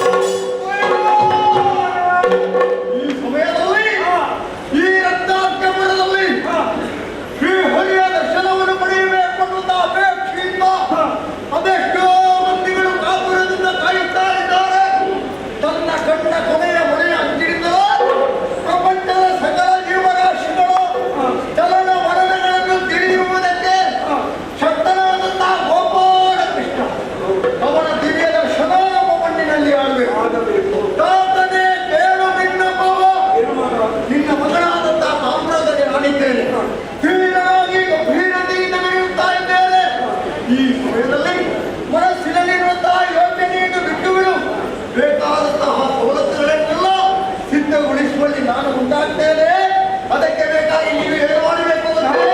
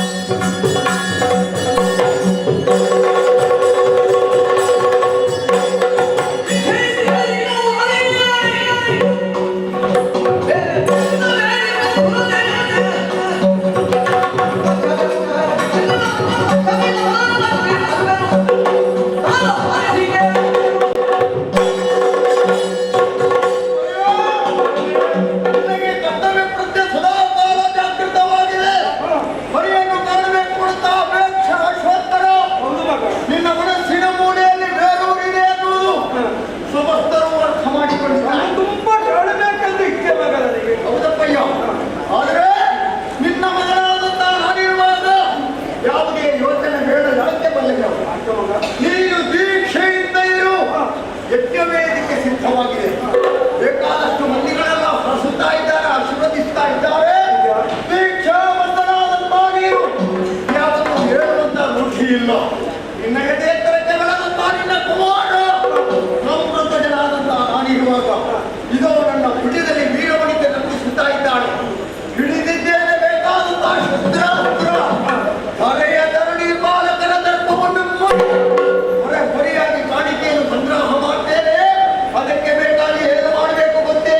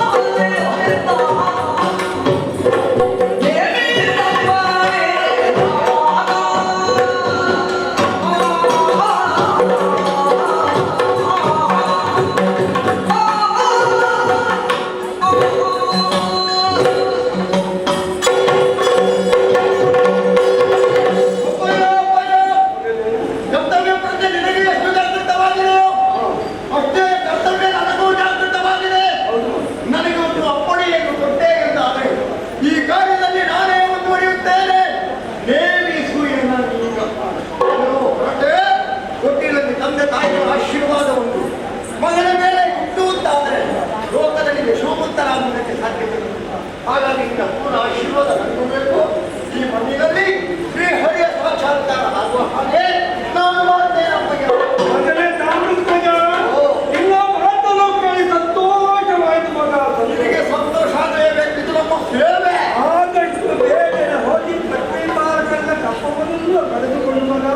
ಯಾಕಾಗಿ ಈ ಕಿತ್ತನಾಗಿರುತ್ತೇನೆ. ಶ್ರೀಹರಿಯವರನ್ನ ಪುನಃ ಕಾಣಿ. ಶ್ರೀಹರಿಯನ್ನು ಕಾಣುವಂತ ಬಾಧ್ಯತೆ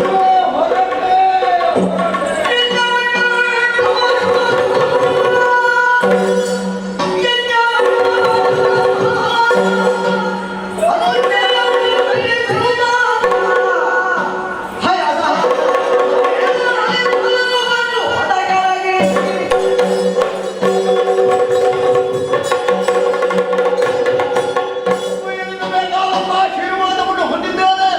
ನಮ್ಮ ಮಂದಿಗಳೆಲ್ಲ ದೇವದೋಷವನ್ನು ಮಾಡುತ್ತಾ ಇದ್ದಾರೆ. ಹಾಗಾಗಿ ಬೇಕಾದಂತಹ ಹೇಗ ಸಿದ್ಧತೆಯೊಂದಿಗೆ ಮುಂದುವರಿಯುವೆ.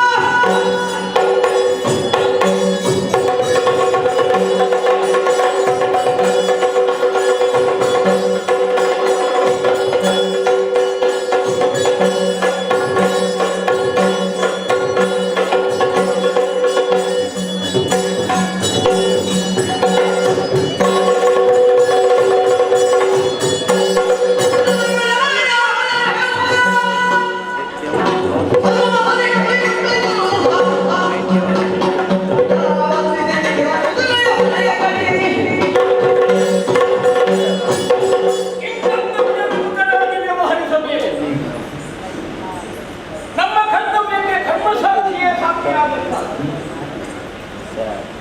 ಕಣ್ಣಂತಹ ಕಾರಿನಲ್ಲಿ ಯಶಸ್ಸನ್ನು ಕಾಣಬೇಕು ಅಂತ ಇದ್ರೆ ಯುದ್ಧಕ್ಕೆ ಹೊರಡುವಂತಹ ಯೋಧನೊಬ್ಬ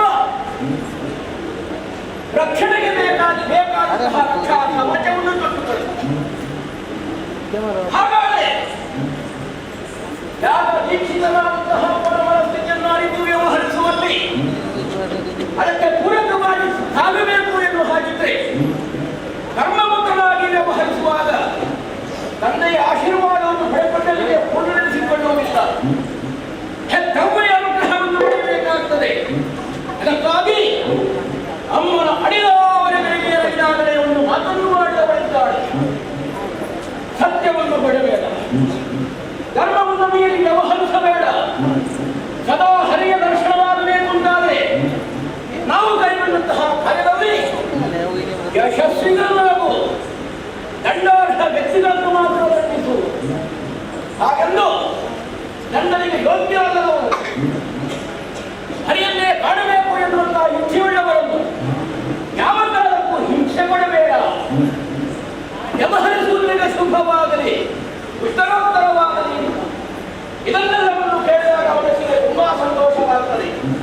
ಅಲ್ಲಿಗೆ ಸಾಧ್ಯ ಆಗುವುದಿಲ್ಲ. ವೇದವಿರುವಂತಹ ಬ್ರಾಹ್ಮಣ ಆಶೀರ್ವಾದವನ್ನು ಪಡೆದುಕೊಂಡ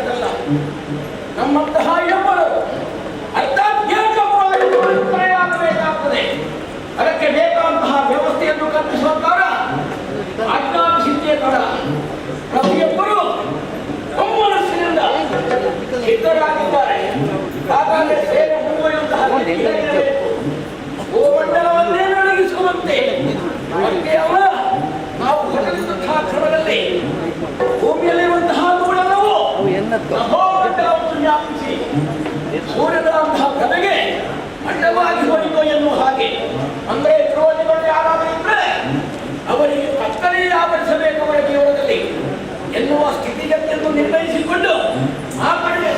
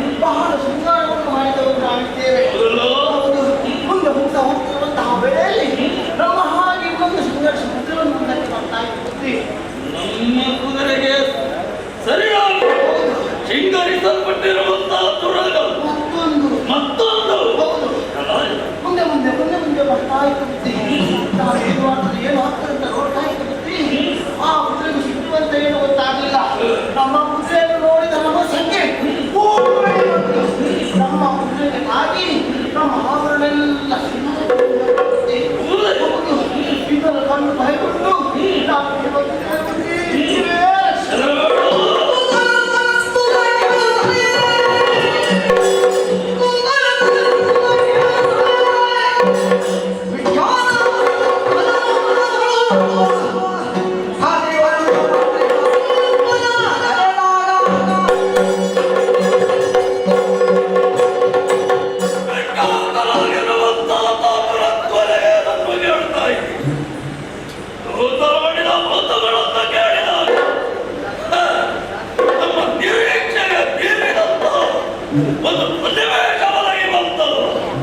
ನಮ್ಮ ಸೇನೆಗೆ ಎದುರಾಗಿ ಮತ್ತೊಂದು ಹೊರಗಾಗ್ತಾರೆ.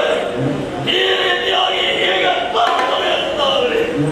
ಇದರ ಬಗ್ಗೆ ಸರಿಯಾಗಿ ಪೂರ್ವ ಅಂತರವನ್ನು ವಿವೇಚಿಸಿಕೊಳ್ಳಬೇಕಾದದ್ದು ನನ್ನ ಕರ್ತವ್ಯ. ಮಂತ್ರಿಗ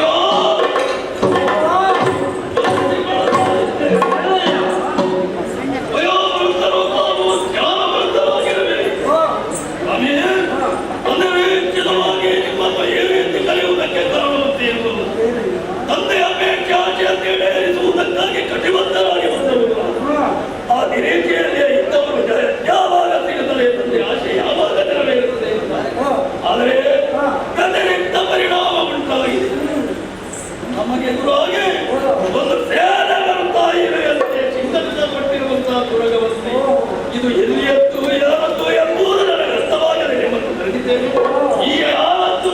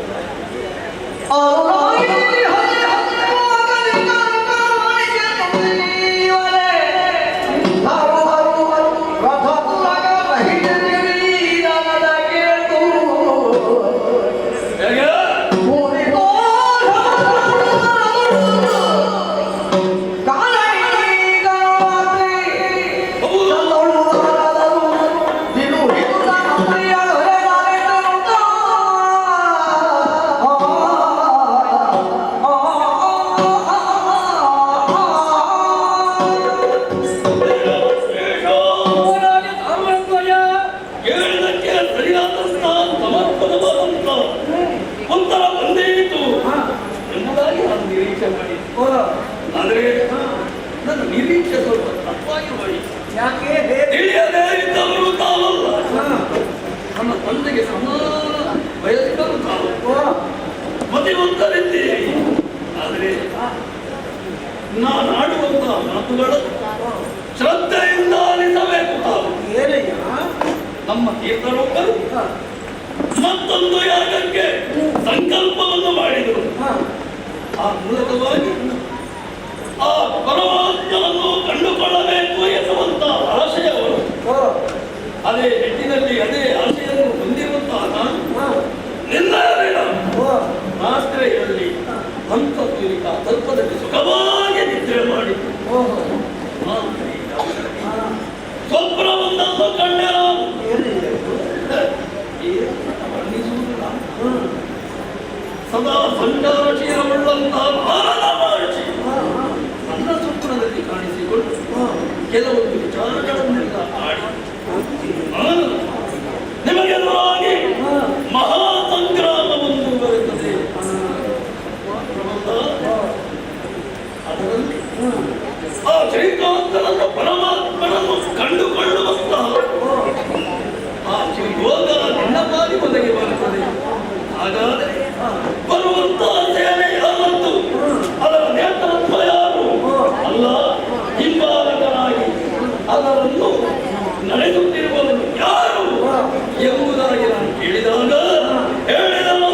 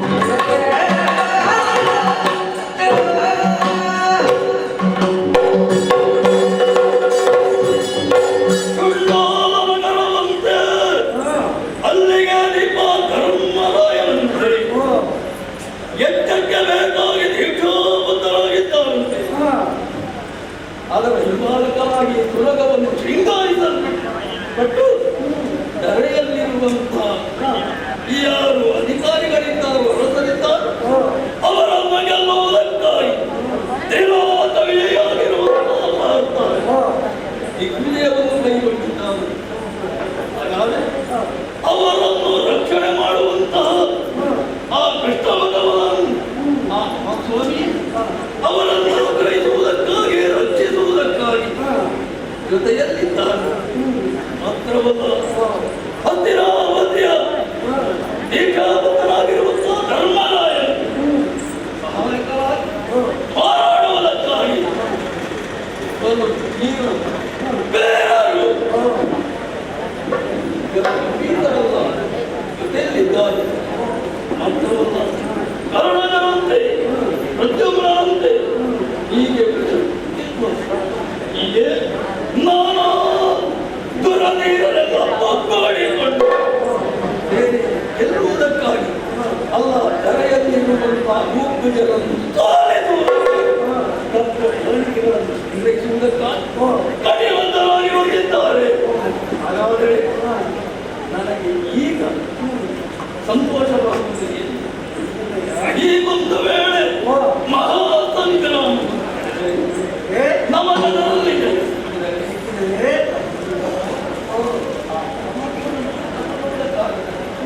ಆದ್ದರಿಂದ ನೀವು ಈ ರೀತಿಯಾಗಿ ಬರೆದೇನೋ ಅಲ್ಲ, ಈ ರೀತಿಯಾಗಿ ಬರ್ತಾ ಇದ್ದಾರೆ.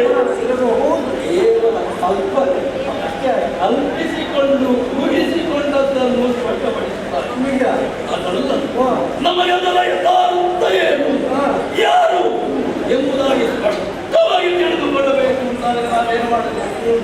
ಏನು ಮಾಡಬೇಕು? ಅದು ಎನ್ನುವಂತಹ ಸುರಲೆಯ ಅತ್ಯಂತ ಬಂದಿದ್ದಾರೆ ನೀವೇ ಈಗ ಕ್ಷಣ ಮಾತ್ರದಲ್ಲಿ ಹೋಗಬೇಕು.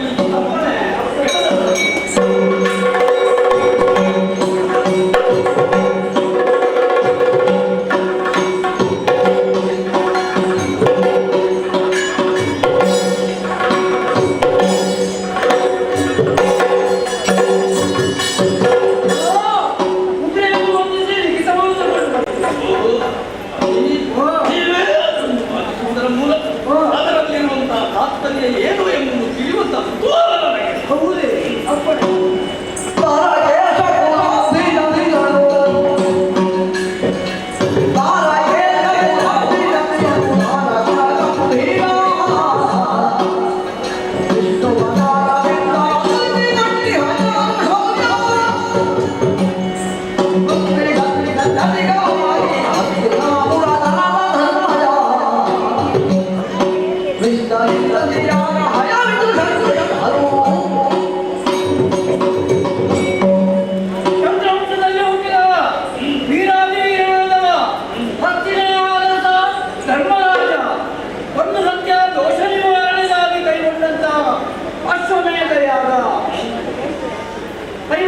ಹಾಗಾದರೆ ಮೂರು ಮೂರ್ತಿಗಳು ಇದಕ್ಕೆ ಪಾತ್ರರಾಗಿದ್ದಾರೆ ಅಲ್ಲದೆ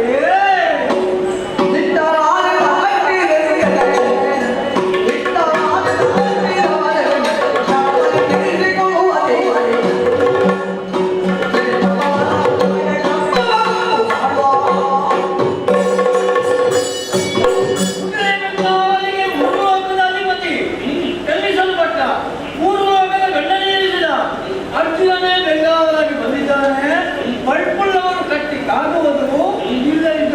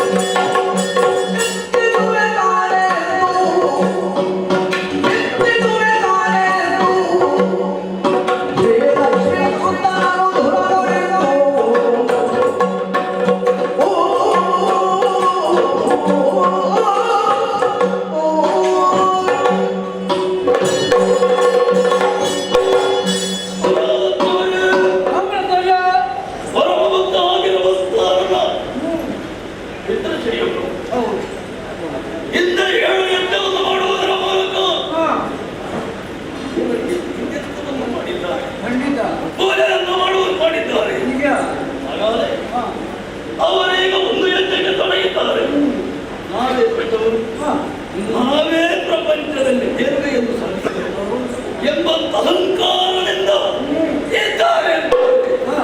ಹಾಗಾದ್ರೆ ನಮಗೆ ದೇವರ ಮಹಿಮೆ ಇಲ್ಲ ಅಂತ ಹೇಳ್ತಾರೆ. ದೇವರು ಯಜ್ಞವನ್ನು ಮಾಡುವುದರ ಮೂಲಕ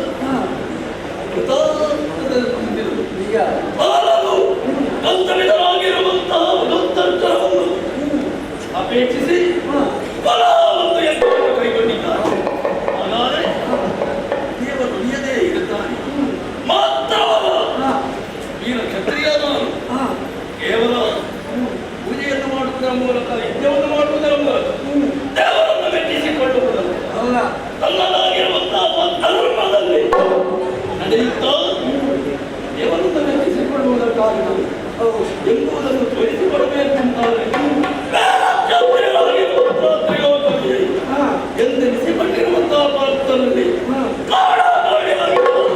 ಮಾಡುವುದರ ಮೂಲಕ ನನ್ನದಾಗಿರುವಂತಹ ಪರಾಕ್ರಮವನ್ನು ತೋರಿಸಿ ಆ ದೇವರನ್ನು ಪರಮಾತ್ಮನನ್ನು ಮೆಚ್ಚಿಸಿಕೊಳ್ಳಬೇಕು ಎನ್ನುವಂತ ಆಶೆ ನನಗಿದೆ. ಆದರೆ ಇದಕ್ಕೆ ಕಾರಣ ಯಾರು?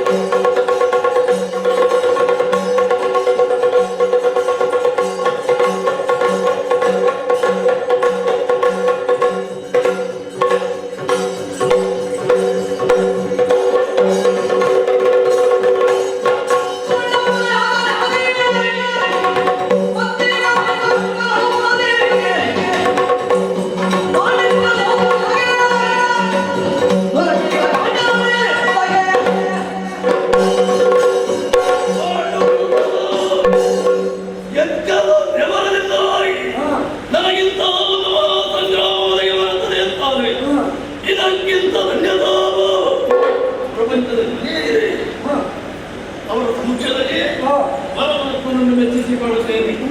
ಆದರೆ ಕೇವಲ ಹಸ್ತಿನಾವತಿಯಲ್ಲಿ ಇರುವಂತಹ ಸೇನೆ ನಮ್ಮ ಅದಕ್ಕಿಂತ ಕಡಿಮೆ ಸಂಖ್ಯೆಯಲ್ಲಿ ಹೇಳಿದೆ ಹಾಗೆಂದು ಕೂಡ ಯಾಕೆ ಬಂದಿರೋ ನಮ್ಮದ್ದಾಗಿರುವಂತಹ ಸೇನೆಯಲ್ಲಿ ಇಮ್ಮಡಿಯಾಗಿ ತೋರಿಸುವಂತಹ ಮನಸ್ಸು ನಮಗೆ ಬೇಕು, ತೋರಿಸಬೇಕು.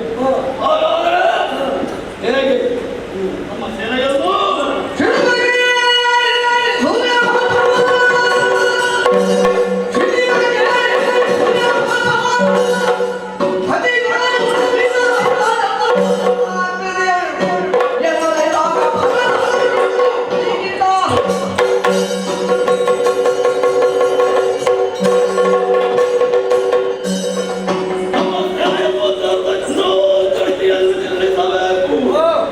ಅರ್ಧಚಂದ್ರಾಕೃತಿ ಅಂದ್ರೆ ದೊಡ್ಡದಾಗಿ ಕಾಣುತ್ತದೆ.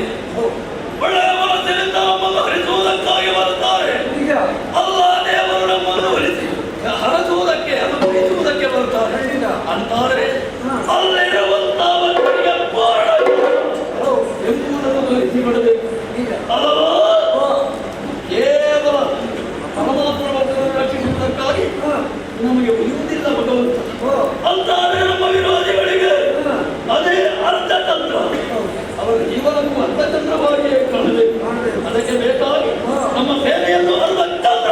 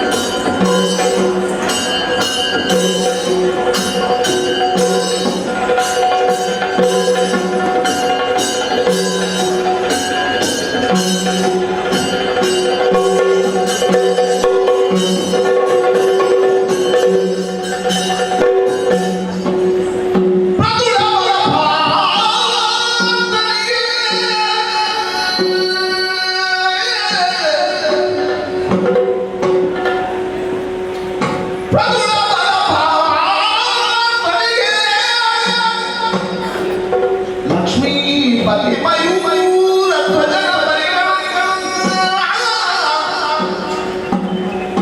ಶ್ರುತಗೊಳಿಸಿದ್ದನು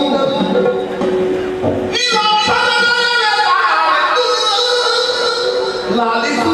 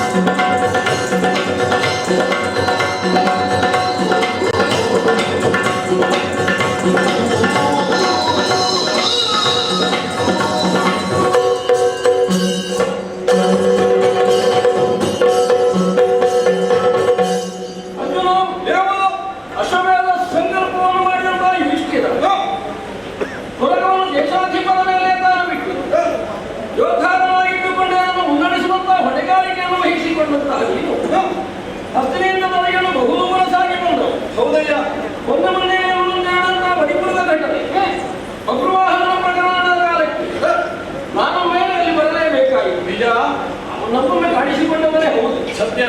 ಆದರೆ ದಕ್ಷಿಣಾಪದಲ್ಲಿನಷ್ಟು ವರಿಷ್ಠರಾದಂತಾರಸರಿದ್ದಾರೆ ಎನ್ನುವುದನ್ನು ಮನಗಂಡ ನಾನು ಅಗ್ರವಾಹನ ಕಾಳಗದಲ್ಲಿ ನಿನ್ನ ಜೊತೆಯಾಗಿಯೇ ಇದ್ದು ನಿಜ ಸಾರಥಿಯಾಗಿದ್ದಲ್ಲ ಸದಾ ನಿನ್ನ ಜೊತೆಯಾಗಿ ನಾನಿರಬೇಕು. ಲೋಕಾನುಭವವನ್ನು ಹೊಂದಿದ್ದು ಮಾತ್ರವಲ್ಲ, ಪ್ರಾದೇಶಿಕವಾದಂತಹ ಆಚಾರ ವಿಚಾರ ವ್ಯವಹಾರಗಳನ್ನು ನಿನಗೆ ತಿಳಿಯಪಡಿಸುವ ಮೂಲಕವಾಗಿ ಮುನ್ನಡೆಯಬೇಕು. ಸಾಗುತ್ತಾ ಸಾಗುತ್ತಾ ನಾವು ಮುಂದೆಡೆಯನ್ನು ಬಂದು ಸೇರಿಕೊಂಡವರಿದ್ದೆ ಸತ್ಯ.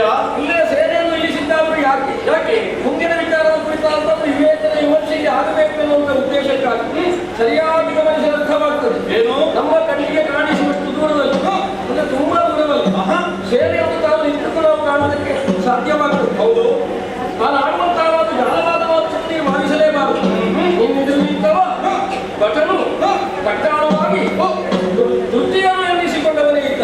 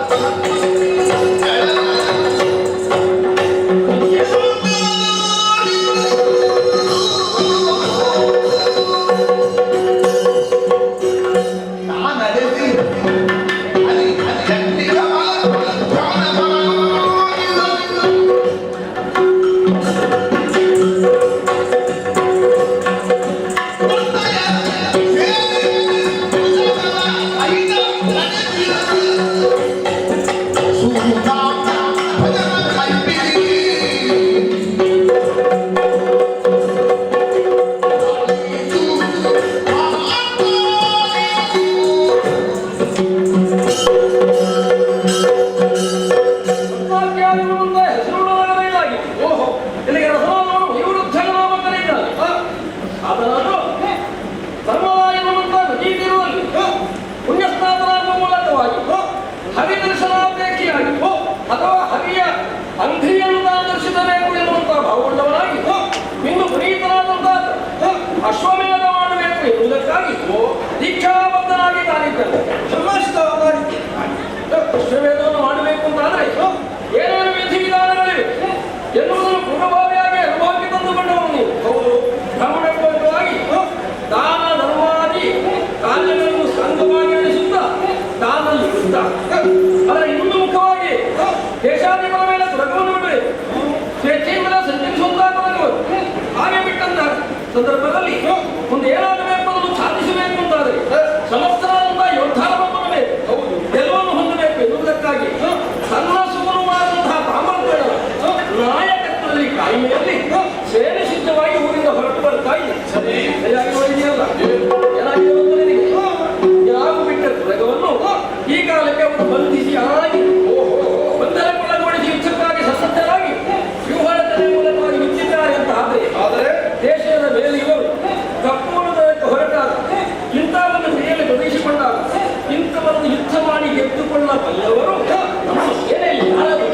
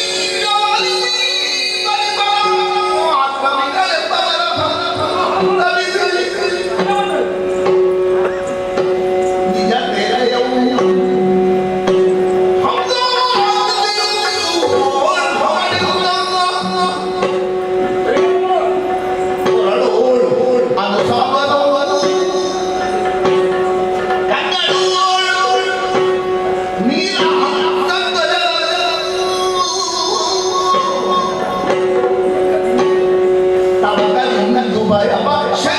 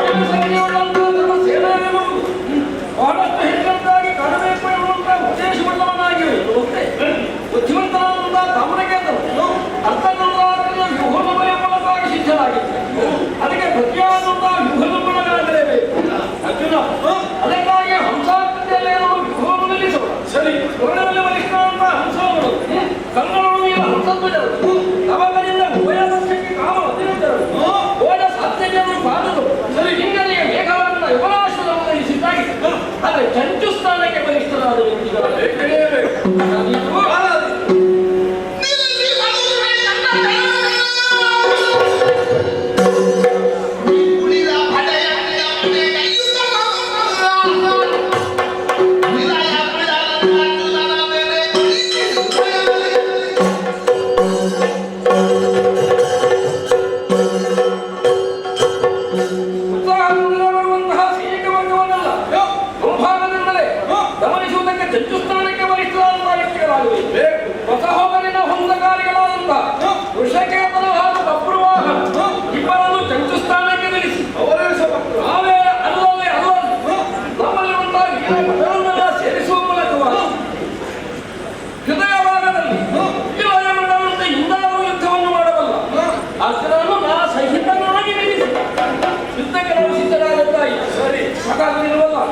ಯುದ್ಧ ಸನ್ನದ್ಧ ಆಗಿದೆ ಎನ್ನುವುದು ಪ್ರತಿಭಟನೆಯಾಗಿ ಗೊತ್ತಾಗಬೇಕು ಅಂತಾದ್ರೆ ಅದಕ್ಕಾಗಿ ಸುಧಾರಣೆ ಮುಂದಾಗುವುದು ನಿಜ.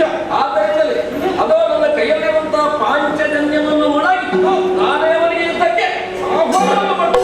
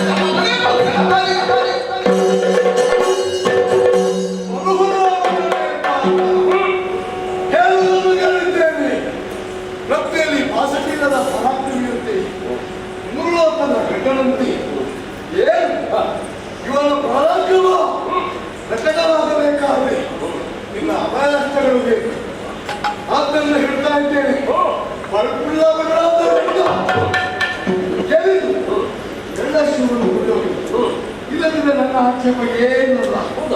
ಹಿಂದಕ್ಕೆ ಹೋಗಲಿ. ಚಂದ್ರವಂಶದಲ್ಲಿ ಇದ್ದಂತಹ ಹಿರಿಮೆ ಗರಿಮೆ ನನಗಿದೆ ಎಂಬಂತಹ ಛಲದಿಂದ ಯುದ್ಧ ಮಾಡ್ತಾನೆ ಇವ. ಯಾವತ್ತೂ ಉಂಟು.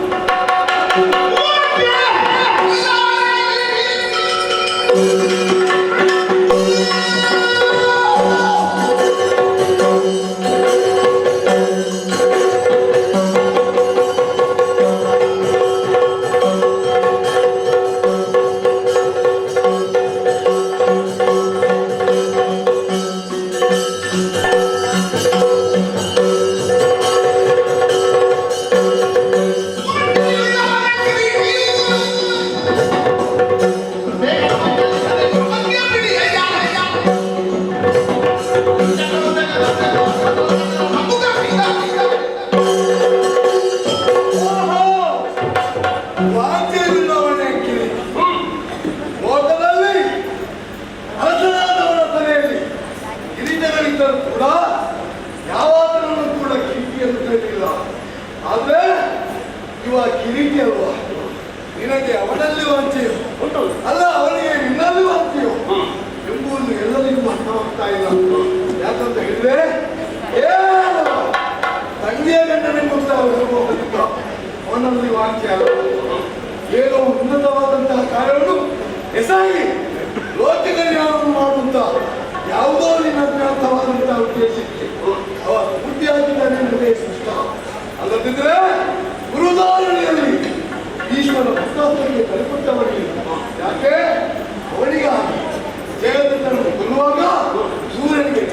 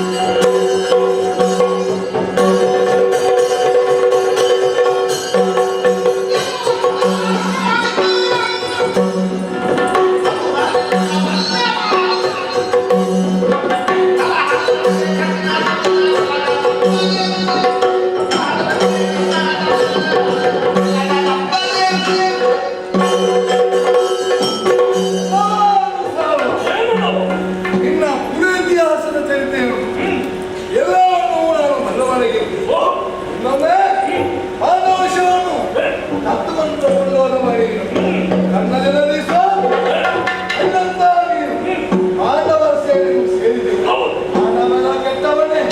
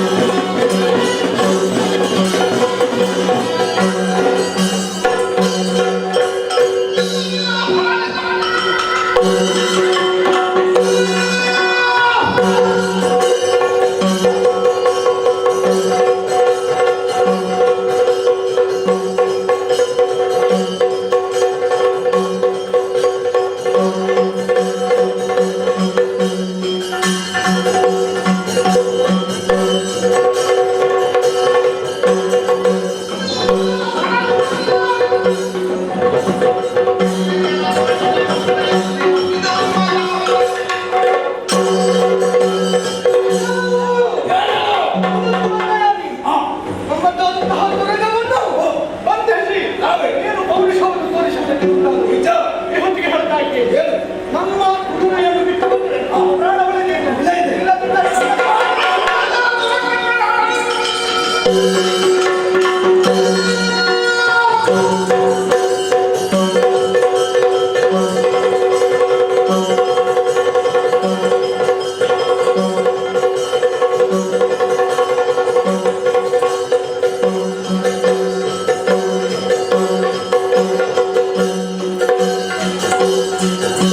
¡Gracias!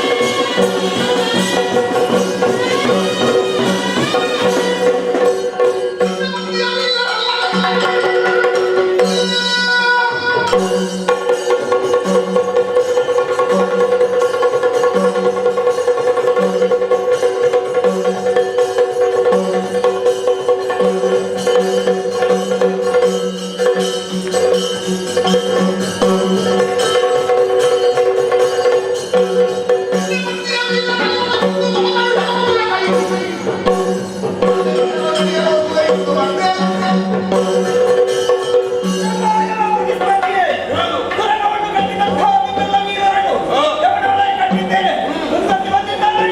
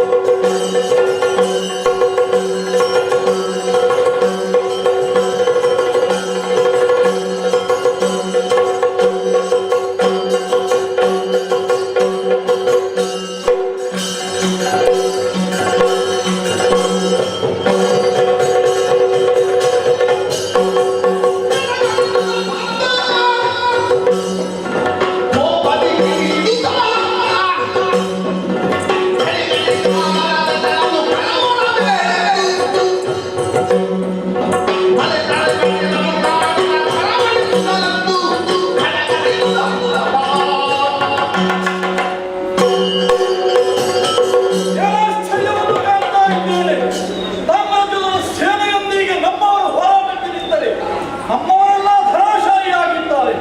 ಯಾಕೆ ಈ ರೀತಿ ಆಗ್ತಾ ಉಂಟು? ಆದರೆ ಅರ್ಜುನಂತಹ ನನ್ನಲ್ಲಿ ಉತ್ಸಾಹ ದ್ವಿಗುಣವಾಗ್ತಾ ಇದೆ. ಕೃಷ್ಣ ಪರಮಾತ್ಮನಿಗೆ ಆಜ್ಞೆಯನ್ನು ಕೊಟ್ಟೆ, ನನ್ನ ರಥವನ್ನು ಆಗಲಿಗೆ ಹಾರಿಸುವೆನೋ ಹಾಗೆ.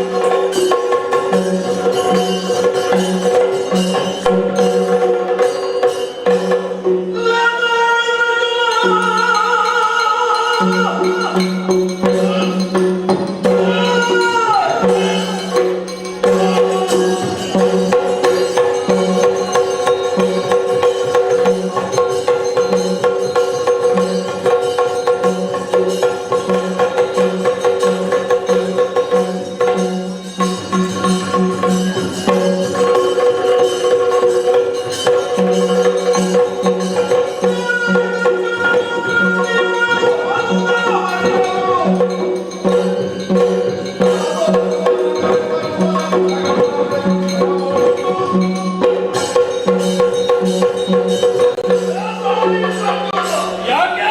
ಗೋತ್ರ ಹತ್ಯೆಯ ಭಯ ಪಾಂಡವರಿಗೆ ಬಂತಲ್ಲ. ಸಮುದ್ರದ ನೆಟ್ಟತನ ಉಪ್ಪಿಗೆ ಬಡತನ ಅಲ್ವ ನಿಮಗೆ? ವಾಸುದೇವ ಅವನಿಗೆ ಸ್ವಲ್ಪ ನಿದ್ದೆಯಲ್ಲಿ ಹೇಳಿದ್ರು ಪಾತಕ ಕಳೆದು ಹೋಗ್ತದೆ. ಯಾಕೆ ಬರ್ತದೆ ಅಂತ ಕೇಳಿದ್ರೆ, ನಿಮಗೆ ಕೂಡದೇ ಇರುವಾಗ ದೇವರು ಬೇಕು, ಸ್ವಲ್ಪ ಕೂಡುವಾಗ ದೇವರು ಏನು ನೆನಪು ಬರುವುದಿಲ್ಲ. ಕಿರಾತಾರ್ಜುನದಲ್ಲಿ ನೀನೇ ಅಲ್ವಾ ಮುಂದೆ ಹೋದದ್ದು? ಎಳೆ ತಿಂದಿದ್ದಿ, ನೀರು ಕುಡಿದಿದ್ದಿ, ಗಾಳಿ ಸೇವಿಸಿದ್ದಿ. 3-4 ತಿಂಗಳು ಇಲ್ಲದಂತ ನಾನು ಎನ್ನುವ ಭಾವ ಹಂದಿಯನ್ನು ನೋಡುವಾಗ ಬಂತು. ತಪಸ್ಸು ಮಾಡಿದವನಿಗೆ ಹಂದಿಯನ್ನು ನೋಡುವಾಗ ನಾನು ಎನ್ನುವ ಭಾವ ಬಂದ್ರೆ ಮತ್ತೆ ಚಕ್ರವರ್ತಿ ಪೀಠದಲ್ಲಿರುವಾಗ ದೇವರನ್ನು ಮರೆಯುವುದು ದೊಡ್ಡ ವಿಷಯ ಅಲ್ಲ. ನಿಮಗೂ ಸ್ವಲ್ಪ ಭಂಡಾರ ಬರಿದಾಗಿದ್ದ ಕಾಣ್ತದೆ. ತುಂಬಿಸಲಿಕ್ಕೆ ಏನು ಮಾಡುವುದು? ಕೇಳಲಿಕ್ಕಾಗುವುದಿಲ್ಲ. ಸಾಲ ಕೇಳಿಯವನಿಗೆ ಅಭ್ಯಾಸ ಇಲ್ಲ, ಕದಿಯುವುದಕ್ಕೆ ದೊಡ್ಡತ್ತಿಗೆ ಬಿಡುವುದಿಲ್ಲ. ಹಾಗಾಗಿ ಧಾರ್ಮಿಕ ಕಾರ್ಯಕ್ರಮ ಅಂತ ಹೇಳಿ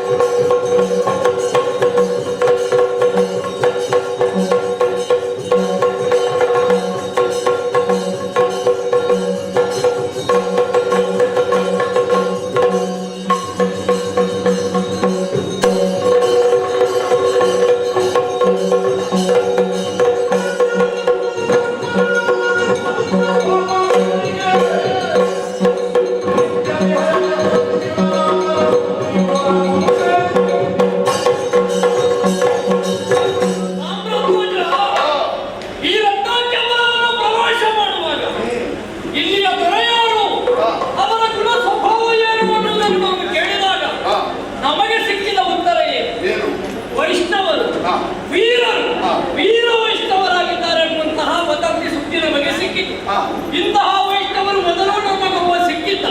ಹಾಗಿದ್ರೆ ವೈಷ್ಣವರು ಅಂತ ಹೇಳಿದ ಮೇಲೆ ಪಾಂಡವರಾದಂತಹ ನಾವು ಏನು, ನಮ್ಮ ಧರ್ಮ ಏನು ಅನ್ನೋದನ್ನು ಹೇಳಬೇಕು ಅಂತ ಇಲ್ಲ ಅಂತ ನಾನು ಆಲೋಚನೆ ಮಾಡಿದ್ರೆ ಬಹುಶಃ ಅವನ ಮಗ ಇರಬೇಕು.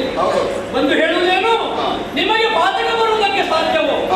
ಕೃಷ್ಣಸ್ವಾಮಿ ಇರುವಾಗ ಇಂತಹ ಪಾತಕ ನೀನು ತಿಳಿದದ್ದು ಸ್ವಲ್ಪ ಕಡಿಮೆ ಆಯಿತು ಹುಡುಗ.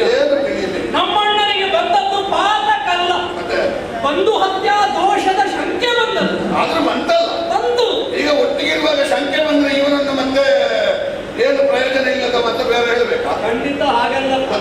ಈ ಪಿಡಿಮಟ್ಟೆ ತೊಟ್ಟವನಿಗೆ ಸ್ವಲ್ಪ ಕೊಳೆ ಕಲೆಯ ಭಯ ಇರುವುದು. ಆದರೆ ಒಂದುಂಟು, ನೀರಿಲ್ಲದೆ ತೊಳೆಯುವ ಇದ್ದಾನೆ, ಮತ್ತೆ ಕಲೆ ಆಗ್ತದೆ ಅಂತ ಯಾಕೆ? ಅವನೇ ಇದು ಒಂದು ವೇಳೆ ಗಂಗೆಯನ್ನೇ ಪಾತ್ರದಲ್ಲಿ ಇರಿಸಿಕೊಂಡವ ಇದ್ದಾನೆ, ಬಿಳಿ ಬಟ್ಟೆಯಲ್ಲಿ ಕಲೆ ಅದೀತ ಅಂತ ಯಾಕೆ ತಲೆಗಿಸಿ? ಈಗ ಈ ರೀತಿಯಾಗಿ ಅಶ್ವಮೇಧ ಮಾಡುವುದು ನಾವು ಮಾತ್ರ ಅಲ್ಲ, ತ್ರೇತೆಯ ಕತೆ ಗೊತ್ತು ನನಗೆ. ಮರ್ಯಾದ ಪುರುಷೋತ್ತಮ ರಾಮಚಂದ್ರಮ್ಮ ರಾವಣನ ಒದಗೆ ಬೇಕಾಗಿ ರಾಮಾವತಾರವನ್ನು ಎತ್ತಿ ಬಂದ. ರಾವಣ ಲೋಕಕಂಟಕನಾಗಿರುವಂತಹ ಕಾಲಕ್ಕೆ ವೈಕುಂಠ ಲೋಕಕ್ಕೆ ದೇವಾನುದೇವನಿಗೆ ಹೋಗಿ ಹುಡುಕೊಟ್ಟಾಗ ಸಮಯ ಬರಲಿಲ್ಲ. ಅವನ ಒದಗೆ ಬೇಕಾಗಿ ನಾನೊಂದು ರೂಪವನ್ನು ತಾಳಿ ಬರ್ತೇನೆ ಎಂಬುದಾಗಿ ಹೇಳಿದ. ಹಾಗಿದ್ರೆ ರಾವಣ ಲೋಕಕಂಟಕ ಎಂಬುದು ವಿದಿತವಾಗಿದ್ರು ಕೂಡ ಅಂತಹ ರಾವಣನನ್ನು ಕೊಂದದ್ದರಿಂದ ರಾಮದೇವನಿಗೆ ಯಾವುದೇ ಪಾಪ ಬರುವುದಿಲ್ಲ. ಆದರೂ ರಾಮಾಶ್ವಮೇಧ ಆಗಲಿಲ್ವ ಹೇಳು? ಅವರಿಗೆ ಬಂದದ್ದೇ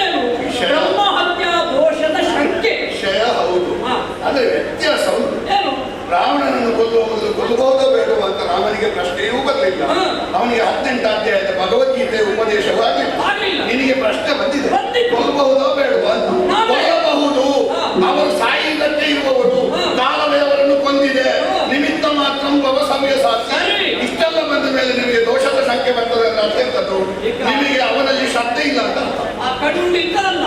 ಈಗ ಅವನಿಗೆ ಶ್ರದ್ಧೆ ಇಲ್ಲ ಅಂತಾದ್ರೆ ಕೇವಲ ನಮ್ಮ ಅಣ್ಣನ ತೀರ್ಮಾನ ಅಲ್ಲ, ವೇದವ್ಯಾಸರು ಹೇಳಿದ್ದಾರೆ. ನೀನು ಯಾರ ಬಗ್ಗೆ ನೀನೀಗ ಹೇಳ್ತೀಯೋ ಅದುವೇ ಕೃಷ್ಣದೇವರು ಕೂಡ ಹೇಳ್ತಾರೆ, ಶ್ರೀಕೃಷ್ಣ ಪರಮಾತ್ಮ. ನಿನಗೆ ಅಂತಹ ಶಂಕೆ ಉಂಟು ಅಂತಾದ್ರೆ, ಅನುಮಾನ ಉಂಟು ಅಂತಾದ್ರೆ ಪರಿಹಾರ ಮಾಡುವುದಕ್ಕೆ ಅಶ್ವಮೇಧ ಮಾಡಬಹುದು. ಇದು ಧರ್ಮ. ಈಗ ನಮಗೆಲ್ಲ ಬಂದ ಸುದ್ದಿ ಹೇಗೆ ಅಂತ ಕೇಳಿದ್ರೆ, ವೇದವ್ಯಾಸರು ಹೇಳಿದ್ರೆ, ಕ್ಷಾತ್ರ ಧರ್ಮ ವೀಕ್ಷಿಸಲು ನಿನಗೆ ಗೋತ್ರ ಪದೆಯ ಪಾತಕವು ತಪ್ಪುದೇ ಬರ್ತದೆಯೇ? ಬರ್ತದೆ ಅಂತ ಹೇಳಿದಲ್ಲ, ಬರ್ತದೆಯೇ? ಮತ್ತೆ ನಿನಗೆ ತಲೆ ವಿಷಯ ಆಗ್ತದೆ, ಅದು ಒಂದು ಮಾಡು. ಯಾಕೆ ಕೃಷ್ಣ ಯಾಕೆ ಹೇಳಿದ್ರು? ಕೃಷ್ಣ ಹೇಳಿದ್ದನ್ನೆಲ್ಲ ನಿರ್ಣಯ ಅಂತ ಭಾವಿಸಬೇಡ ನೀನು. ಅವ ಬೇರೆ ಬೇರೆ ಅವತಾರ ತಾಳಿದ್ದಾನೆ. ನಾರಾಯಣನಾಗಿ ಇಂದ್ರನಲ್ಲಿ ಹೇಳಿದ್ದಾನೆ ಮಿತ್ರವಧೆ ಮಾಡು ಅಂತ. ಆಮೇಲೆ ಬ್ರಹ್ಮಹತ್ಯೆ ದೋಷ ಬರಲಿಲ್ವಾ? ಅವ ಬರುವುದಿಲ್ಲ ಅಂತ ಹೇಳಿದ್ರೆ ಬರ್ತದೆ, ಬರ್ತದೆ ಅಂತ ಹೇಳಿದ್ರೆ ಬರುವುದಿಲ್ಲ. ಹೇಳಲಿಕ್ಕಾಗುದಿಲ್ಲ ಅವನ ನಿರ್ಣಯ. ಅಲ್ಲ, ಕೃಷ್ಣನ ಬಗ್ಗೆ ಹುಡುಗನಾದ ನೀವು ಒಬ್ಬ ಪ್ರಬುದ್ಧನಾದ ನನ್ನ ಮುಂದೆ ಮಾತಾಡುವುದು ವಿಷಯ ಇದು ಒಟ್ಟಿಗಿರುವಾಗ ಕೆಲವೊಬ್ಬರಿಗೆ ಗೊತ್ತಾಗುದಿಲ್ಲ. ಈಗ ತೀರ್ಥಕ್ಷೇತ್ರದಲ್ಲಿ ಕಪ್ಪೆ ಇರ್ತದೆ, ಕಾಗೆ ಇರ್ತದೆ, ಅದಕ್ಕೆ ತೀರ್ಥ ಸ್ನಾನ ಆಗ್ತದೆ ಹೇಳು. ದೂರದಿಂದ ಬಂದವರೇ ತೀರ್ಥ ಸ್ನಾನ ಅಂತ ಮಾಡಿಕೊಳ್ಳುವುದಲ್ಲ, ಅದರಲ್ಲಿ ಒಂದು ಹೇಳಬೇಕಾ, ಈ ಅನುಮಾನ ಅನ್ನೋದು ಯಾರಿಗೂ ಇರಬಾರದು, ಆ ಶಂಕೆ ಅನ್ನೋದು ಇರಬಾರದು. ಹಾಗಿದ್ರೆ ಆ ಶಂಕೆ ಹೋಗಬೇಕು ಅಂತಾದ್ರೆ ಒಂದು ಅಶ್ವಮೇಧ ಮಾಡು. ಈಗ ನಮಗೆ ಧನದ ಸಂಪಾದನೆಯ ಮುಖ್ಯ ಹೌದು ಅಂತಾದ್ರೆ ಈಗ ನೀವು ಎಷ್ಟು ಆಗೋಗ್ಬಿಡ್ತೀವಿ ಅಲ್ವಾ? ಇಷ್ಟುವರೆಗೆ ನಿಮಗೆ ದೇವರ ಸಿಕ್ಕಿದ್ದ ಅಲ್ಲ, ನಮ್ಮದು ಹಾಗೆಲ್ಲ ಪಟ್ಟಿಯೇ ಇಲ್ಲ. ನಮ್ಮ ಯಾಗದ ಹಿನ್ನೆಲೆಯಲ್ಲಿ ಏನು ಅಂತ ಬೇರೆ ಅಲ್ವಾ? ಈಗ ಧನದ ವ್ಯಾಮೋಹವೇ ನಮಗೆ ಹೌದು ಅಂತಾದ್ರೆ ನಾವು ಬರೆಯುವಂತಹ ಲಿಖಿತ ಕರ್ನಾಟಕದಲ್ಲಿ ಬರೆಯುತ್ತಿದ್ದೆವು. ನಾವು ಹೇಳಿದ್ದೇವೆ ಕಪ್ಪವನ್ನು ಕೊಡಬೇಕು, ಇಷ್ಟೇ ಹೇಳಿದ್ದು, ಇಷ್ಟೇ ಕೊಡಬೇಕು ಅಂತ ನಾವು ಹೇಳಿದ್ದೇವೆ. ನಮಗೆ ಧನದ ಲೋಭ ಉಂಟು ಅಂತಾದ್ರೆ ಇಷ್ಟೇ ಕೊಡಬೇಕು ಅಂತ ನಾವು ಅದರಲ್ಲಿ ಬರೆಯುತ್ತಿದ್ದೇವೆ. ಇಷ್ಟೇ ಕೊಡಬೇಕು ಅಂತ ನೀವು ಹೇಳದೇ ಇದ್ರು ಹೋದಲ್ಲೆಲ್ಲ ಕಪ್ಪ ಕೊಡಬೇಕು. ಹೌದಾ? ಹೌದು. ಪಾಂಡವರಿಗೆಲ್ಲ ಇದು ವಿಷಯ ಅಂತ ಗೊತ್ತುಂಟ. ದೊಡ್ಡವರ ಮನೆಗೆ ಹೋದ್ರೆ ನಮಗೆ ಏನು ಸಿಗುವುದಿಲ್ಲ. ಯಾಕೆ? ದೊಡ್ಡವರ ಮನೆಯಲ್ಲಿ ನಮಗೆ ಸೇವೆ. ದೊಡ್ಡವರು ನಮ್ಮಲ್ಲಿಗೆ ಬಂದ್ರೆ ಅವರಿಗೆ ಕಡಿಮೆ ಕೊಡ್ಲಿಕ್ಕೆ ಆಗುದಿಲ್ಲ. ಅವರು ದೊಡ್ಡವರು, ಪಾಂಡವರು ದೊಡ್ಡವರಲ್ವಾ, ಬರೇ ಕಡಿಮೆ ಕೊಡ್ಲಿಕ್ಕೆ ಆಗ್ತದ? ಅದು ನಿಮಗೆ ಗೊತ್ತುಂಟು, ಕಡಿಮೆ ಆಗಿ ಕೊಡುವುದಿಲ್ಲ. ಈ ಹುಡುಗರಲ್ಲಿ ಮಾತಾಡುವುದೇ ನಮಗೆ ಕಷ್ಟ ಆಗುವುದು. ಈಗ ನೀನು ಅಷ್ಟು ಕೊಡು ಇಷ್ಟು ಕೊಡು ಅಂತ ಹೇಳಿಲ್ಲ, ನೀನು ಒಂದು ವರಹ ಕೊಟ್ಟರು ಸಾಕು, ಇಷ್ಟೇ ಕೊಡಬೇಕು ಅಂತ ನಾವು ಹೇಳಿದ್ದಲ್ಲ. ಈಗ ನೀವು ಈಗ ಹೇಳುವ ಅಶ್ವಮೇಧ ಮಾಡಿಲ್ವಾ? ನಿಮಗೆ ಧನದ ಲೋಭವ? ನಿಮಗೆ ಏನು ದೇವರನ್ನು ಕಾಣಬೇಕನ್ನುವಂತ ಉದ್ದೇಶ? ಇದು ಧನದ ಲೋಭಕ್ಕಾಗಿ ಮಾಡುವಂತದ್ದಲ್ಲ, ನಿಮಗೆ ದೇವರನ್ನು ಕಾಣುವಂತಹ ಒಂದು ಸಂಕಲ್ಪ. ನಮ್ಮಣ್ಣನಿಗೆ ಬಂದಂತಹ ಶಕ್ತಿಯ ನಿವಾರಣೆಗೆ ಬೇಕಾಗಿ ನಾವು ಮಾಡಿದಂತಹ ಅಶ್ವಮೇಧ. ಹಾಗಾಗಿ ಹೇಳ್ತೇನೆ ಹುಡುಗ, ನಿನ್ನ ಅಪ್ಪನಲ್ಲಿ ಬೇಕಾದ್ರೆ ಇದರ ಬಗ್ಗೆ ಹೇಳ್ಬೋದು. ನನ್ನ ವಿಷಯ ಗೊತ್ತಿಲ್ಲ ನನಗೆ, ಎಷ್ಟು ದಿಗ್ಗಟ್ಟಾಗಿ ಗೊತ್ತಿದ್ದಾರೆ. ನನ್ನ ಮುಂದೆ ಎಂತೆಂತಹ ಘಟಾನುಘಟಿಗಳು ಬಂದಿದ್ದಾರೆ, ಅಂತವರನ್ನು ಸೋಲಿಸಿ ಅಂತವರನ್ನು ಸಾರಿಸಿ ಬಂದ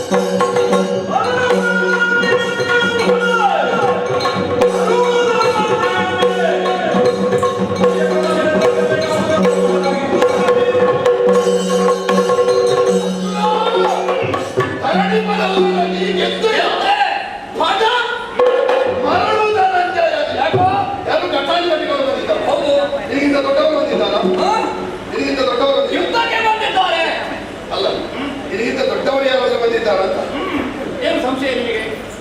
ಬಂದಿದ್ದಾರೆ. ನೀನು ಸಣ್ಣವ ಸೋಲಿಸಿದ್ದೆ ಅವರನ್ನು. ಹಾಗಾದ್ರೆ ನೀನು ದೊಡ್ಡವಾದ ಸಣ್ಣವನಾದ ನಾನು ಸೋಲಿಸಲಿಕ್ಕೆ ಆಗೋದಿಲ್ವಾ? ನೀನು ಸೋಲಿಸಿದ್ದಲ್ವೋ? ನಮ್ಗೆಲ್ಲ ಕುರುಕ್ಷೇತ್ರದ ಕೊನೆಗೆ ಗೊತ್ತುಂಟು. ಯಾವಾಗಲೂ ನೀನು ರಥ ಹತ್ತುವುದು ಮೊದಲೇ, ನೀನು ರಥ ಹತ್ತುವುದು ಮೊದಲೇ, ಕೃಷ್ಣ ಹತ್ತುವುದು ಮತ್ತೆ. ಇಳಿಯುವಾಗ ನೀನು ಮೊದಲು ಇಳಿಯುವ. ಕೊನೆಯ ದಿವಸ ಮೊದಲು ಯಾಕೆ ಇಳಿಬೇಕು ನಾನು ಅಂತ ಕೇಳುವಾಗ ಏನು ಕ್ರಮದ ಶಿಕ್ಷೆ ಆಗಿದೆ ಅದು ಗೊತ್ತಾದ್ದು ಮತ್ತೆ ಏನಾಯ್ತು? ಸುಟ್ಟೋಯ್ತು. ಯಾಕೆ ಸುಟ್ಟೋಯ್ತು? ವಿರೋಧಿಗಳ ಬಾಣ ಮತ ರಥದ ಅರಿಸಿ ನಿಂತಿತ್ತು. ಒಂದು ಕಿಡಿ ತಾಗಿದ್ರೆ ಅರ್ಜುನನ ಅವತ್ತೇ ಉತ್ತರ ಕ್ರಿಯೆ ಆಗ್ತಿತ್ತು. ಗೊತ್ತುಂಟ ನನಗೆ? ಹಠ ಮಾಡುವುದು ಧನಂಜಯ, ಕೃಷ್ಣ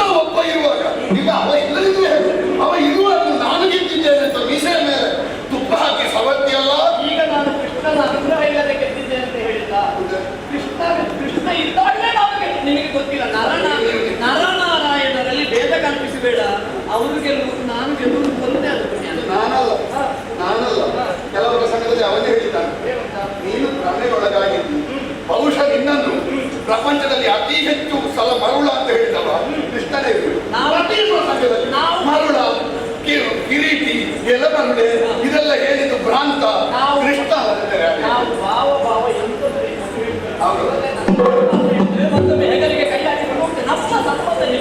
ಆದ್ರೆ ಒಂದುಂಟು, ನೀವು ನಿಮ್ಮ ಸಂಬಂಧವನ್ನು ಬೀದಿಯಲ್ಲಿ ಬಿಟ್ಟ ಮೇಲೆ ಬೀದಿಯವರು ಪ್ರಶ್ನೆ ಮಾಡ್ತಾರೆ, ನೀವು ಮನೆಯೊಳಗೆ ಇರಲಿಲ್ಲ, ನೀವು ಮನೆಯೊಳಗಿದ್ದದನ್ನೆಲ್ಲ ಹೊರಗೆ ತಂದಿದ್ದೀರಿ. ಹತ್ತಿನಾವತಿಯ ಮನೆಯೊಳಗಿದ್ದು ಹೊರಗಾಗಿದೆ, ನಮ್ಮದು ಹೊರಗಿದ್ದು ಒಳಗೆ ಉಂಟು. ನೀವು ಪ್ರಚಾರದಲ್ಲಿ ಇರುವವರು, ಹಾಗಾಗಿ ನಿಮ್ಮ ಭಾವಭಾವನ ಸಂಬಂಧ ನಮಗೂ ಒಂದು ಭಾವವನ್ನುಂಟು ಮಾಡ್ತದೆ. ಹಾಗಾಗಿ ಧರಣಿ ಪಾರಲ್ಲವ ನೀ ಗೆದ್ದದನ್ನು ಬಿಡ. ಅವನ ಕಣ್ಣದಿಂದ ಗೆದ್ದದ್ದು ಬಿಟ್ಟರೆ ಬೇರೆ ಏನಲ್ಲ. ಅವನೊಟ್ಟಿಗೆ ಇದ್ದಿ ಎನ್ನುವಂತ ದೊಡ್ಡತ್ತಿಗೆ ಬೇಡ. ಒಟ್ಟಿಗಿರುವುದೇ ದೊಡ್ಡ ವಿಷಯ ಅಲ್ಲ, ಮಾನಸಿಕವಾಗಿ ಒಟ್ಟಿಗಿರ್ತಾರೆ ಅಂತ ಮುಖ್ಯ. ಜಯ ವಿಜಯಕ್ಕೂ ಶಾಪ ಸಿಕ್ಕಿದೆ, ನೆನಪಿಟ್ಟು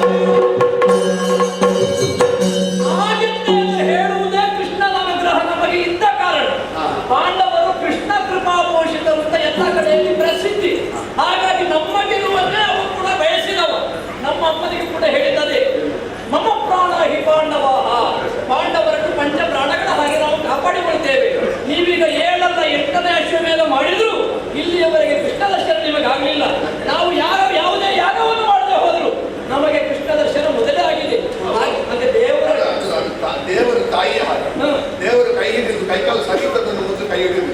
ಕೈಕಾಲು ಸರಿ ಇಲ್ಲದ ಮಗುವಿನಂತೆ ಹೆಚ್ಚು ಕೈ ಹಿಡಿಯುವುದು. ಹಾಗಿದ್ರೆ ಕೈಕಾಲು ಸರಿ ಇಲ್ಲದ ಮಗು ಬೇರೆ, ಕೈಕಾಲು ಸರಿ ಇದ್ದ ಮಗು ಬೇರೆ. ಕೈಕಾಲು ಸರಿ ಇದ್ದ ಮಗು ನಡೆದುಕೊಂಡು ಹೋಗ್ತದೆ, ಬೀಳ್ತದೆ ಅಂತ ಆಗುವ ಕೈ ಹಿಡಿಯುವುದು. ನಿಮಗೆ ನಡಿಲಿಕ್ಕೆ ಗೊತ್ತಿಲ್ಲ ಅಂತ ಗೊತ್ತುಂಟು ಅವನಿಗೆ, ಹಾಗಾಗಿ ಬೇಗ ಬಂದು ಕೈ ಹಿಡಿಯುವುದು. ನೀನು ಹೀಗೆ ಮಾತಾಡಿದ್ರೆ 8 ಅಲ್ಲ 18 ಮಾಡಿದ್ರು ನಿನಗೆ ದರ್ಶನ ಆಗುದಿಲ್ಲ. ನಿನ್ನ ಅಪ್ಪನ ಆಶೆಯನ್ನು ನೀನು ಬಂದ ಮಾಡಬೇಡ. ನೀನು ಒಂದೇ ಹೇಳ್ಬೇಕು, ನಮಗೆ ತಡಾದಷ್ಟು ಹೆಚ್ಚು ಫಲ ಯಾಕೆ ಗೊತ್ತುಂಟ, ಲೋಕದ ಕ್ರಮವೇ ಹಾಗೆ. 18 ತಿಂಗಳಿನಲ್ಲಿ ಯಾವುದಾದ್ರೂ ಫಲ ಬಂದ್ರೆ ಅದು ಬೇಗ ಹೋಗ್ತದೆ ಅಂತ ಲೆಕ್ಕ. ಒಂದು 7-8 ವರ್ಷದ ಮೇಲೆ ಫಲ ಬರುವುದು, ಕೆಲವು ಸಮಯ ಉಳಿತದೆ ಅಂತ ಲೆಕ್ಕ. ನಿಮಗೆ ಬೇಗ ಫಲ ಬಂದಿದೆ, ಹಾಗಾಗಿ ಹೆಚ್ಚು ಸಮಯ ಉಳಿಯುವುದಿಲ್ಲ. ನಮಗೆ ತಡವಾಗಿ ಬಂದದ್ದು ಹೆಚ್ಚು ಸಮಯ ಉಳಿತದೆ. ಹೋಗುವ ಫಲದ ಪುಣ್ಯಪ್ಪ, ನೀನು ಹೀಗೆ ಮಾತಾಡಿದ್ರೆ ನೀವು ಬೆಳೆಯುವ ಮೊದಲೇ ಕೆಳಗೆ ಬೀಳ್ತು. ಗೊತ್ತಾಯ್ತು ನಿಮಗೆ? ಇನ್ನ ಹಾಗೆ ಯಾರ್ಯಾರು ಮಕ್ಕಳಿಂದೆಲ್ಲ ಬೈಬಲ್ ತಿನ್ನುವುದಕ್ಕಿಲ್ಲ, ಬೇಗ ಹೋಗುವುದೇ ನಮ್ಮಂತ ಹುಡುಗರಿಂದ ಇತ್ತು. ಎಲ್ಲಿಯೆಲ್ಲ ಹೇಳುವುದಿಲ್ಲ ನಾನು. ಒಂದು ನೀರು ಇದು ಯಾರು ಪಾಂಡವಾಶ್ರಮೇಧ ಅಂತ ಹೆಸರಿದ್ದಾರೆ. ಅರ್ಜುನಗಳು ಅಮೃತಂ ಬಾಲಭಾಷಿತ ಗೊತ್ತುಂಟ. ಈ ಮಕ್ಕಳು ಮಾತಾಡಿದ್ರೆ ನಮಗೊಂದು ಬಾಲಭಾಷಿತ. ಹೌದಾ? ಹಾಗಾಗಿ ಹೆಚ್ಚು ಕೊಟ್ಟರು ಬಾಲಭಾಷಿತ ಅಂತ ತಿನ್ನುವುದೇ. ಅಯ್ಯೋ, ಈಗ ಸಣ್ಣ ಸಣ್ಣ ಮಗುವನ್ನು ಹೋಗಿ ತಾಯಿಯ ಎದೆ ಊರಿನವರ ಮಕ್ಕಳು ನಮ್ಮ ಮಗನ ಕೈಯಲ್ಲಿ ಸತ್ತಿದ್ದೆ ಅಂತ. ಬದುಕಿದ್ದೀಯ ಅದೌದು, ಒಮ್ಮೆ ಸತ್ತದ್ದು ಸತ್ತದೆ. ಮತ್ತೆ ನಾವೆಲ್ಲ ಸತ್ತು ಬದುಕಿದ್ದೇವೆ, ನೀನು ಸತ್ತೆ ದೇವರ ಅಣೆ. ನಾನು ಹಾಗಲ್ಲ, ಹಾಗಾಗಿ ನಾವು ಸತ್ತು ಬದುಕ್ತೇವೆ. ಹೇಗೆ ಗೊತ್ತುಂಟ ನನಗೆ ಕ್ರಿಕೆಟ್ ಎಷ್ಟಾಗಿ ಗೊತ್ತು. ನಿನಗೆ ಒಂದು ಬಂದ ದುರಂತವೇ. ನೀನು ಹೇಳಿ ನಮಗೆಲ್ಲ ಗೊತ್ತಾಗಿ ಗೌರವ ಕೊಡಬೇಕಲ್ವ. ಅರ್ಜುನ ಅಂತ ಹೇಳಿದ್ರೆ ಗೌರವ ಕೊಡುವಂತ ವೈಷ್ಣವರು. ಕೆಲವರಿಗೆ ಗೊತ್ತಿರುವುದಿಲ್ಲ. ನಿನ್ನ ಅಪ್ಪನಿಗಾದ್ರೆ ಅವ ಬರ್ತಿದ್ರೆ ನನ್ನ ಕಾಲು ಹಿಡಿದಿದ್ದ. ನೀನು ಈಗ ಬಂದ ಪ್ರವರ್ಧಮಾನಕ್ಕೆ ಬಂದ ಹುಡುಗ ಹೋಗಿ ನನ್ನ ಅಪ್ಪ ಯೋಚಿಸಿ, ನನ್ನ ಅಪ್ಪನ ಪ್ರವೃತ್ತಿ ನನಗಿಲ್ಲ ಅಂತ ಆಕ್ಷೇಪ ಮಾಡುವ ನೀನು. ಆಕ್ಷೇಪ ಅಲ್ಲ, ನೀವು ಕಲಿಬೇಕು. ಯಾರಿಗೆ ಹೇಗೆ ಮಾತಾಡಬೇಕು ನೀನು ಯೋಚಿಸಿ. ಅಣ್ಣನ ಪ್ರವೃತ್ತಿಯೇ ನಿನಗಿಲ್ಲ. ಧರ್ಮರಾಯ ಅಂದ್ರೆ ಎಂತ, ಅರ್ಜುನ ಅಂದ್ರೆ ಎಂತ, ಏಳು ಅಂದ್ರೆ ಏಳು ಹಾಗಲ್ಲ ವ್ಯತ್ಯಾಸ ಉಂಟು. ಮತ್ತೆ ಅಪ್ಪ ಮಗನಿಗೆ ವ್ಯತ್ಯಾಸ ಉಂಟು ಅನ್ನೋ ವಿಷಯ. ಅವ ಎಂತ ಒಂದು ಕೃಪಾಳು. ನೀನು ಓದಿ ನೀನು ಇದ್ದಲೆಲ್ಲ ನಿನ್ನ ಕೈ ಎತ್ತಲಿಕ್ಕೆ ನಿನಗೆ ಗೀತೆ ಉಪದೇಶ ಮಾಡಿದ್ರು ಪೂರ್ತಿ ಅದನ್ನು ಅಡಗಿಸಿಕೊಳ್ಳಲು. ಇನ್ನೊಮ್ಮೆ ಹೇಳು ಇನ್ನೊಮ್ಮೆ ಹೇಳು ಇನ್ನೊಮ್ಮೆ ಹೇಳು ಅಂತ ಹೇಳಿ ಅದು ಕಾಯಿಸಿದ್ದ ಅಲ್ಲ, ಅದು ಭಗವದ್ಗೀತೆ. ನಿಮಗೆಲ್ಲ ಭಗವದ್ಗೀತೆ ಓದುವುದಕ್ಕೆ ಕಾರಣ ನಾನು ಗೊತ್ತಾಯ್ತು. ನಿಮಗೆ ಭಗವದ್ಗೀತೆ ಎಲ್ಲಿ ಸಿಗ್ತದೆ ನಿಮಗೆ? ನಿನಗೆ ಒಂದು ವಿಷಯ ಗೊತ್ತಿಲ್ಲ, ರಾಮಾಯಣದಲ್ಲಿ ಹೆಚ್ಚು ಕಥೆ ಪುಡಿ ರಾವಣನು. ಹಾಗೆ ರಾವಣನ ಪೂಜೆ ಮಾಡಲಿಕ್ಕಿಲ್ಲ, ರಾವಣನ್ನೇ ಪೂಜೆ ಮಾಡು. ನೀನು ಭಗವದ್ಗೀತೆ ಕೇಳುವುದಕ್ಕೆ ಕಾರಣ ಮಾತ್ರ. ನಮಗೆ ಭಗವದ್ಗೀತೆಯ ನಿರ್ಮಾತ ಯಾರು ಅಂತ ಕಷ್ಟ. ರಾವಣನ ಕಥೆ ಹೆಚ್ಚಿದ್ರು ರಾವಣಾಯಣ ಅಂತಾಗಲಿಲ್ಲ, ರಾಮಾಯಣ ಅಂತಲೇ ಆದ. ಕರೆಯುವುದಲ್ವ ಗೀತಾಚಾರ್ಯ ಅಂತ ಅವರನ್ನು ಕರೆಯುವುದು. ನೀನು ಆಚಾರ್ಯನಾಗಲಿಕ್ಕೆ ಹೋಗಬೇಡ, ನೀನು ಕಾರು. ಈಗ ನನಗೆ ಕೃಷ್ಣ ದರ್ಶನ ಆಗಬೇಕಾ ಮೊದಲು ನನ್ನ ಕಾರ್ಯ ಇಲ್ಲದ್ರೆ ಈ ಜನ್ಮದಲ್ಲಿ ಆಗುತ್ತೆ. ನನಗೆ ಕೃಷ್ಣ ದರ್ಶನ ಆಗುವುದಕ್ಕಿಂತ ಮೊದಲು ಅವರೊಂದು ಗುರುಪುತ್ರನನ್ನು ತರಲಿಕ್ಕೆ ಹೋಗಿದ್ದಾನೆ. ಯಾವುದು ಪಾಂಚಜನ್ಯ ಪ್ರಸಂಗ ನಂಬಿದ್ದಾನೆ. ಆ ಯಾವ ದರ್ಶನ ನಿಮಗೆ ಮಾಡಿಸ್ತಾರೆ.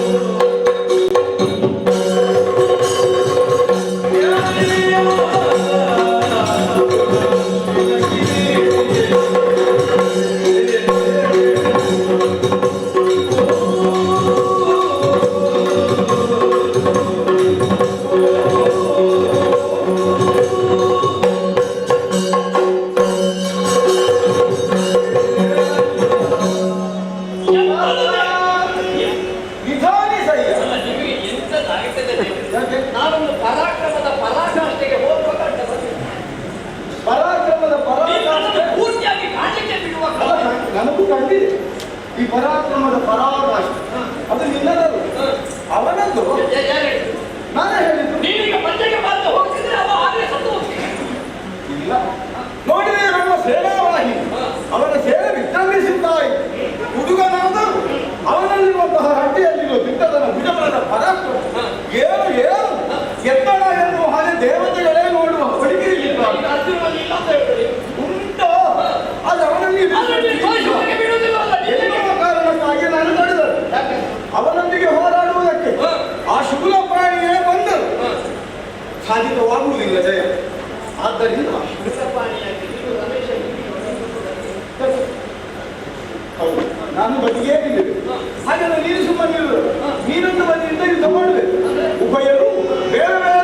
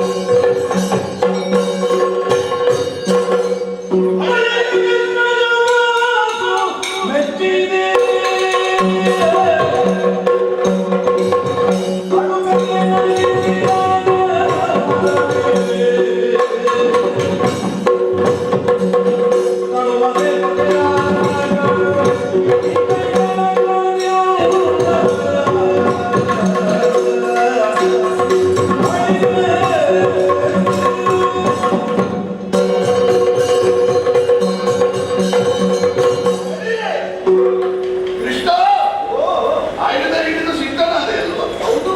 ಏನು ಮಾಡುವ? ಏನಾಯ್ತು? ಈ ಕ್ಷೇತ್ರದಲ್ಲಿ ಹಾಗೆ ಪೂಜೆ ಮಾಡ್ಲಿಕ್ಕೆ ಆಗುದಿಲ್ಲ, ರಣಕ್ಷೇತ್ರ ಅಲ್ವಾ? ಇಲ್ಲದ್ರೆ ಆಯುಧ ಹಿಡಿದ ನಮ್ಮ ದೇವರಿಗೆ ನಾವು ಪೂಜೆ ಮಾಡುದು ಹಾಗೆ. ಇಷ್ಟು ಕಷ್ಟದಲ್ಲಿ ಒಂದು ನೋಡ್ಬೇಕಲ್ವ? ಅಲ್ಲ, ಇಷ್ಟು ಕಷ್ಟದಲ್ಲಿ ಯಾಕೆಂತ ಕೇಳಿದೆ, ಸ್ವಲ್ಪವೂ ಅಳುಕದೆ ನನ್ನ ಮುಂಭಾಗದಲ್ಲಿ ಆಯುಧ ಹಿಡಿದು ನಿಲ್ಲುವಾಗ ಒಂದು ಸಲವೂ ಇವನು ನನ್ನ ಭಕ್ತ ಎನ್ನುವ ಭಾವ ಬರಲಿಲ್ವ ನಿನಗೆ? ಅಳುಕು ಬರಲಿಲ್ವ? ನಮೇ ಭಕ್ತ ಪ್ರಣಶ್ಯತಿ ಎನ್ನುವುದಾಗಿ ಹೇಳಿದ್ದು ಪ್ರಪಂಚದ ಪ್ರತಿಯೊಬ್ಬರ ನಾಲಿಗೆಯಲ್ಲಿ ಉಂಟು. ಅದು ಜೀವ ಜೀವ ಇರುವಾಗ ಈ ಭಕ್ತನಾದ ತಾಮ್ರಧ್ವಜನ ಮುಂಭಾಗದಲ್ಲಿ ಆಯುಧ ಹಿಡಿದು ನಿಲ್ತಿ ಏನು? ಈ ಸುದಿನ ಅವರದ್ದು ಸಲಹೆ. ಈ ಸುದಿನ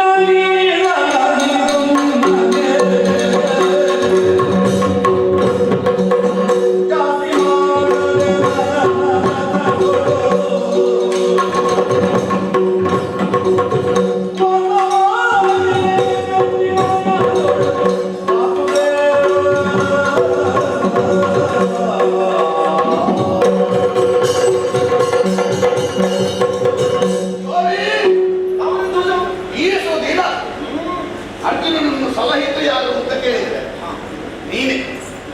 ನಮ್ಗೊಂದು ಕಥೆ ಕೇಳಿ ಸಿಗ್ತದೆ. ರಾತ್ರಿ ಯುದ್ಧದಲ್ಲಿ ಘಟೋತ್ಕಚ ಸತ್ತ ಅಂತ ಭೀಮ ತಲೆ ಬಿಸಿ ಮಾಡಿಕೊಂಡು ಕಣ್ಣೀರು ಸುರಿಸ್ತಾ ಇದ್ದ. ಮಗ ಸತ್ತ ಎನ್ನುವ ಪುತ್ರ ಶೋಕದಲ್ಲಿ ಮಮ್ಮಲ ಮರಗುತ್ತಿರುವ ಭೀಮನ ಮುಂಭಾಗದಲ್ಲಿ ನೀನು 3 ವರ್ಷದ ಮಗುವಿನ ಹಾಗೆ ಕುಡಿದಾಡಿದ್ದೀಯ. ಎಂಥದಲ್ಲ, ತನ್ನದೇ ಪಕ್ಷದ ಭೀಮನ ಮಗ ಸಾಯುವಾಗ ಇವನು ಯಾಕೆ ಇಷ್ಟು ಹರ್ಷ? ಹಾಗೆ ಬದಿಗೆ ಇವನಲ್ಲಿ ಹೇಳಿದೆ ಅಂತೆ, ನಾನು ಕುಡಿದದ್ದು ಘಟೋತ್ಕಚ ಸತ್ತದ್ದಕ್ಕಲ್ಲ, ಘಟೋತ್ಕಚನಿಗೆ ಬೀಳ್ತಿದ್ದ ಬಾಣ ಇದ್ದಾದ್ರೆ ನಿನಗೆ ಬೀಳ್ತಿದ್ರೆ ಕಾರಣ ನಿನಗೆ ಅಂತ ಇಟ್ಟದ್ದು. ನೀನು ಹೋಗ್ತಿದ್ಯಲ್ವಾ? ಘಟೋತ್ಕಚ ಸತ್ರು ನೀನು ಉಳಿತೀಯಲ್ವಾ? ನಿನಗೆ ಒಟ್ಟು ಅರ್ಜುನನನ್ನು ಉಳಿಸಲಿಕ್ಕೆ ಯಾರನ್ನೆಲ್ಲ ತೆಗೀತಿ ಸ್ವಾಮಿ. ಹಾಗೆ ಯಾರ್ಯಾರನ್ನು ತೆಗೆದಾದರೂ ಉಳಿಸಿದ ಜೀವ ಇಲ್ಲಿಯವರೆಗೆ ಉಳಿಸಿ ಮೃಷ್ಟಾನ್ನ ಭೋಜನವನ್ನು ಮಾಡಿ ಈಗ ಹೊಲಸು ನೀರಿಗೆ ಹಾಕ್ತೀಯ ಪ್ರಭು. ಅಂದ್ರೆ 7 ದಿವಸ 7 ರಾತ್ರಿ ಯುದ್ಧ ಆಯಿತು. ಇದು ಈ ಸಲ ಒಂದೇ ಕೈಗೆಯಲ್ಲಿ ಹೋಗ್ತದೆ. ನೀನು ಬೇರೆ ರಥದಲ್ಲಿ ಇದ್ರೆ ನಿನ್ನನ್ನು ಬಿಟ್ಟು ತಿರುಗಾಟ ಮಾಡಿಯೇ ಗೊತ್ತಿಲ್ಲ ಅವನಿಗೆ. ಈ ಸಲ ತಲೆ ಹೋಗ್ತದ ಅಂತ ಹಾಗಾಗಿ ವಾಸುದೇವ ನಿನಗೆ ಅವನೊಂದಿಗೆ ಅವನ ರಥದ ಮೂರ್ತಿಯಲ್ಲಿ ಕುಳಿತುಕೊಳ್ಳುವುದೇ ಲೇಸುದೇವ.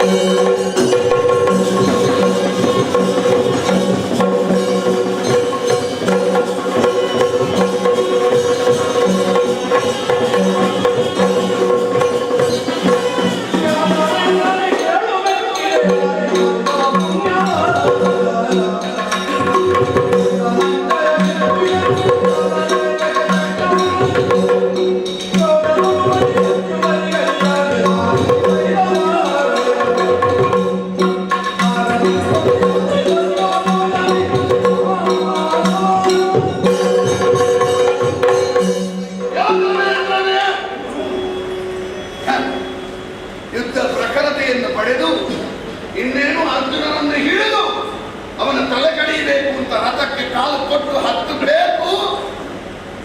ಆಗ ಚರಣದಲ್ಲಿ ಎದೆಗೆ ಒಂದೇ ಬಿಟ್ಟಿಯಲ್ಲ ಬಿದ್ದ ನನ್ನ ಮುಂಭಾಗದಲ್ಲಿ ನನ್ನ ಸೇನೆಯ ಮೇಲೆ ಚಕ್ರಪ್ರಯೋಗ ಮಾಡಿದೆಯ ಯಾದವೇಂದ್ರ. ಕತ್ತಲೆಯ ರೂಪದಲ್ಲಿ ಬಿದ್ದಿತ್ತು ಯಾದವ ಕುಲ. ಅವರಿಗೆ ದಿವ್ಯ ಲೋಕವನ್ನು ಕರುಣಿಸಿದವ, ಬೆಳಕಿನ ಲೋಕವನ್ನು ಕರುಣಿಸಿದವ. ಪ್ರಪಂಚಕ್ಕೆಲ್ಲ ಕತ್ತಲೆ ಇರುಳು, ದೇವತೆಗಳಿಗೆ ಕತ್ತಲೆ ದಕ್ಷಿಣಾಯನ, ಪಿತೃದೇವತೆಗಳಿಗೆ ಕತ್ತಲೆ ಕೃಷ್ಣ ಪಕ್ಷ. ಪ್ರಪಂಚದ ಕತ್ತಲೆಯ ಇರುಳಿನಲ್ಲಿ ಕೃಷ್ಣ ಪಕ್ಷದಲ್ಲಿ ದಕ್ಷಿಣಾಯನದಲ್ಲಿ ಲೋಕಕ್ಕೆ ಜ್ಯೋತಿ ಸ್ವರೂಪನಾಗಿ ಹುಟ್ಟಿದ ಯಾದವೇಂದ್ರ ಸ್ವಾಮಿ. ಏನು ಪ್ರೀತಿ ಸ್ವಾಮಿ ಅವರಿಗೆ ಪಾಂಡವರಿಗೆ. ಅದು ಅರ್ಜುನನಂತೆ. ಲೋಕದಲ್ಲಿ ಎಲ್ಲರೂ ಹೇಳು ಮಾನವರಿಗೆ ದೌರ್ಬಲ್ಯ ಇರ್ತದೆ, ದೇವರಿಗೆ ದೌರ್ಬಲ್ಯ ಇರುವುದಿಲ್ಲ ಅಂತ. ನನಗೆ ನಿನ್ನ ದೌರ್ಬಲ್ಯ ಉಂಟು ಅಂತ ಕಾಣ್ತದೆ. ನಿನ್ನ ದೌರ್ಬಲ್ಯಕ್ಕೆ ಹೆಸರು ಯಾವುದು ಅಂತ ಕೇಳಿದ್ರೆ ಅರ್ಜುನ. ಅರ್ಜುನ ಬಿಟ್ಟರೆ ಬೇರೆ ದೌರ್ಬಲ್ಯ ಇಲ್ಲ ನೀನು.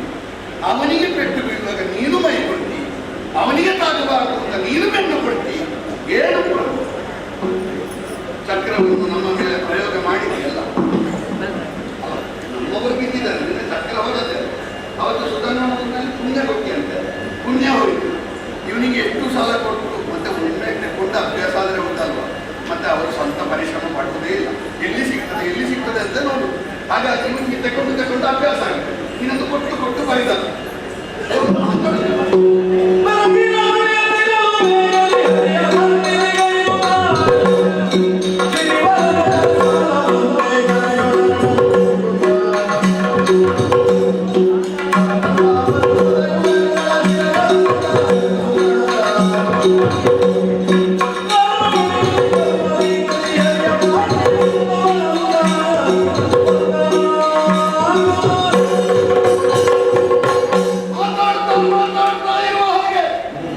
ಪ್ರತಿಕ್ರಿಯಿಸ್ತಾ ಇದ್ದ ದೇವರ ಹಾಗೆ ತಪ್ಪದಾಗಿಲ್ಲ. ಬೆರಗಿ ದೇವರಿಗೆ ಬೆರಗಾಯಿತ, ದೇವರಿಗೆ ಬೆರಗಾಗಿಲ್ಲ. ಲೋಕದ ಬೆರಗನ್ನು ಮುಖದಲ್ಲಿ ತೋರಿಸಬಹುದು ದೇವರು. ಅಂದ್ರೆ ಸುಮ್ಮನಿರುವ ದೇವರನ್ನು ಕಾಣುವಾಗ ನಮಗೊಂದು ಹೊಸ ಹೊಳವು ಕಂಡಿತು. ಸುಮ್ಮನಿದ್ದಾರೆ ದೇವರು. ಎಲ್ಲಿಯವರೆಗೆ ಸುಮ್ಮನಿರ್ತಾರೆ ಅಂತ ನಾನು ಹತ್ತಿರ ಬಂದೆ. ಕಣ್ಣು ಬಿಡಿಸುವುದಿಲ್ಲ ಈಗ ದೇವರದ್ದು ಯಾವುದೇ ಭಾವವಿಕಾದ ಇಲ್ಲ. ಹಾಗಾಗಿ ಹತ್ತಿರ ಬಂದು ಎಲ್ಲಿಯವರೆಗೆ ಬಂದೆ ಅಂತ ಕೇಳಿದ್ರೆ ಪರಮಪಾವನವಾದಂತಹ ಚರಣ ಅದರಿಂದ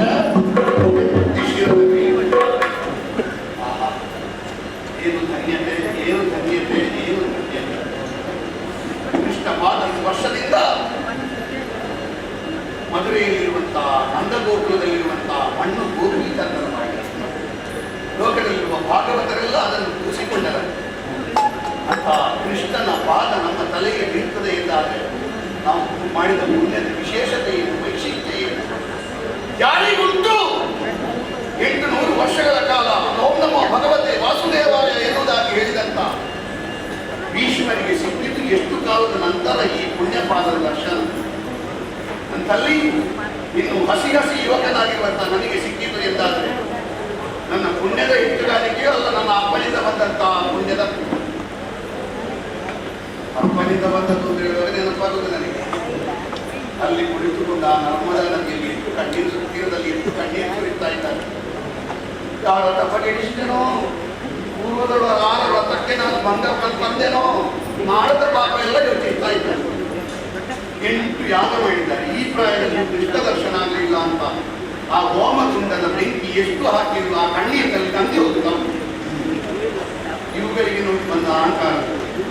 ದೇವರು ಬೇಗ ಬರ್ತಾನೆ ಅಂದ್ರೆ ಬೇಗ ಮೇಲೆ ಮೌಲ್ಯ ಗೊತ್ತಾಗುವುದಿಲ್ಲ.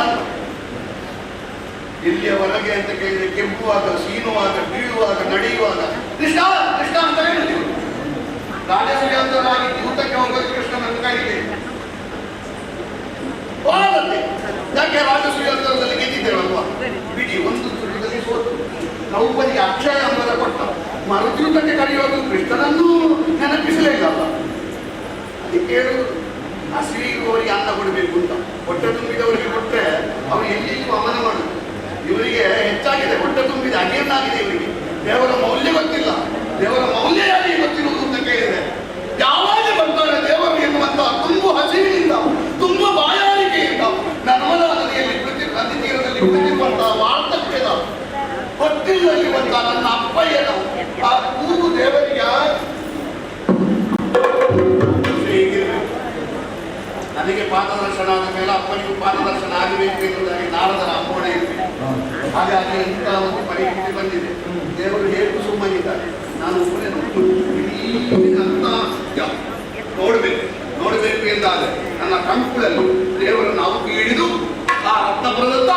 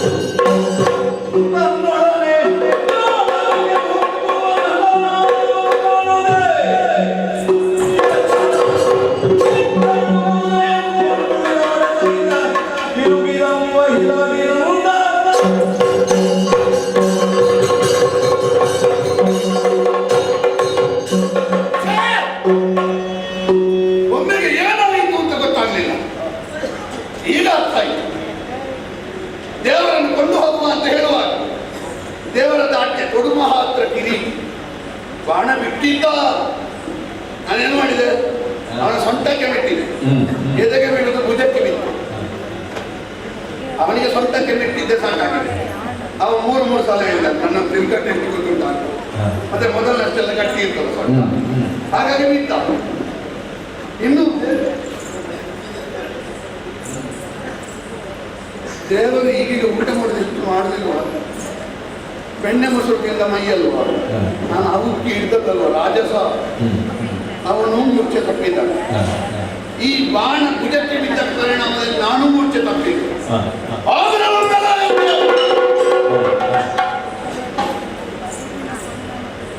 ಎದ್ದು ನೋಡಿದ್ದೆ ಎಷ್ಟು ಜನ ಇತ್ತು, ಈಗ ಎಷ್ಟು ಕಡಿಮೆ ಆಗಿದೆ ನೋಡಿ. ಅರೆ ಏನು ಇಲ್ಲ ಅಂತ ಬೇಸರ ಮಾಡೋದಕ್ಕೆ ಇಷ್ಟು ಅಂತ ಎದ್ದು ಇಲ್ಲ, ಕರ್ಣ ಮುರಿದ, ಶಿರ ಬರಿದ, ಕರುಳು ಉಗಿದ, ಎದೆ ಬೀರಿದ, ಈಗ ಹೋಗುವುದ ಮತ್ತೆ ಹೋಗುದ, ಈಗ ಹೋಗುವುದ ಮತ್ತೆ ಹೋಗುದ ಎನ್ನುವ ಸ್ಥಿತಿಯಲ್ಲಿ ಇದೆಲ್ಲ ಎಷ್ಟು ಉಂಟು.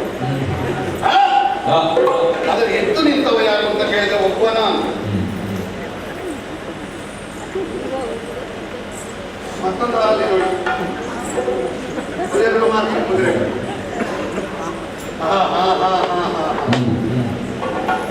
ಆಗ ದೇವರನ್ನು ಕೊಂಡು ಹೋಗುವಾಗ ತಡಿಲಿಕ್ಕೆ ಅರ್ಜುನ ಇದ್ದ. ಈಗ ದೇವರು ಬಿಟ್ಟಿದ್ದಾರೆ, ಅರ್ಜುನನು ಬಿಟ್ಟಿದ್ದಾರೆ. ಮತ್ತೆ ಯಾಕೆ ನಮಗೆ ತಲೆಗೆ ನಾವು ದೇವರನ್ನು ಎತ್ತಿಕೊಂಡು ಹೋದ್ರೆ ನಮಗೆ ಎದ್ದದ್ದಾದ್ರೇನು ಬಿದ್ದದ್ದಾದ್ರೇನು, ಮರದ್ದಾದ್ರೇನು ಮಣ್ಣಿದ್ದಾದ್ರೇನು, ವ್ಯಕ್ತಿ ಇಲ್ಲಿಟ್ಟಿದ್ರೆ ನಮಗೆ ದೇವರ ಊರಿಗೆ ಬಂದ್ರೆ ನೋಡುವ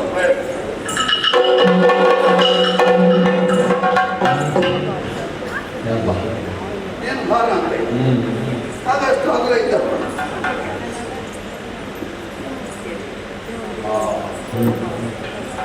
ಆಗ ಎತ್ತಿಕೊಳ್ಳುವಾಗ ನನಗೆ ಬೇಕಾಗಿ ಎಂಬುದಾಗಿ ನಾನು ಎತ್ತಿಕೊಳ್ತೇನೆ ಅಂತ ಹೇಳಿ ಎತ್ತಿಕೊಂಡದ್ದಲ್ಲ, ಸರ್ವ ಸಮರ್ಪಣಾ ಭಾವದ ಪಾದ ಪೂಜೆ ಮಾಡಿ ಎತ್ತಿಕೊಂಡದ್ದು. ಈಗ ಅಹಂಕಾರದಿಂದ ನಾನು ಎತ್ತುತ್ತೇನೆ ಅಂತ ಹೊರಟದ್ದು. ಹಾಗೆ ಭೂಮಿಗಿಂತ ಬಾಲಾಗಿದ್ದಾನೆ. ದೇವರ ದರ್ಶನ ಆಗಬೇಕು. ಕೆಲವರೆಲ್ಲ ಹೆಚ್ಚಿನವರು ಏನು ಮಾಡುದು ಅಂತ ಕೇಳಿದ್ರೆ ದೇವರಲ್ಲಿಗೆ ಹೋಗುವಾಗ ಕಾಲಿಗೆ ಹಾಕುವುದು ಇರಬಾರ್ದು ಅಂತ ಕೇಳಿದ್ರು.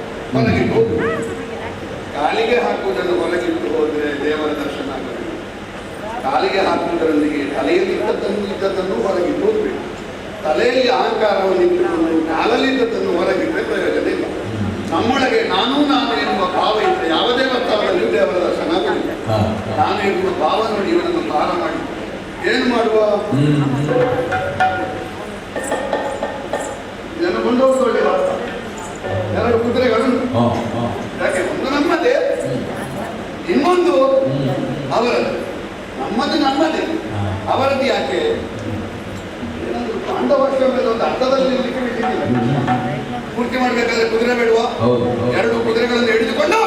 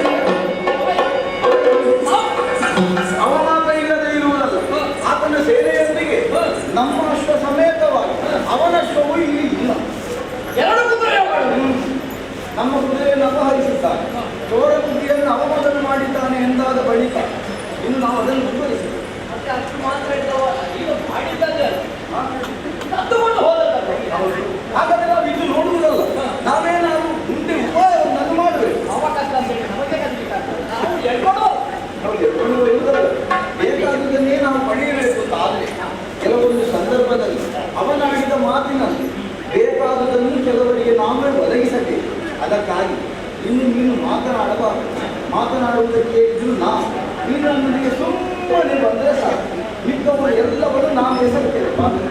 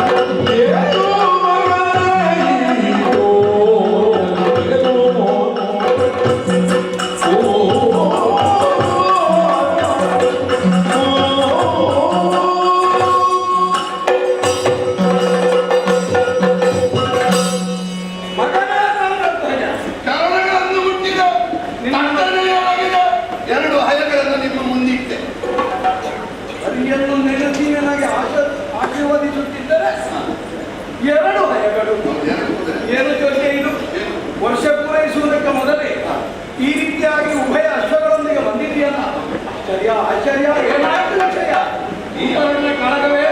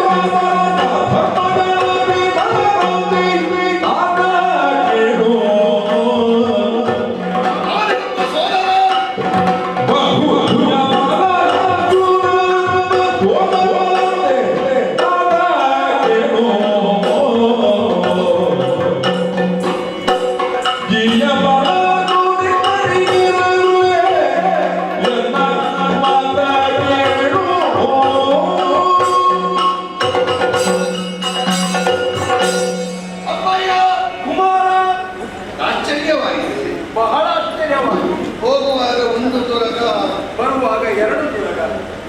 ಏನು ಕೃತ್ಯ ಗೊತ್ತಾಗಿಲ್ಲ ಅಪ್ಪಯ್ಯ. ಈ ಸಲ ಒಂದು ಹೆಚ್ಚಲ್ಲ ಹೇಗ ತುರಗ, ಅದೇ ಕಣ್ಣು ಒಂದೊಮ್ಮೆಗೆ ಏನು ಅಂತ ಪ್ರಶ್ನೆಯೇ ಮುಡಿ.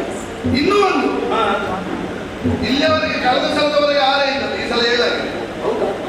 ಪುರುಷ ಪ್ರಯತ್ನ ಮಾತ್ರ ಇದ್ದದ್ದು, ಈ ಸಲ ಏಳನೆಯ ದೈವಾನುಗ್ರಹ ಸಿಕ್ಕಿದೆ. ದೈವ ಚಿಂತನೆ ನಾರದರ ಮಾತು ಅಂತ ಹೇಳಿದ್ರೆ ಬೇರೆ ದೈವಾನುಗ್ರಹ ಬೇಕು. ನಿಮಗೆ ಮಾತ್ರ ಅಲ್ಲ ಅಪ್ಪ ಬಂದ, ಮತ್ತೆ ನನ್ನ ಕನಸಿನಲ್ಲಿ ನಾರದರ ಮಾತು ಬುದ್ಧಿವಂತರವರು ನನ್ನ ಕನಸಿನಲ್ಲಿ ಬಂದದ್ದು. ಯಾಕೆ ನಿಮ್ಮಲ್ಲಿ ಬಂದ ಹಾಗೆ ಇದನ್ನಲ್ಲೇ ಬಂದ್ರೆ ಪುನಃ ಅಷ್ಟೇ ಗೊತ್ತಾಗ್ತದಲ್ಲ. ಆದರೆ ಕನಸಿನಲ್ಲಿ ಸೂಚನೆ ಕೊಟ್ಟು ಬೆಳಿಗ್ಗೆ ಆಗುವಾಗ ಒಂದು ಕಾಲಕ್ಕೆ ಸಂಭವಿಸುವುದಕ್ಕುಂಟು. ದೊಡ್ಡವರು ಅಂದ್ರೆ ಹಸ್ತಿನಾವತಿಯವರು ಗಂಡಸರ ಕನ್ನಡಿಗರು ಮೊದಲಾದವರೆಲ್ಲ ಬರ್ತಾರೆ, ಕಾಳಗ ಆಗ್ತದೆ ಅಂತ ಹೇಳಿ ನಾನಾದ್ರೂ ನಿರೀಕ್ಷೆಯಲ್ಲಿ ನಿಂತೆ. ಅದಕ್ಕೆ ಸರಿಯಾಗಿ ಪ್ರಕರಣವು ನಡಿ ಎದುರಿನಿಂದ ಒಂದು ಬಂದ ಹಯ ನಮ್ಮ ಹಯದೊಂದಿಗೆ ಘರ್ಷಣೆ ಮಾಡಿ ವಿಷಯವನ್ನು ಉತ್ತರಲ್ಲಿ ಕೇಳಿದ್ರೆ ಅವರಿಗೆ ಗೊತ್ತಾಗಲಿಲ್ಲ. ನಕಲಧ್ವಜನು ಪೂರ್ತಿಯಾಗಿ ನಿರ್ಣಯ ಹೇಳಲಿಕ್ಕೆ ಸೋತು ಹೋದ. ನಾನೇ ಒಂದು ಅನುಮಾನದಿಂದ ಕುದುರೆಯನ್ನು ತರಿಸಿ ಲೇಖನವನ್ನು ಓದಿದ್ರೆ ಧರ್ಮರಾಯ ಮಾಡಿದ ಅಶ್ವಮೇಧದ ಕುದುರೆ. ಅದಕ್ಕೆ ಬೆಂಗಾವಲಿಕನಾಗಿ ಅರ್ಜುನ ಬಂದದ್ದು. ನೋಡಿದ ಮೇಲೆ ನನಗೆ ಸಹಿಸಲಿಕ್ಕೆ ಸಾಧ್ಯ ಏನು ಯಾಕೆ ಮಾಡಿದ ನಾವೇ ದೊಡ್ಡ ಅತ್ತಿಗೆ ಮಾತಾಡಿದಿಲ್ಲ, ಒಂದು ಆಡಿದ ಅವಳೇ ಹಾಗಾಗಿ ಕಟ್ಟಿದ ಮೇಲೆ ಕಾರಣ ಅನಿರುದ್ಧ ಸಾಲ್ವ ಇವರೆಲ್ಲ ಬಿಟ್ಟು ಆಮೇಲೆ ಕೊನೆಗೆ ಅರ್ಜುನ ಕೃಷ್ಣನ ಬಂತು. ಏಳು ದಿವಸ ಕಾಳಗ ಆಯಿತು. ಕೊನೆಗೆ ಬೇರೆ ಬೇರೆ ವಿಧಾನದ ಕಾಳಗ ಎಲ್ಲ ಆಯ್ತು. ಏನು ಲಘುವಿ ಮಧ್ಯೆಯಾದಂತ ಕೃಷ್ಣ ಮುರುಘಾಕರಿಸಿದ ಅರ್ಜುನ ಇಬ್ಬರನ್ನು ನಿನ್ನ ಮಗ ವಿಕ್ರಮನ ಮೂಲಕ ನೆಲಕ್ಕೆ ಕಲಹಿ ನಮ್ಮ ಅಶ್ವವನ್ನು ಅವರ ಅಶ್ವವನ್ನು ನನ್ನ ಸಾಹಸಗಳಂತೆ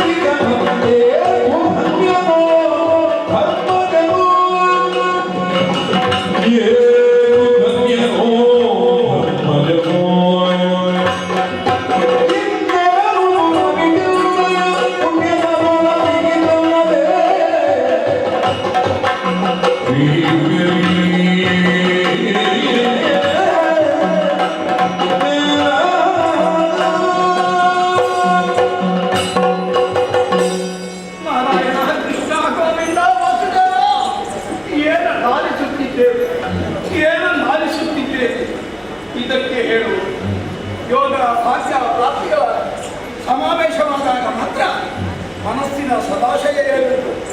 ಅದು ನಮಗೆ ಸಾಧ್ಯವಾಗುವುದಕ್ಕೆ ಸಫಲವಾಗುವುದಕ್ಕೆ ಆಗುತ್ತದೆ.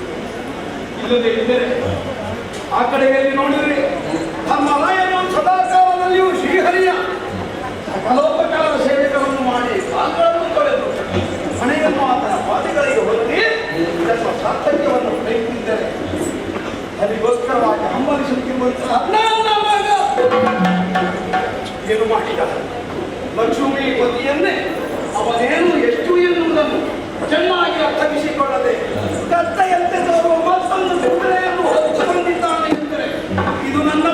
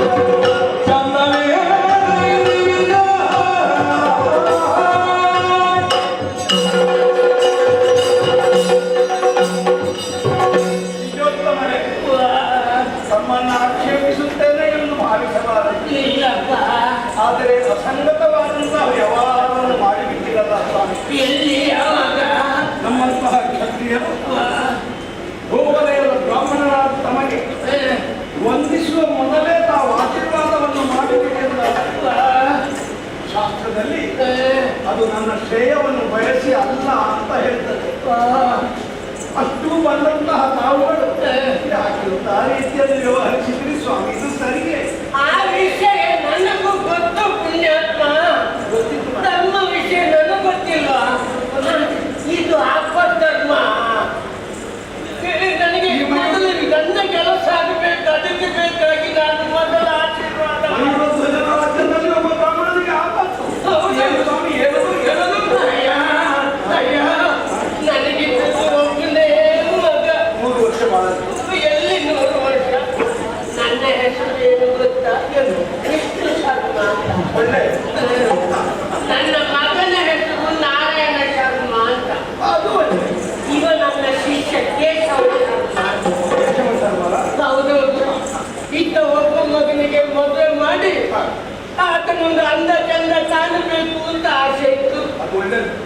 ಬಡತನ. ನೀವೊಂದು ಮುತ್ತಜ್ಜರಾಗುವುದು ನಮ್ದು ಸಂತೋಷ. ಹೌದು, ಬಡತನ. ಮದುವೆ ಮಾಡುವುದಕ್ಕೆ ಬೇಕಾದಷ್ಟು ಧನ ಘನತೆ ಇರಲಿಲ್ಲ. ಯೋಚನೆ ಮಾಡಬೇಡಿ, ನಮ್ಮಂಥವರಿಗೆ ಅದೇ ನಿನ್ನ ಬಳಿಗೆ ಬರಬೇಕು ಅಂತ ಎನಿಸಿ ದಾರಿಯಲ್ಲಿ ಕಾಡ ದಾರಿಯಲ್ಲಿ ಬರ್ತಾ ಇದ್ದೆ ಮಹಾರಾಜ. ಆವಾಗ ಆ ಕಾಡಿನಲ್ಲಿ ಹಳ್ಳಿ. ಅದೊಂದು ವಿಶೇಷ. ಯಾಕಂದ್ರೆ ಈ ಮಯೂರಧ್ವಜರ ನಾಡಿನಲ್ಲಿ ಮೃಗ ಪಕ್ಷಿ ಮನುಷ್ಯರು ಎಂದೇನು ಎಲ್ಲಿ ನೋಡಿದ್ರು ಹರಿ ಹರಿ ಹರಿ ನಾರಾಯಣ ಶ್ರೀಹರಿ ನರಹರಿ. ಎಲ್ಲ ಕಾಡಿನ ರಾಜನಿಗೆ ಇನ್ನೊಂದು ಹೆಸರಿಲ್ಲ, ಸಿಂಹಕ್ಕೆ. ಓ ಪಂಚಾಸ್ಯ ಹರಿ. ಹೌದು, ಆ ಹರಿ ಬಂದು ನನ್ನ ಮಗನನ್ನು ಅದರಲ್ಲಿ ಅಂಗಲಾಗಿದೆ. ಒಬ್ಬ ಮಗನಿರುವುದು ನನ್ನ ಮಗನನ್ನು ಬಿಟ್ಟು ಕೊಡು ಅಂತ. ಅದಕ್ಕೆ ಹರಿ ಹೇಳಿದ್ದು, ನಿನಗೆ ನಿನ್ನ ಮಗನೇ ಬೇಕು ಅಂತಾದ್ರೆ ಈ ಊರಿನ ಮಹಾರಾಜನ ಶರೀರದ ಅರ್ಧ ಭಾಗ ತಂದುಕೊಂಡು ಕೊಡ್ತೇನೆ ಅಂತ. ದಾರಿ ಕಾಣಕ್ಕಾಗಿದೆ. ಮಗ ಹೋಗ್ಬಿಟ್ಟಿದ್ದಾನೆ.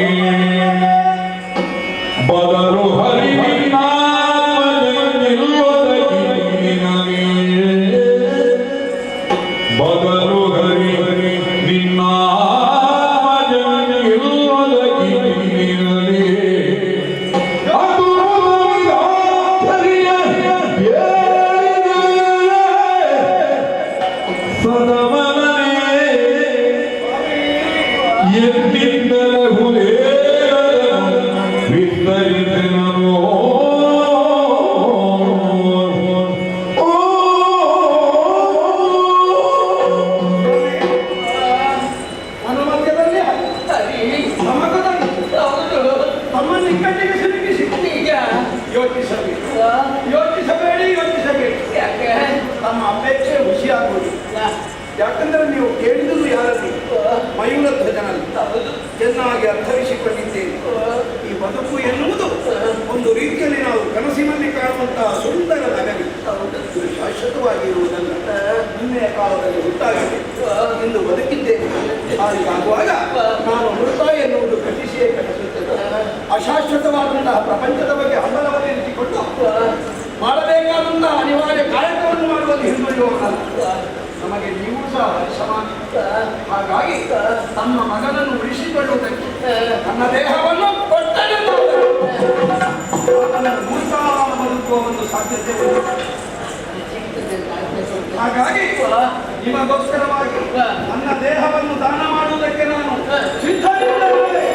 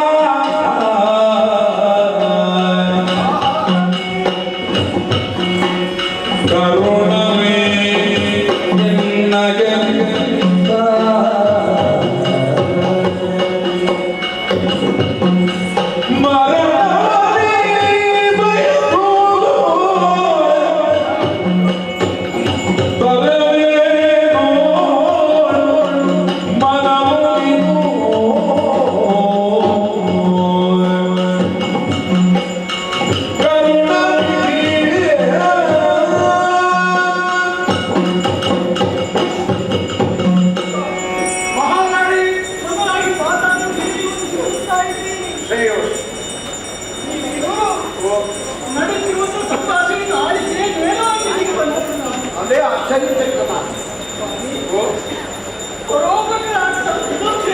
ಹೌದಲ್ಲ, ಅವಕಾಶ ಒದಗಿದೆ, ಹರಿ ಕರುಣಿಸಿದ್ದಾನೆ. ನಿಮ್ಮ ಹೃದಯ ಶ್ರೀಮಂತಿಕೆಗೆ ಯಾರೂ ಕೂಡ ತಲೆಸೂಗಲೇಬೇಕು. ಹಾಗಂತ ಸ್ವಲ್ಪ ಆಲೋಚನೆ ಮಾಡಿ ನೀವು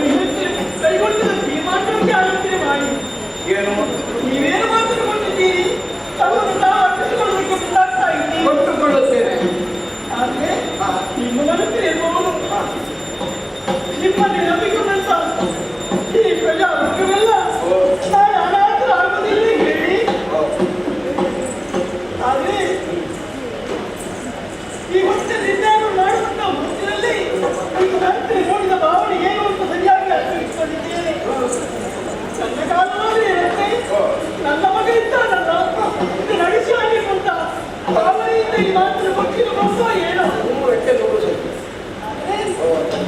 ಬನ್ನಿ ನಿಮ್ಮನ್ನೇ ಹೊತ್ತಿಕೊಂಡು ಬಂದವಳು ನಾನಂತೆ ಸ್ವಾಮಿ. ಯಾವತ್ತೂ ಕೂಡ ಪತಿ ಅಡ್ಡ ಪತಿ ಅತ್ಯಂತ ಪತಿ. ನಮ್ಮಮ್ಮ ಹೇಳಿದ ಮಾತು ಈಗಲೂ ನನಗೆ ಬರ್ತಾ ಇದೆ. ನಿಮ್ಮನ್ನು ಕೈ ನೋಡುತ್ತಾ ಹೋಗಲೇ ಬೇಕಂತ ಮಾತು ಧರ್ಮದಲ್ಲಿ ಮಕ್ಕಳಲ್ಲಿ ಗ್ರಾಮದಲ್ಲಿ ಯಾವತ್ತೂ ಪತಿಯನ್ನು ಮೇಲೆ ಬೇಡವಾಗಲೇಟಾಗಿ ನಾನು ಮಾತು ಕೊಟ್ಟಿದ್ದಲ್ಲ ನಿಮ್ಮ ಅಪ್ಪನಿಗೆ ಪಾಪಿ ಜವಾನಿ. ಆ ಮಾತಿನೋದು ನನ್ನ ಮಂತ್ರಿ ಇಂದಿಗೂ ಕೂಡ ನಡೆಸ್ತಾ ಇದೆ. ಯಾವತ್ತೂ ಕೂಡ ನಮ್ಮ ಕಾಲಾಗಿ ಆಡುವುದು ಬೇಡ. ಒಂದು ವರ್ಷ ಹಾಗಾದ್ರೆ ಏನೊಂದು ಮಾತು ನಿಮ್ಮ ಮಾತು ನೆರವೇರಿಸಲಾಗಿದೆ. ಹೆಣ್ಣುಗಳು ಸೌಭಾಗ್ಯವತಿಯಾಗಿ ಬಾಳಿ ಬದುಕಬೇಕಂತೆ. ಒಂದು ವೇಳೆ ನೀವು ಈ ಕಾಲದಲ್ಲಿ ಮುಂದಾಗಿದ್ದೀರಿ ಅಂತಾದ್ರೆ ನಾಳೆ ನಾನು ಸುಮಂತ್ರಿಯಾಗಿ ಬದುಕಿ ಬಾಳುವುದಕ್ಕೆ ಸಾಧ್ಯವಿದೆ. ಆದ್ದರಿಂದ ನಿಮ್ಮ ಮಾತು ನೆರವೇರುವ ಹಾಕುವಂತೆ ನಾನೇ ಹೇಳ್ತೇನೆ.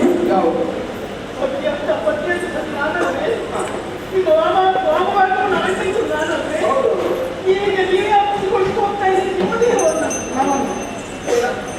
ಬೇಡ ನಮ್ಮ ಈ ರತ್ನಕ್ಕೆ ಪುನಃ ಅನಾಥರ ಅನಾಥವಾಗುವುದು ಬೇಡ.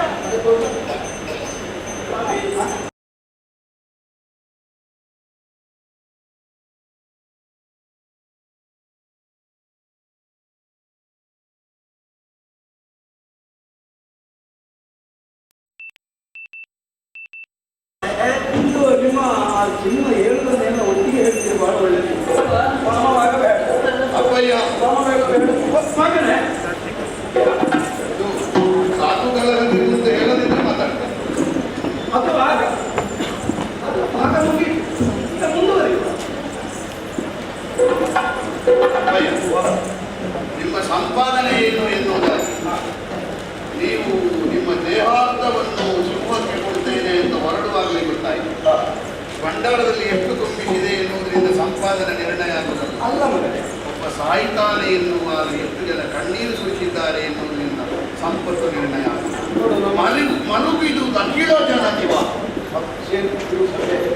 ನಾನು ಹೋದ್ರೆ ನಿಮ್ಮ ಮಗ ಹೋದ, ನೀವು ಎಲ್ಲಿಯಾದರೂ ತ್ಯಾಗ ಮಾಡಿದರೆ ಇಡೀ ರತ್ನವೇ ಹೋದ. ನನಗೊಂದು ಅವಕಾಶ ಕೊಡಬೇಕು. ನಾನು ಮಾಡಿದ ತಪ್ಪು ಪ್ರಾಯಚಿತ್ತ ಮಾಡಿಕೊಂಡ ಹಾಗೂ ಆಯಿತು. ಅದಕ್ಕೆ ಒಂದು ಕಾರಣದಲ್ಲಿ ಮಾತಾಡಲಿ.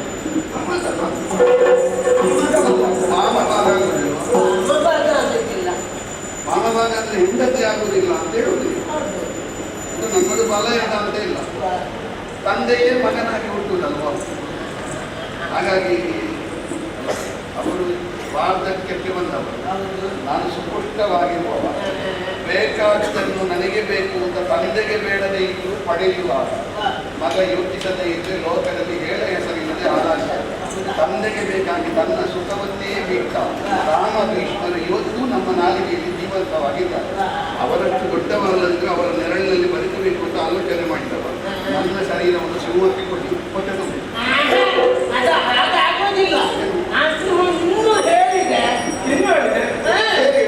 ಅದು ಯಾವುದು ಬಿಟ್ಟು ಅನ್ನೋದು ಹೇಳಿ. ಅದು ಹೆಂಡತಿ ಮತ್ತು ಮಗ ಸೇರಿ ಕರಗಸದಿಂದ ಕೊಯ್ದು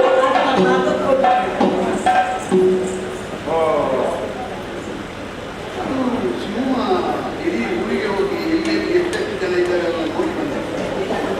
ಮತ್ತೆ ಅವರಿಗೆ ಮಗ ಮತ್ತೆ ಹೆಂಡತಿ ಇದ್ದಾರೆ ಅಂತ ಗೊತ್ತಿರ್ಬೋದು. ಹೇಳಿದ್ರು ಅಲ್ಲ.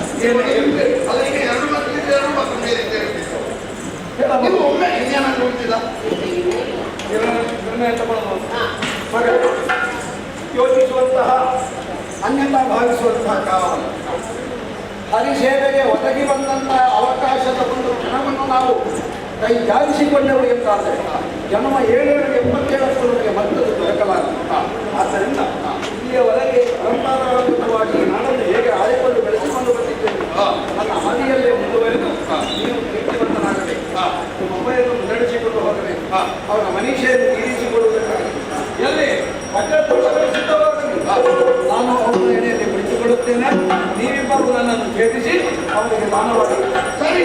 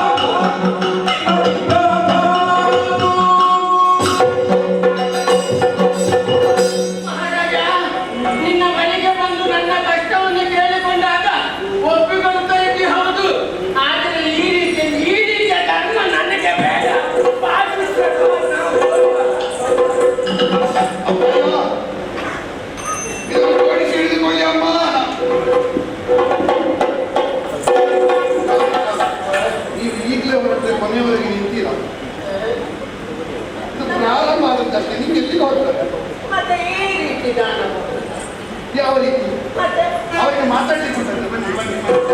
ಏನು ವಿಷಯ ವಿಷಯ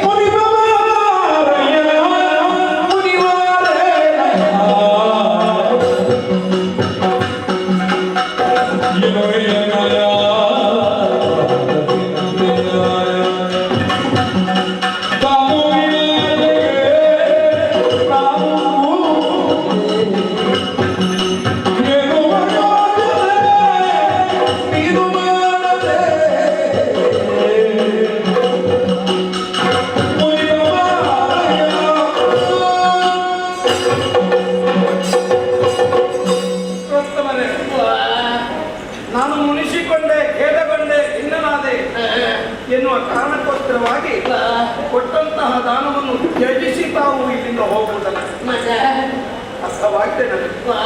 ಆದ್ರೆ ಏನು ಮಾಡೋಣ ಸ್ವಾಮಿ, ನೀವೇ ಸ್ವಲ್ಪ ಯೋಚನೆ ಮಾಡಿ ನೋಡಿ. ಯಾಕೆ ಹರಿನಾಮ ಸಂಕೀರ್ತನೆಯಲ್ಲಿ ಅನವರ್ತವು ತೊಡಗಿಸಿಕೊಂಡು ಬೆಳೆದಂತಹ ಫಲಭಾಗವಾದರೂ ನಿಮ್ಮ ಉಪಕಾರಾರ್ಥವಾಗಿ ಒಂದು ಸತ್ಕಾರ್ಯಕ್ಕೆ ವಿನಿಯೋಗವಾಗುತ್ತೆ. ಅದೇ ಕಣ್ಣೀರು ಕೊಟ್ಟಂತ ದಾನ ಅದು. ಆದರೆ ಈ ಎಡಭಾಗ ಇದು ನಿಷ್ಪ್ರಯೋಜಕವಾಗುತ್ತದೆ.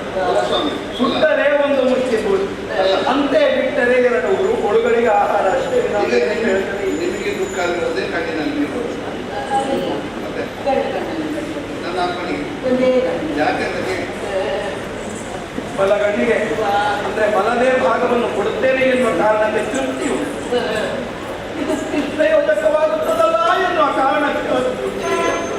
ಓ ಈಗ ನಿನ್ನ ಸಮಸ್ಯೆ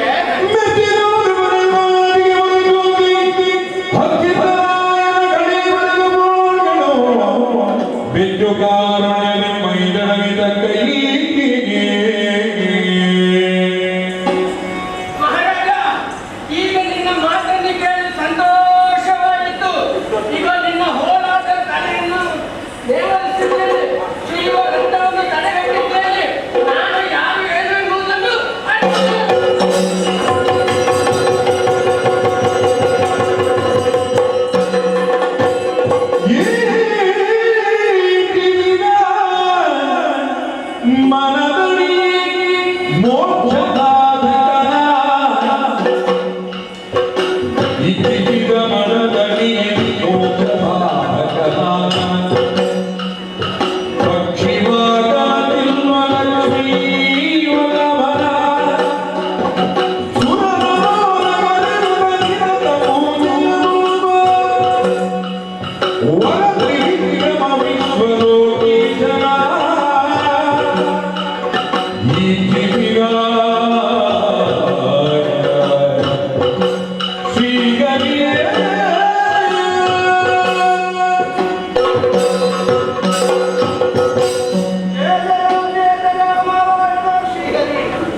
ವಾಸುದೇವ ನಮೋ ತಂದೆ ತಂದೆ ಸರ್ವಾಂತರ್ಯಾಮಿಯಾದಂತಹ ನಿನ್ನನ್ನು ಮೂರ್ತ ಸ್ವರೂಪದಲ್ಲಿ ಕಂಡು ಅಖಿಲಾಂಡ ಕೋಟಿ ಬ್ರಹ್ಮಾಂಡ ನಾಯಕನಾಗಿ ಸರ್ವತ್ರ ಸದಾ ವ್ಯಾಪ್ತನಾಗಿರುವಂತಹ ಪಕ್ಷಿ ವಾಹನನಾಗಿರುವ ಶ್ರೀ ನರಹರಿಯ ದಿವ್ಯ ದರ್ಶನವನ್ನು ಮಾಡಿದೆ. ಧನ್ಯನಾದೆ ಧನ್ಯನಾದೆ.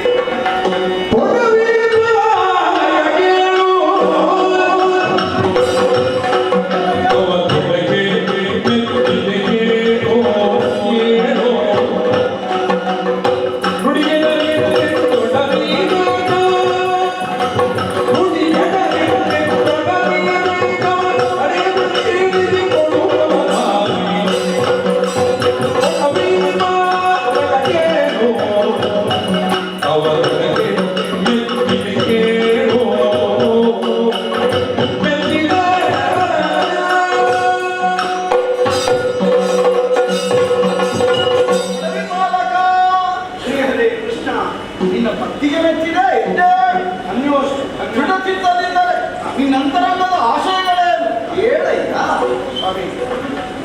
ಬದುಕು ಧನ್ಯವಾಯಿತು.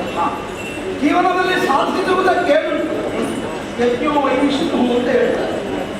ಯೋಚನೆ ಮಾಡಿ ನೋಡಿದರೆ ನಿನ್ನನ್ನೇ ನಾನು ಕಂಡು ಪಡೆದಾದ ಮೇಲೆ ಇನ್ನು ನಾನು ಕೈಗೊಂಡಂತಹ ಯಜ್ಞದಿಂದ ನನಗೇನಾಗಬೇಕಾಗಿತ್ತು.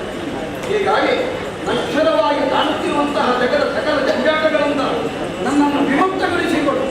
ನಮ್ಮ ಚರಣಾರವಿಂದದಲ್ಲಿ ಸೇರ್ಪಡೆಯಾಗಬೇಕು ಎನ್ನುವಂತಹ ಹಂಬಲಿಕೆ ನನಗೆ. ಆದ ಕಾರಣ ರಾಜ್ಯ, ಸೇನೆ, ಆನೆ, ಸಕಲ ಸಂಪತ್ತುಗಳೆಲ್ಲವನ್ನು 2 ಕುದುರೆಗಳನ್ನು ನಿಮಗೆ ಅರ್ಪಿಸಿ ಮಾರಾಯಣನಾದಂತಹ ನಿಮ್ಮ ದರ್ಶನ ಮಾತ್ರದಿಂದ ಕೈವಲ್ಯಾಕಾಂಕ್ಷಿಯಾಗಿದ್ದೇನೆ. ಗಮನಿಸಬೇಕು. ಜಯ ಜಯ ಜಯ ಜಯ ಧ್ವಜ. ಪ್ರಪಂಚದಲ್ಲಿ ಎಲ್ಲವನ್ನೂ ಆಗಿಸುವವನು ನಾನೇ ಎಂದಾದ ಬಳಿಕ ಅಪೇಕ್ಷಿಸುವುದು ಇದನ್ನು ನೀನು ಸರಿಯದು. ಆದ್ದರಿಂದ ಮುಂದೆ ನಿನ್ನಿಂದ ಅನೇಕ ಸತ್ಕಾರ್ಯಗಳು ಆಗುವುದಕ್ಕಿದೆ. ಆದ್ದರಿಂದ ಬುದ್ಧಿಯನ್ನು ನೀನು ಕೇಳಕೂಡದು. ಯಾವಾಗ ನನಗೆ ನೀನು ಬೇಕು ಅನಿಸಿದಾಗ ನಾನೇ ನಿನ್ನನ್ನು ನನ್ನೆಡೆಗೆ ಹೇಳಿದ್ದೇವೆ. ಓ ಪೂರ್ವ ಪುಣ್ಯದಿಂದ ನರನಾರಾಯಣನಿಬ್ಬರು ಬಂದಿದ್ದೇನೆ. ನಮ್ಮಲ್ಲಿ ಒಂದಷ್ಟು ಆತಿಥ್ಯವನ್ನು ಸ್ವೀಕರಿಸಿ ಮತ್ತೆ ಮುಂದುವರಿಯಬೇಕು.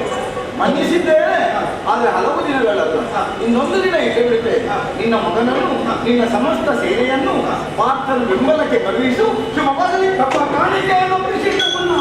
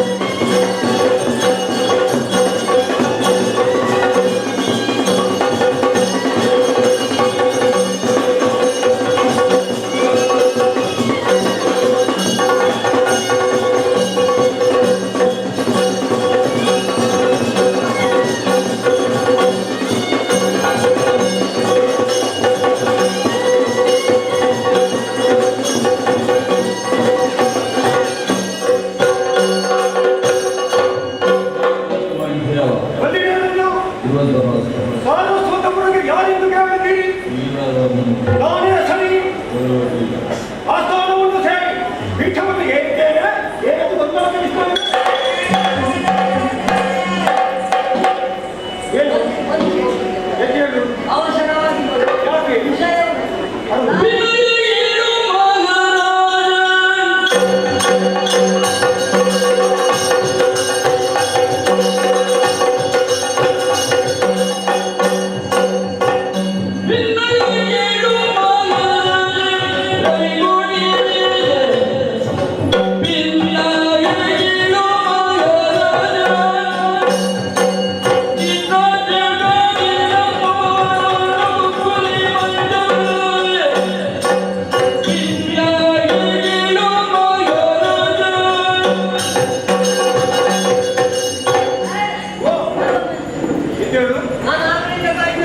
ಯಾಕೆ?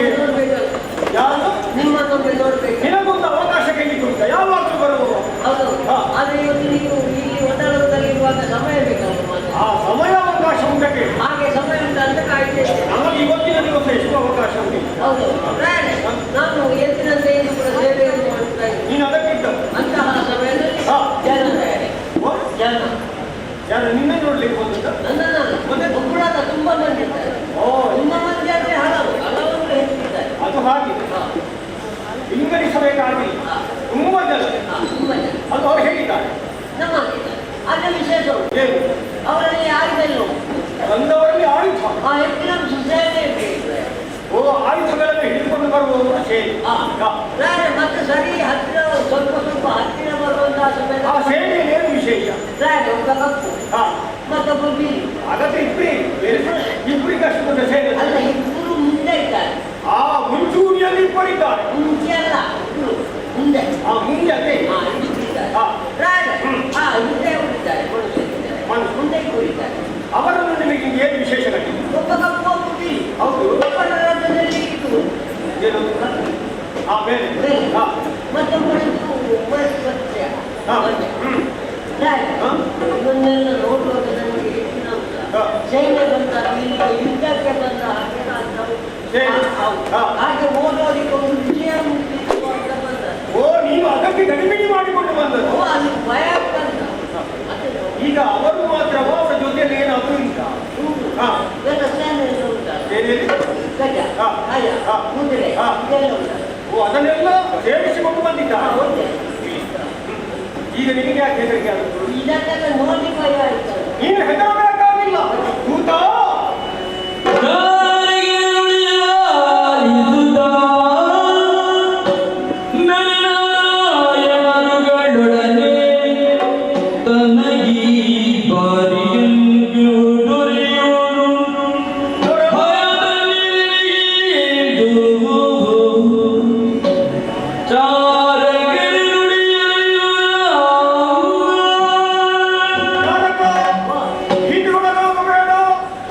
ಬಂದವರು ಯಾರೆಂಬುದನ್ನು ನಾವು ಸರಿಯಾಗಿ ಅರಿತುಕೊಂಡಿದ್ದೇವೆ. ನರನಾರಾಯಣರು ಈ ನಮ್ಮ ಪುರವನ್ನು ಸೇರಿದ್ದಾರೆಂದ ಮೇಲೆ ಅವರು ಕೂಡಿಕೊಂಡು ಬಂದಂತಹ ಆ ಹಯ ಮುಂಚೂಣಿಯಲ್ಲಿದ್ದರೆ ನಮ್ಮ ಪುರವನ್ನು ಪ್ರವೇಶ ಮಾಡಿದ ಮೇಲೆ ಅದನ್ನು ನಾವು ಬಂಧಿಸಲೇಬೇಕಾಗುತ್ತದೆ. ನೀನು ಹೆದರಿ ಏನು ಪ್ರಯೋಜನ ಇಲ್ಲ. ಅವರಿಗೆ ಒಂದು ಸರಿಯಾದಂತಹ ಉತ್ತರವನ್ನು ಕೊಡುವುದಕ್ಕೆ ನಾನು ಸಿದ್ಧನಾಗ್ತೇನೆ. ನೀನು ಸೇವೆ ಹೌದಾ? ಈ ವಿಷಯವನ್ನು ನನ್ನ ಮಕ್ಕಳಲ್ಲಿ ತಿಳಿಸಬೇಕು.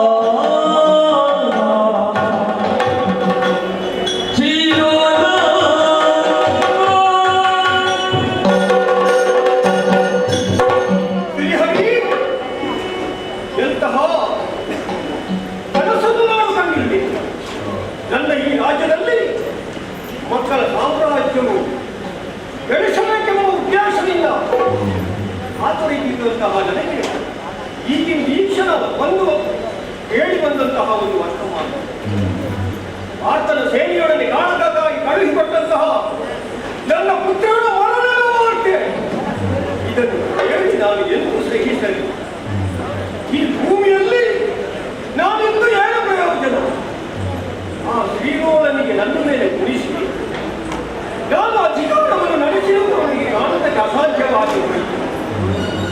ಆದರೆ ಕಷ್ಟದ ಪರಿಸ್ಥಿತಿಯಲ್ಲಿರುವಾಗ ನಮಗೆ ಸಹಾಯ ಮಾಡುವವರು ಯಾರಿದ್ದಾರೆ ಎಂಬುದಾಗಿ ನಾನು ಯೋಚನೆ ಮಾಡುತ್ತಾ ಇದ್ದೇನೆ.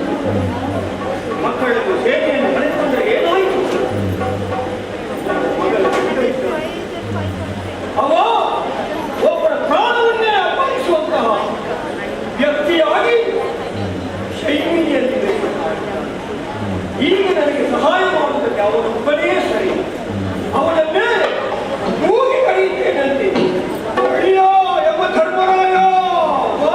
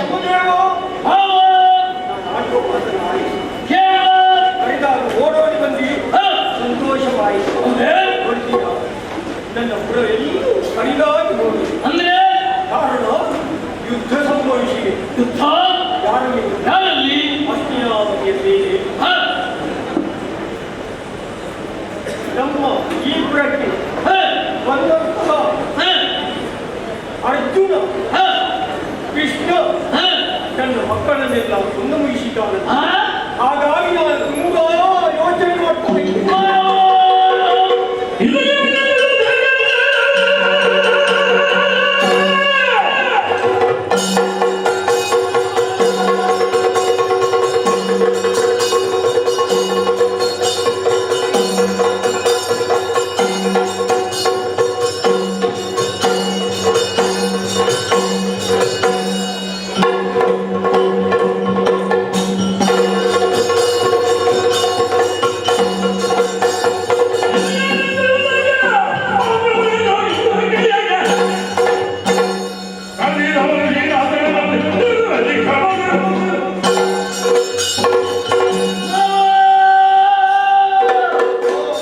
ಈ ಹೊತ್ತು ನಿಮ್ಮ ಮಕ್ಕಳು ಅಳಿದು ಹೋದರೆ ನನ್ನ ಬಾರಿಗೆ ಬಾಬಂದಿರೇ ಇಲ್ಲದಾಗಿ ಹೋಯಿತಲ್ಲ. ಇಷ್ಟು ಮಾಡಿದವರು ಯಾರು? ಅರ್ಜುನ ಮತ್ತು ಅರ್ಜುನ ಕೃಷ್ಣ. ಹಾಗಿದ್ರೆ ನಿರಂತರವಾಗಿ ಶೋಕವನ್ನು ಕೊಟ್ಟವರು ಅವರೇ ಇದ್ದಾರೆ. ಆದರೆ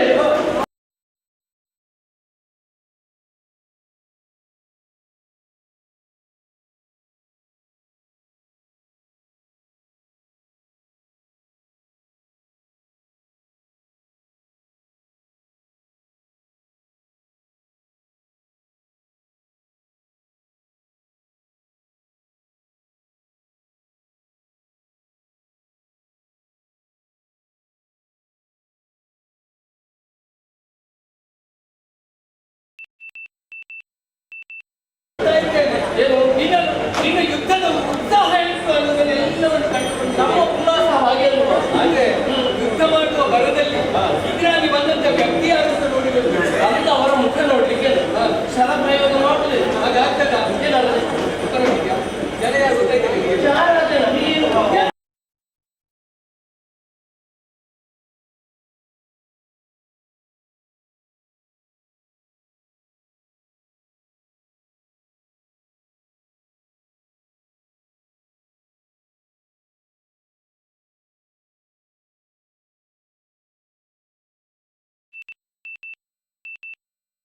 ಎಲ್ಲೂ ಹಾಗೆ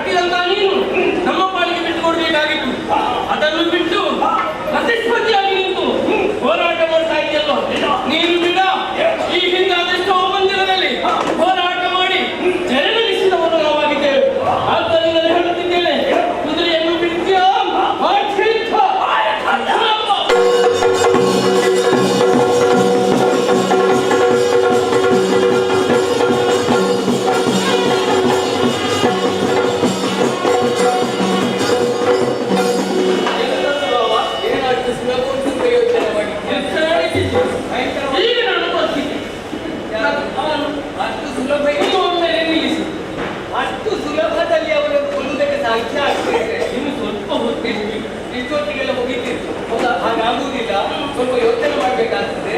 ಸ್ವಲ್ಪ ವಿಶ್ರಾಂತಿ ತಗೋ. ಇಷ್ಟು ಬೇಗ ವಿಶ್ರಾಂತಿ ನೀನು ಹೇಳಿದ್ರೆ ಅವಕಾಶ ಮಾಡಿಬಿಡ್ತೇನೆ. ಮಕ್ಕಳನ್ನು ಕಳೆದುಕೊಂಡಂತಹ ಇವನ ಯುದ್ಧದ ವೈಖರಿಯನ್ನು ಕಾಣುವಾಗ ಇವನನ್ನು ಮಟ್ಟ ಹತ್ತುಗಳು ಸುಲಭದ ಕೆಲಸ ಅಲ್ಲ. ಅದಕ್ಕಾಗಿ ಒಂದು ದಾರಿಯನ್ನು ಕಂಡುಕೊಳ್ಬೇಕು. ಈಗ ಅವನು ಬೇಕಲ್ಲ ಮಾರುತಿ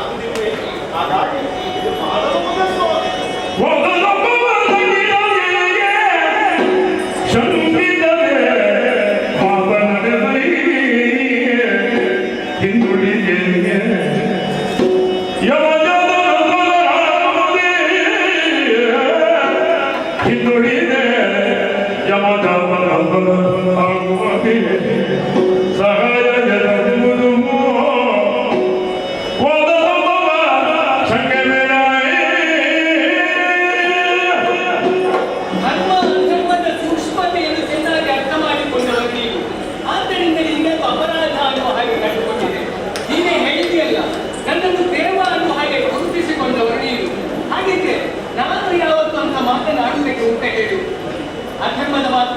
ಕೆಲಸ ನಮಗೆ ಯಾವತ್ತೂ ನಡೀಬೇಕಿಲ್ಲ.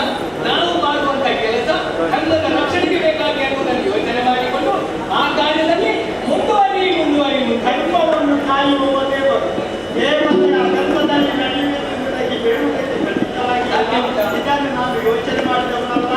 ನೀವು ಹೇಳುವುದಲ್ಲ.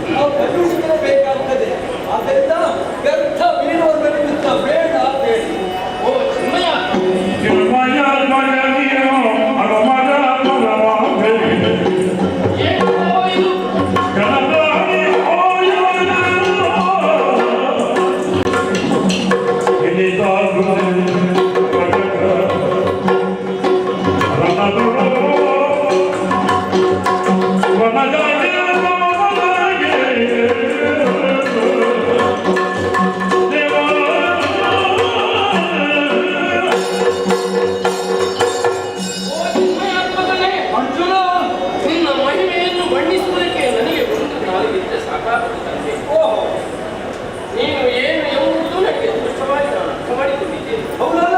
ಅನ್ನು ರೇಣು ದೃಢ ಕಾಷ್ಟ ಸ್ಥಾವರ ಜಂಗಮಾದಿಗಳಲ್ಲಿ ನೀನು ಆಯ್ಕೆಯಾಗಿದ್ದರು. ಯುದ್ಧ ರಂಗದಲ್ಲಿ ಎಂತಹ ದೊಡ್ಡವನಾದರೂ ಕೂಡ ಅವನನ್ನು ಸಣ್ಣದಾಗಿಸುವುದಕ್ಕೆ ನೀನು ಕಲಿತು. ಸಣ್ಣವನನ್ನು ದೊಡ್ಡವನಾಗಿಸುವುದಕ್ಕೂ ನೀನು ಬಲ್ಲವನು. ತಂದೆ, ನಿನ್ನ ಮಹಿಮೆಯ ಮುಂದೆ ನಾವೇನು ಇನ್ನು ಮುಂದಕ್ಕೆ ಶ್ರೀಮುಖದಿಂದ ಯಾವ ಮಾತನಾಡ ನಾಟ್ಯ ಅದೇ ಹೇಳುವುದಕ್ಕೆ ಸಿದ್ಧನಾಗಿ ನೋಡಿದೆಲ್ಲ ವೀರವರವನ್ನು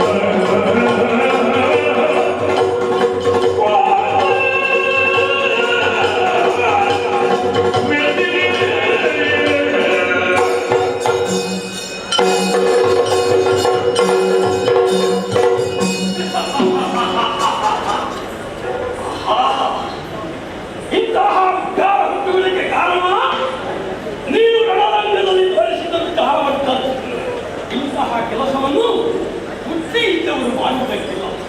ನೀನು ಬುದ್ಧಿಹೀನ, ಇನ್ನೊಬ್ಬರು ಹೇಳಿದಂತೆ ನಡೆಯುವುದನ್ನು ತೋರಿಸಿ ಸಂಗ್ರಾಮದಲ್ಲಿ ನೀನು ಶಕ್ತಿ ದುರಧೀನ ಎನ್ನುವುದನ್ನು ತೋರಿಸಿದ ಹಾಗಾಗಿ ವಿವರಿಸಿದಂತಾಯಿ. ಕಳಕಾರ ಧಾರಣಿಯಲ್ಲಿ ಕೃಷ್ಣ ತುಳಿದ ಪರಿಣಾಮವಾಗಿ ನಾನು ಬಿದ್ದೆ. ಇದೇ ಸಂದರ್ಭ ವೀರವರ್ಮನ ತಲೆ ಕಡಿಯಬೇಕೆನ್ನುವ ಹಾಗೆ ಕಡಿತವನ್ನು ಕೆತ್ತಿದೆಯಲ್ಲ ಹಾಗೆ ನನಗಿರುವಂತಹ ಆಯುಷ್ಯ, ನನಗಿರುವಂತಹ ರಕ್ಷಣೆ, ಇದರ ಬಗ್ಗೆ ನೀನು ಆಲೋಚನೆ ಮಾಡಿಲ್ಲ. ಕೃಷ್ಣ ಸತ್ಯಗಳನ್ನು ನೀನು ಅರ್ಥೈಸಲೇ ಹೋದೆಯಲ್ಲ, ಆದ ಕಾರಣವೇ ಕಡಿತವನ್ನೆತ್ತಿ ಮುಂದುವರಿದೆ ಎನ್ನುವುದು ಅರ್ಥವಾಯಿತು. ಕೃಷ್ಣ ಇದ್ದರೆ ನೀವು ಏನು ಅಲ್ಲ ಎನ್ನುವುದು ತೋರಿಸಿಕೊಟ್ಟಿದ್ದೇನೆ. ಸ್ವಾರ್ಥಿಗಳು ನೀವು ಎನ್ನುವುದು ಸ್ಪಷ್ಟ. ಆದ ಕಾರಣ ನಿಮ್ಮಲ್ಲಿ ಮಾತಿಲ್ಲ, ದೇವರು ಮಾಡಬೇಕು.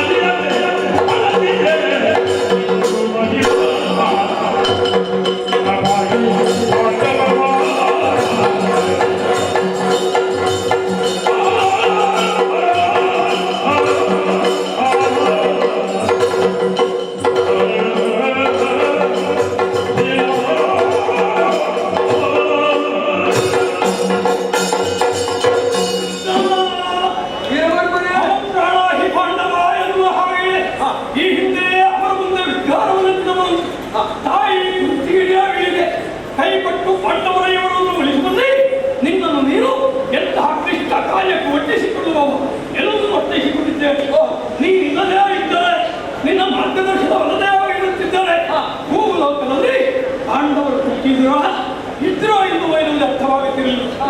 ನಿನ್ನಿಂದಲೂ ಹಾಗೆ ಕುರುಕ್ಷೇತ್ರ ನಡೆದಿದೆ. ದುಷ್ಟ ಕ್ಷತ್ರಿಯರ ಹರಣವಾಗಿದೆ ಎಲ್ಲವೂ ಅರ್ಥವಾಯಿತು. ಹಾಗಿದ್ರೆ ಈ ವೀರವರ್ಮ ಏನು? ಯಮ ಧರ್ಮರಾಯನಿಗೆ ಭಾವ. ಎಲ್ಲಿಯವರೆಗೆ ನನ್ನ ರಕ್ಷಣೆ ಇರ್ತದೋ ಅಲ್ಲಿಯವರೆಗೆ ನನಗೆ ಸಾವಿರ ಮಗನಿತ್ತು.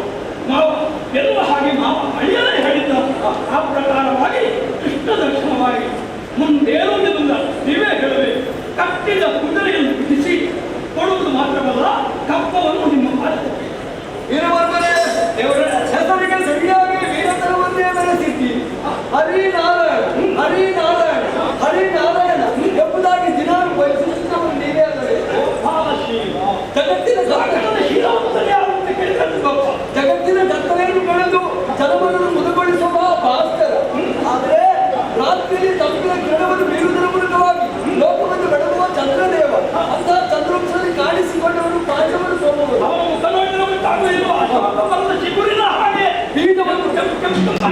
ಬೀಜವನ್ನು ಮೊಳಕೆಡಿದು ಹೆಬ್ಬರವಾಗುವಂತೆ ಕೌರವ ಪಾಂಡವರ ದಾಯಾದ್ಯ ಮಸರ ಎನ್ನುವುದು ಕುರುಕ್ಷೇತ್ರವನ್ನು ಸಮೀಪಿಸಿತು.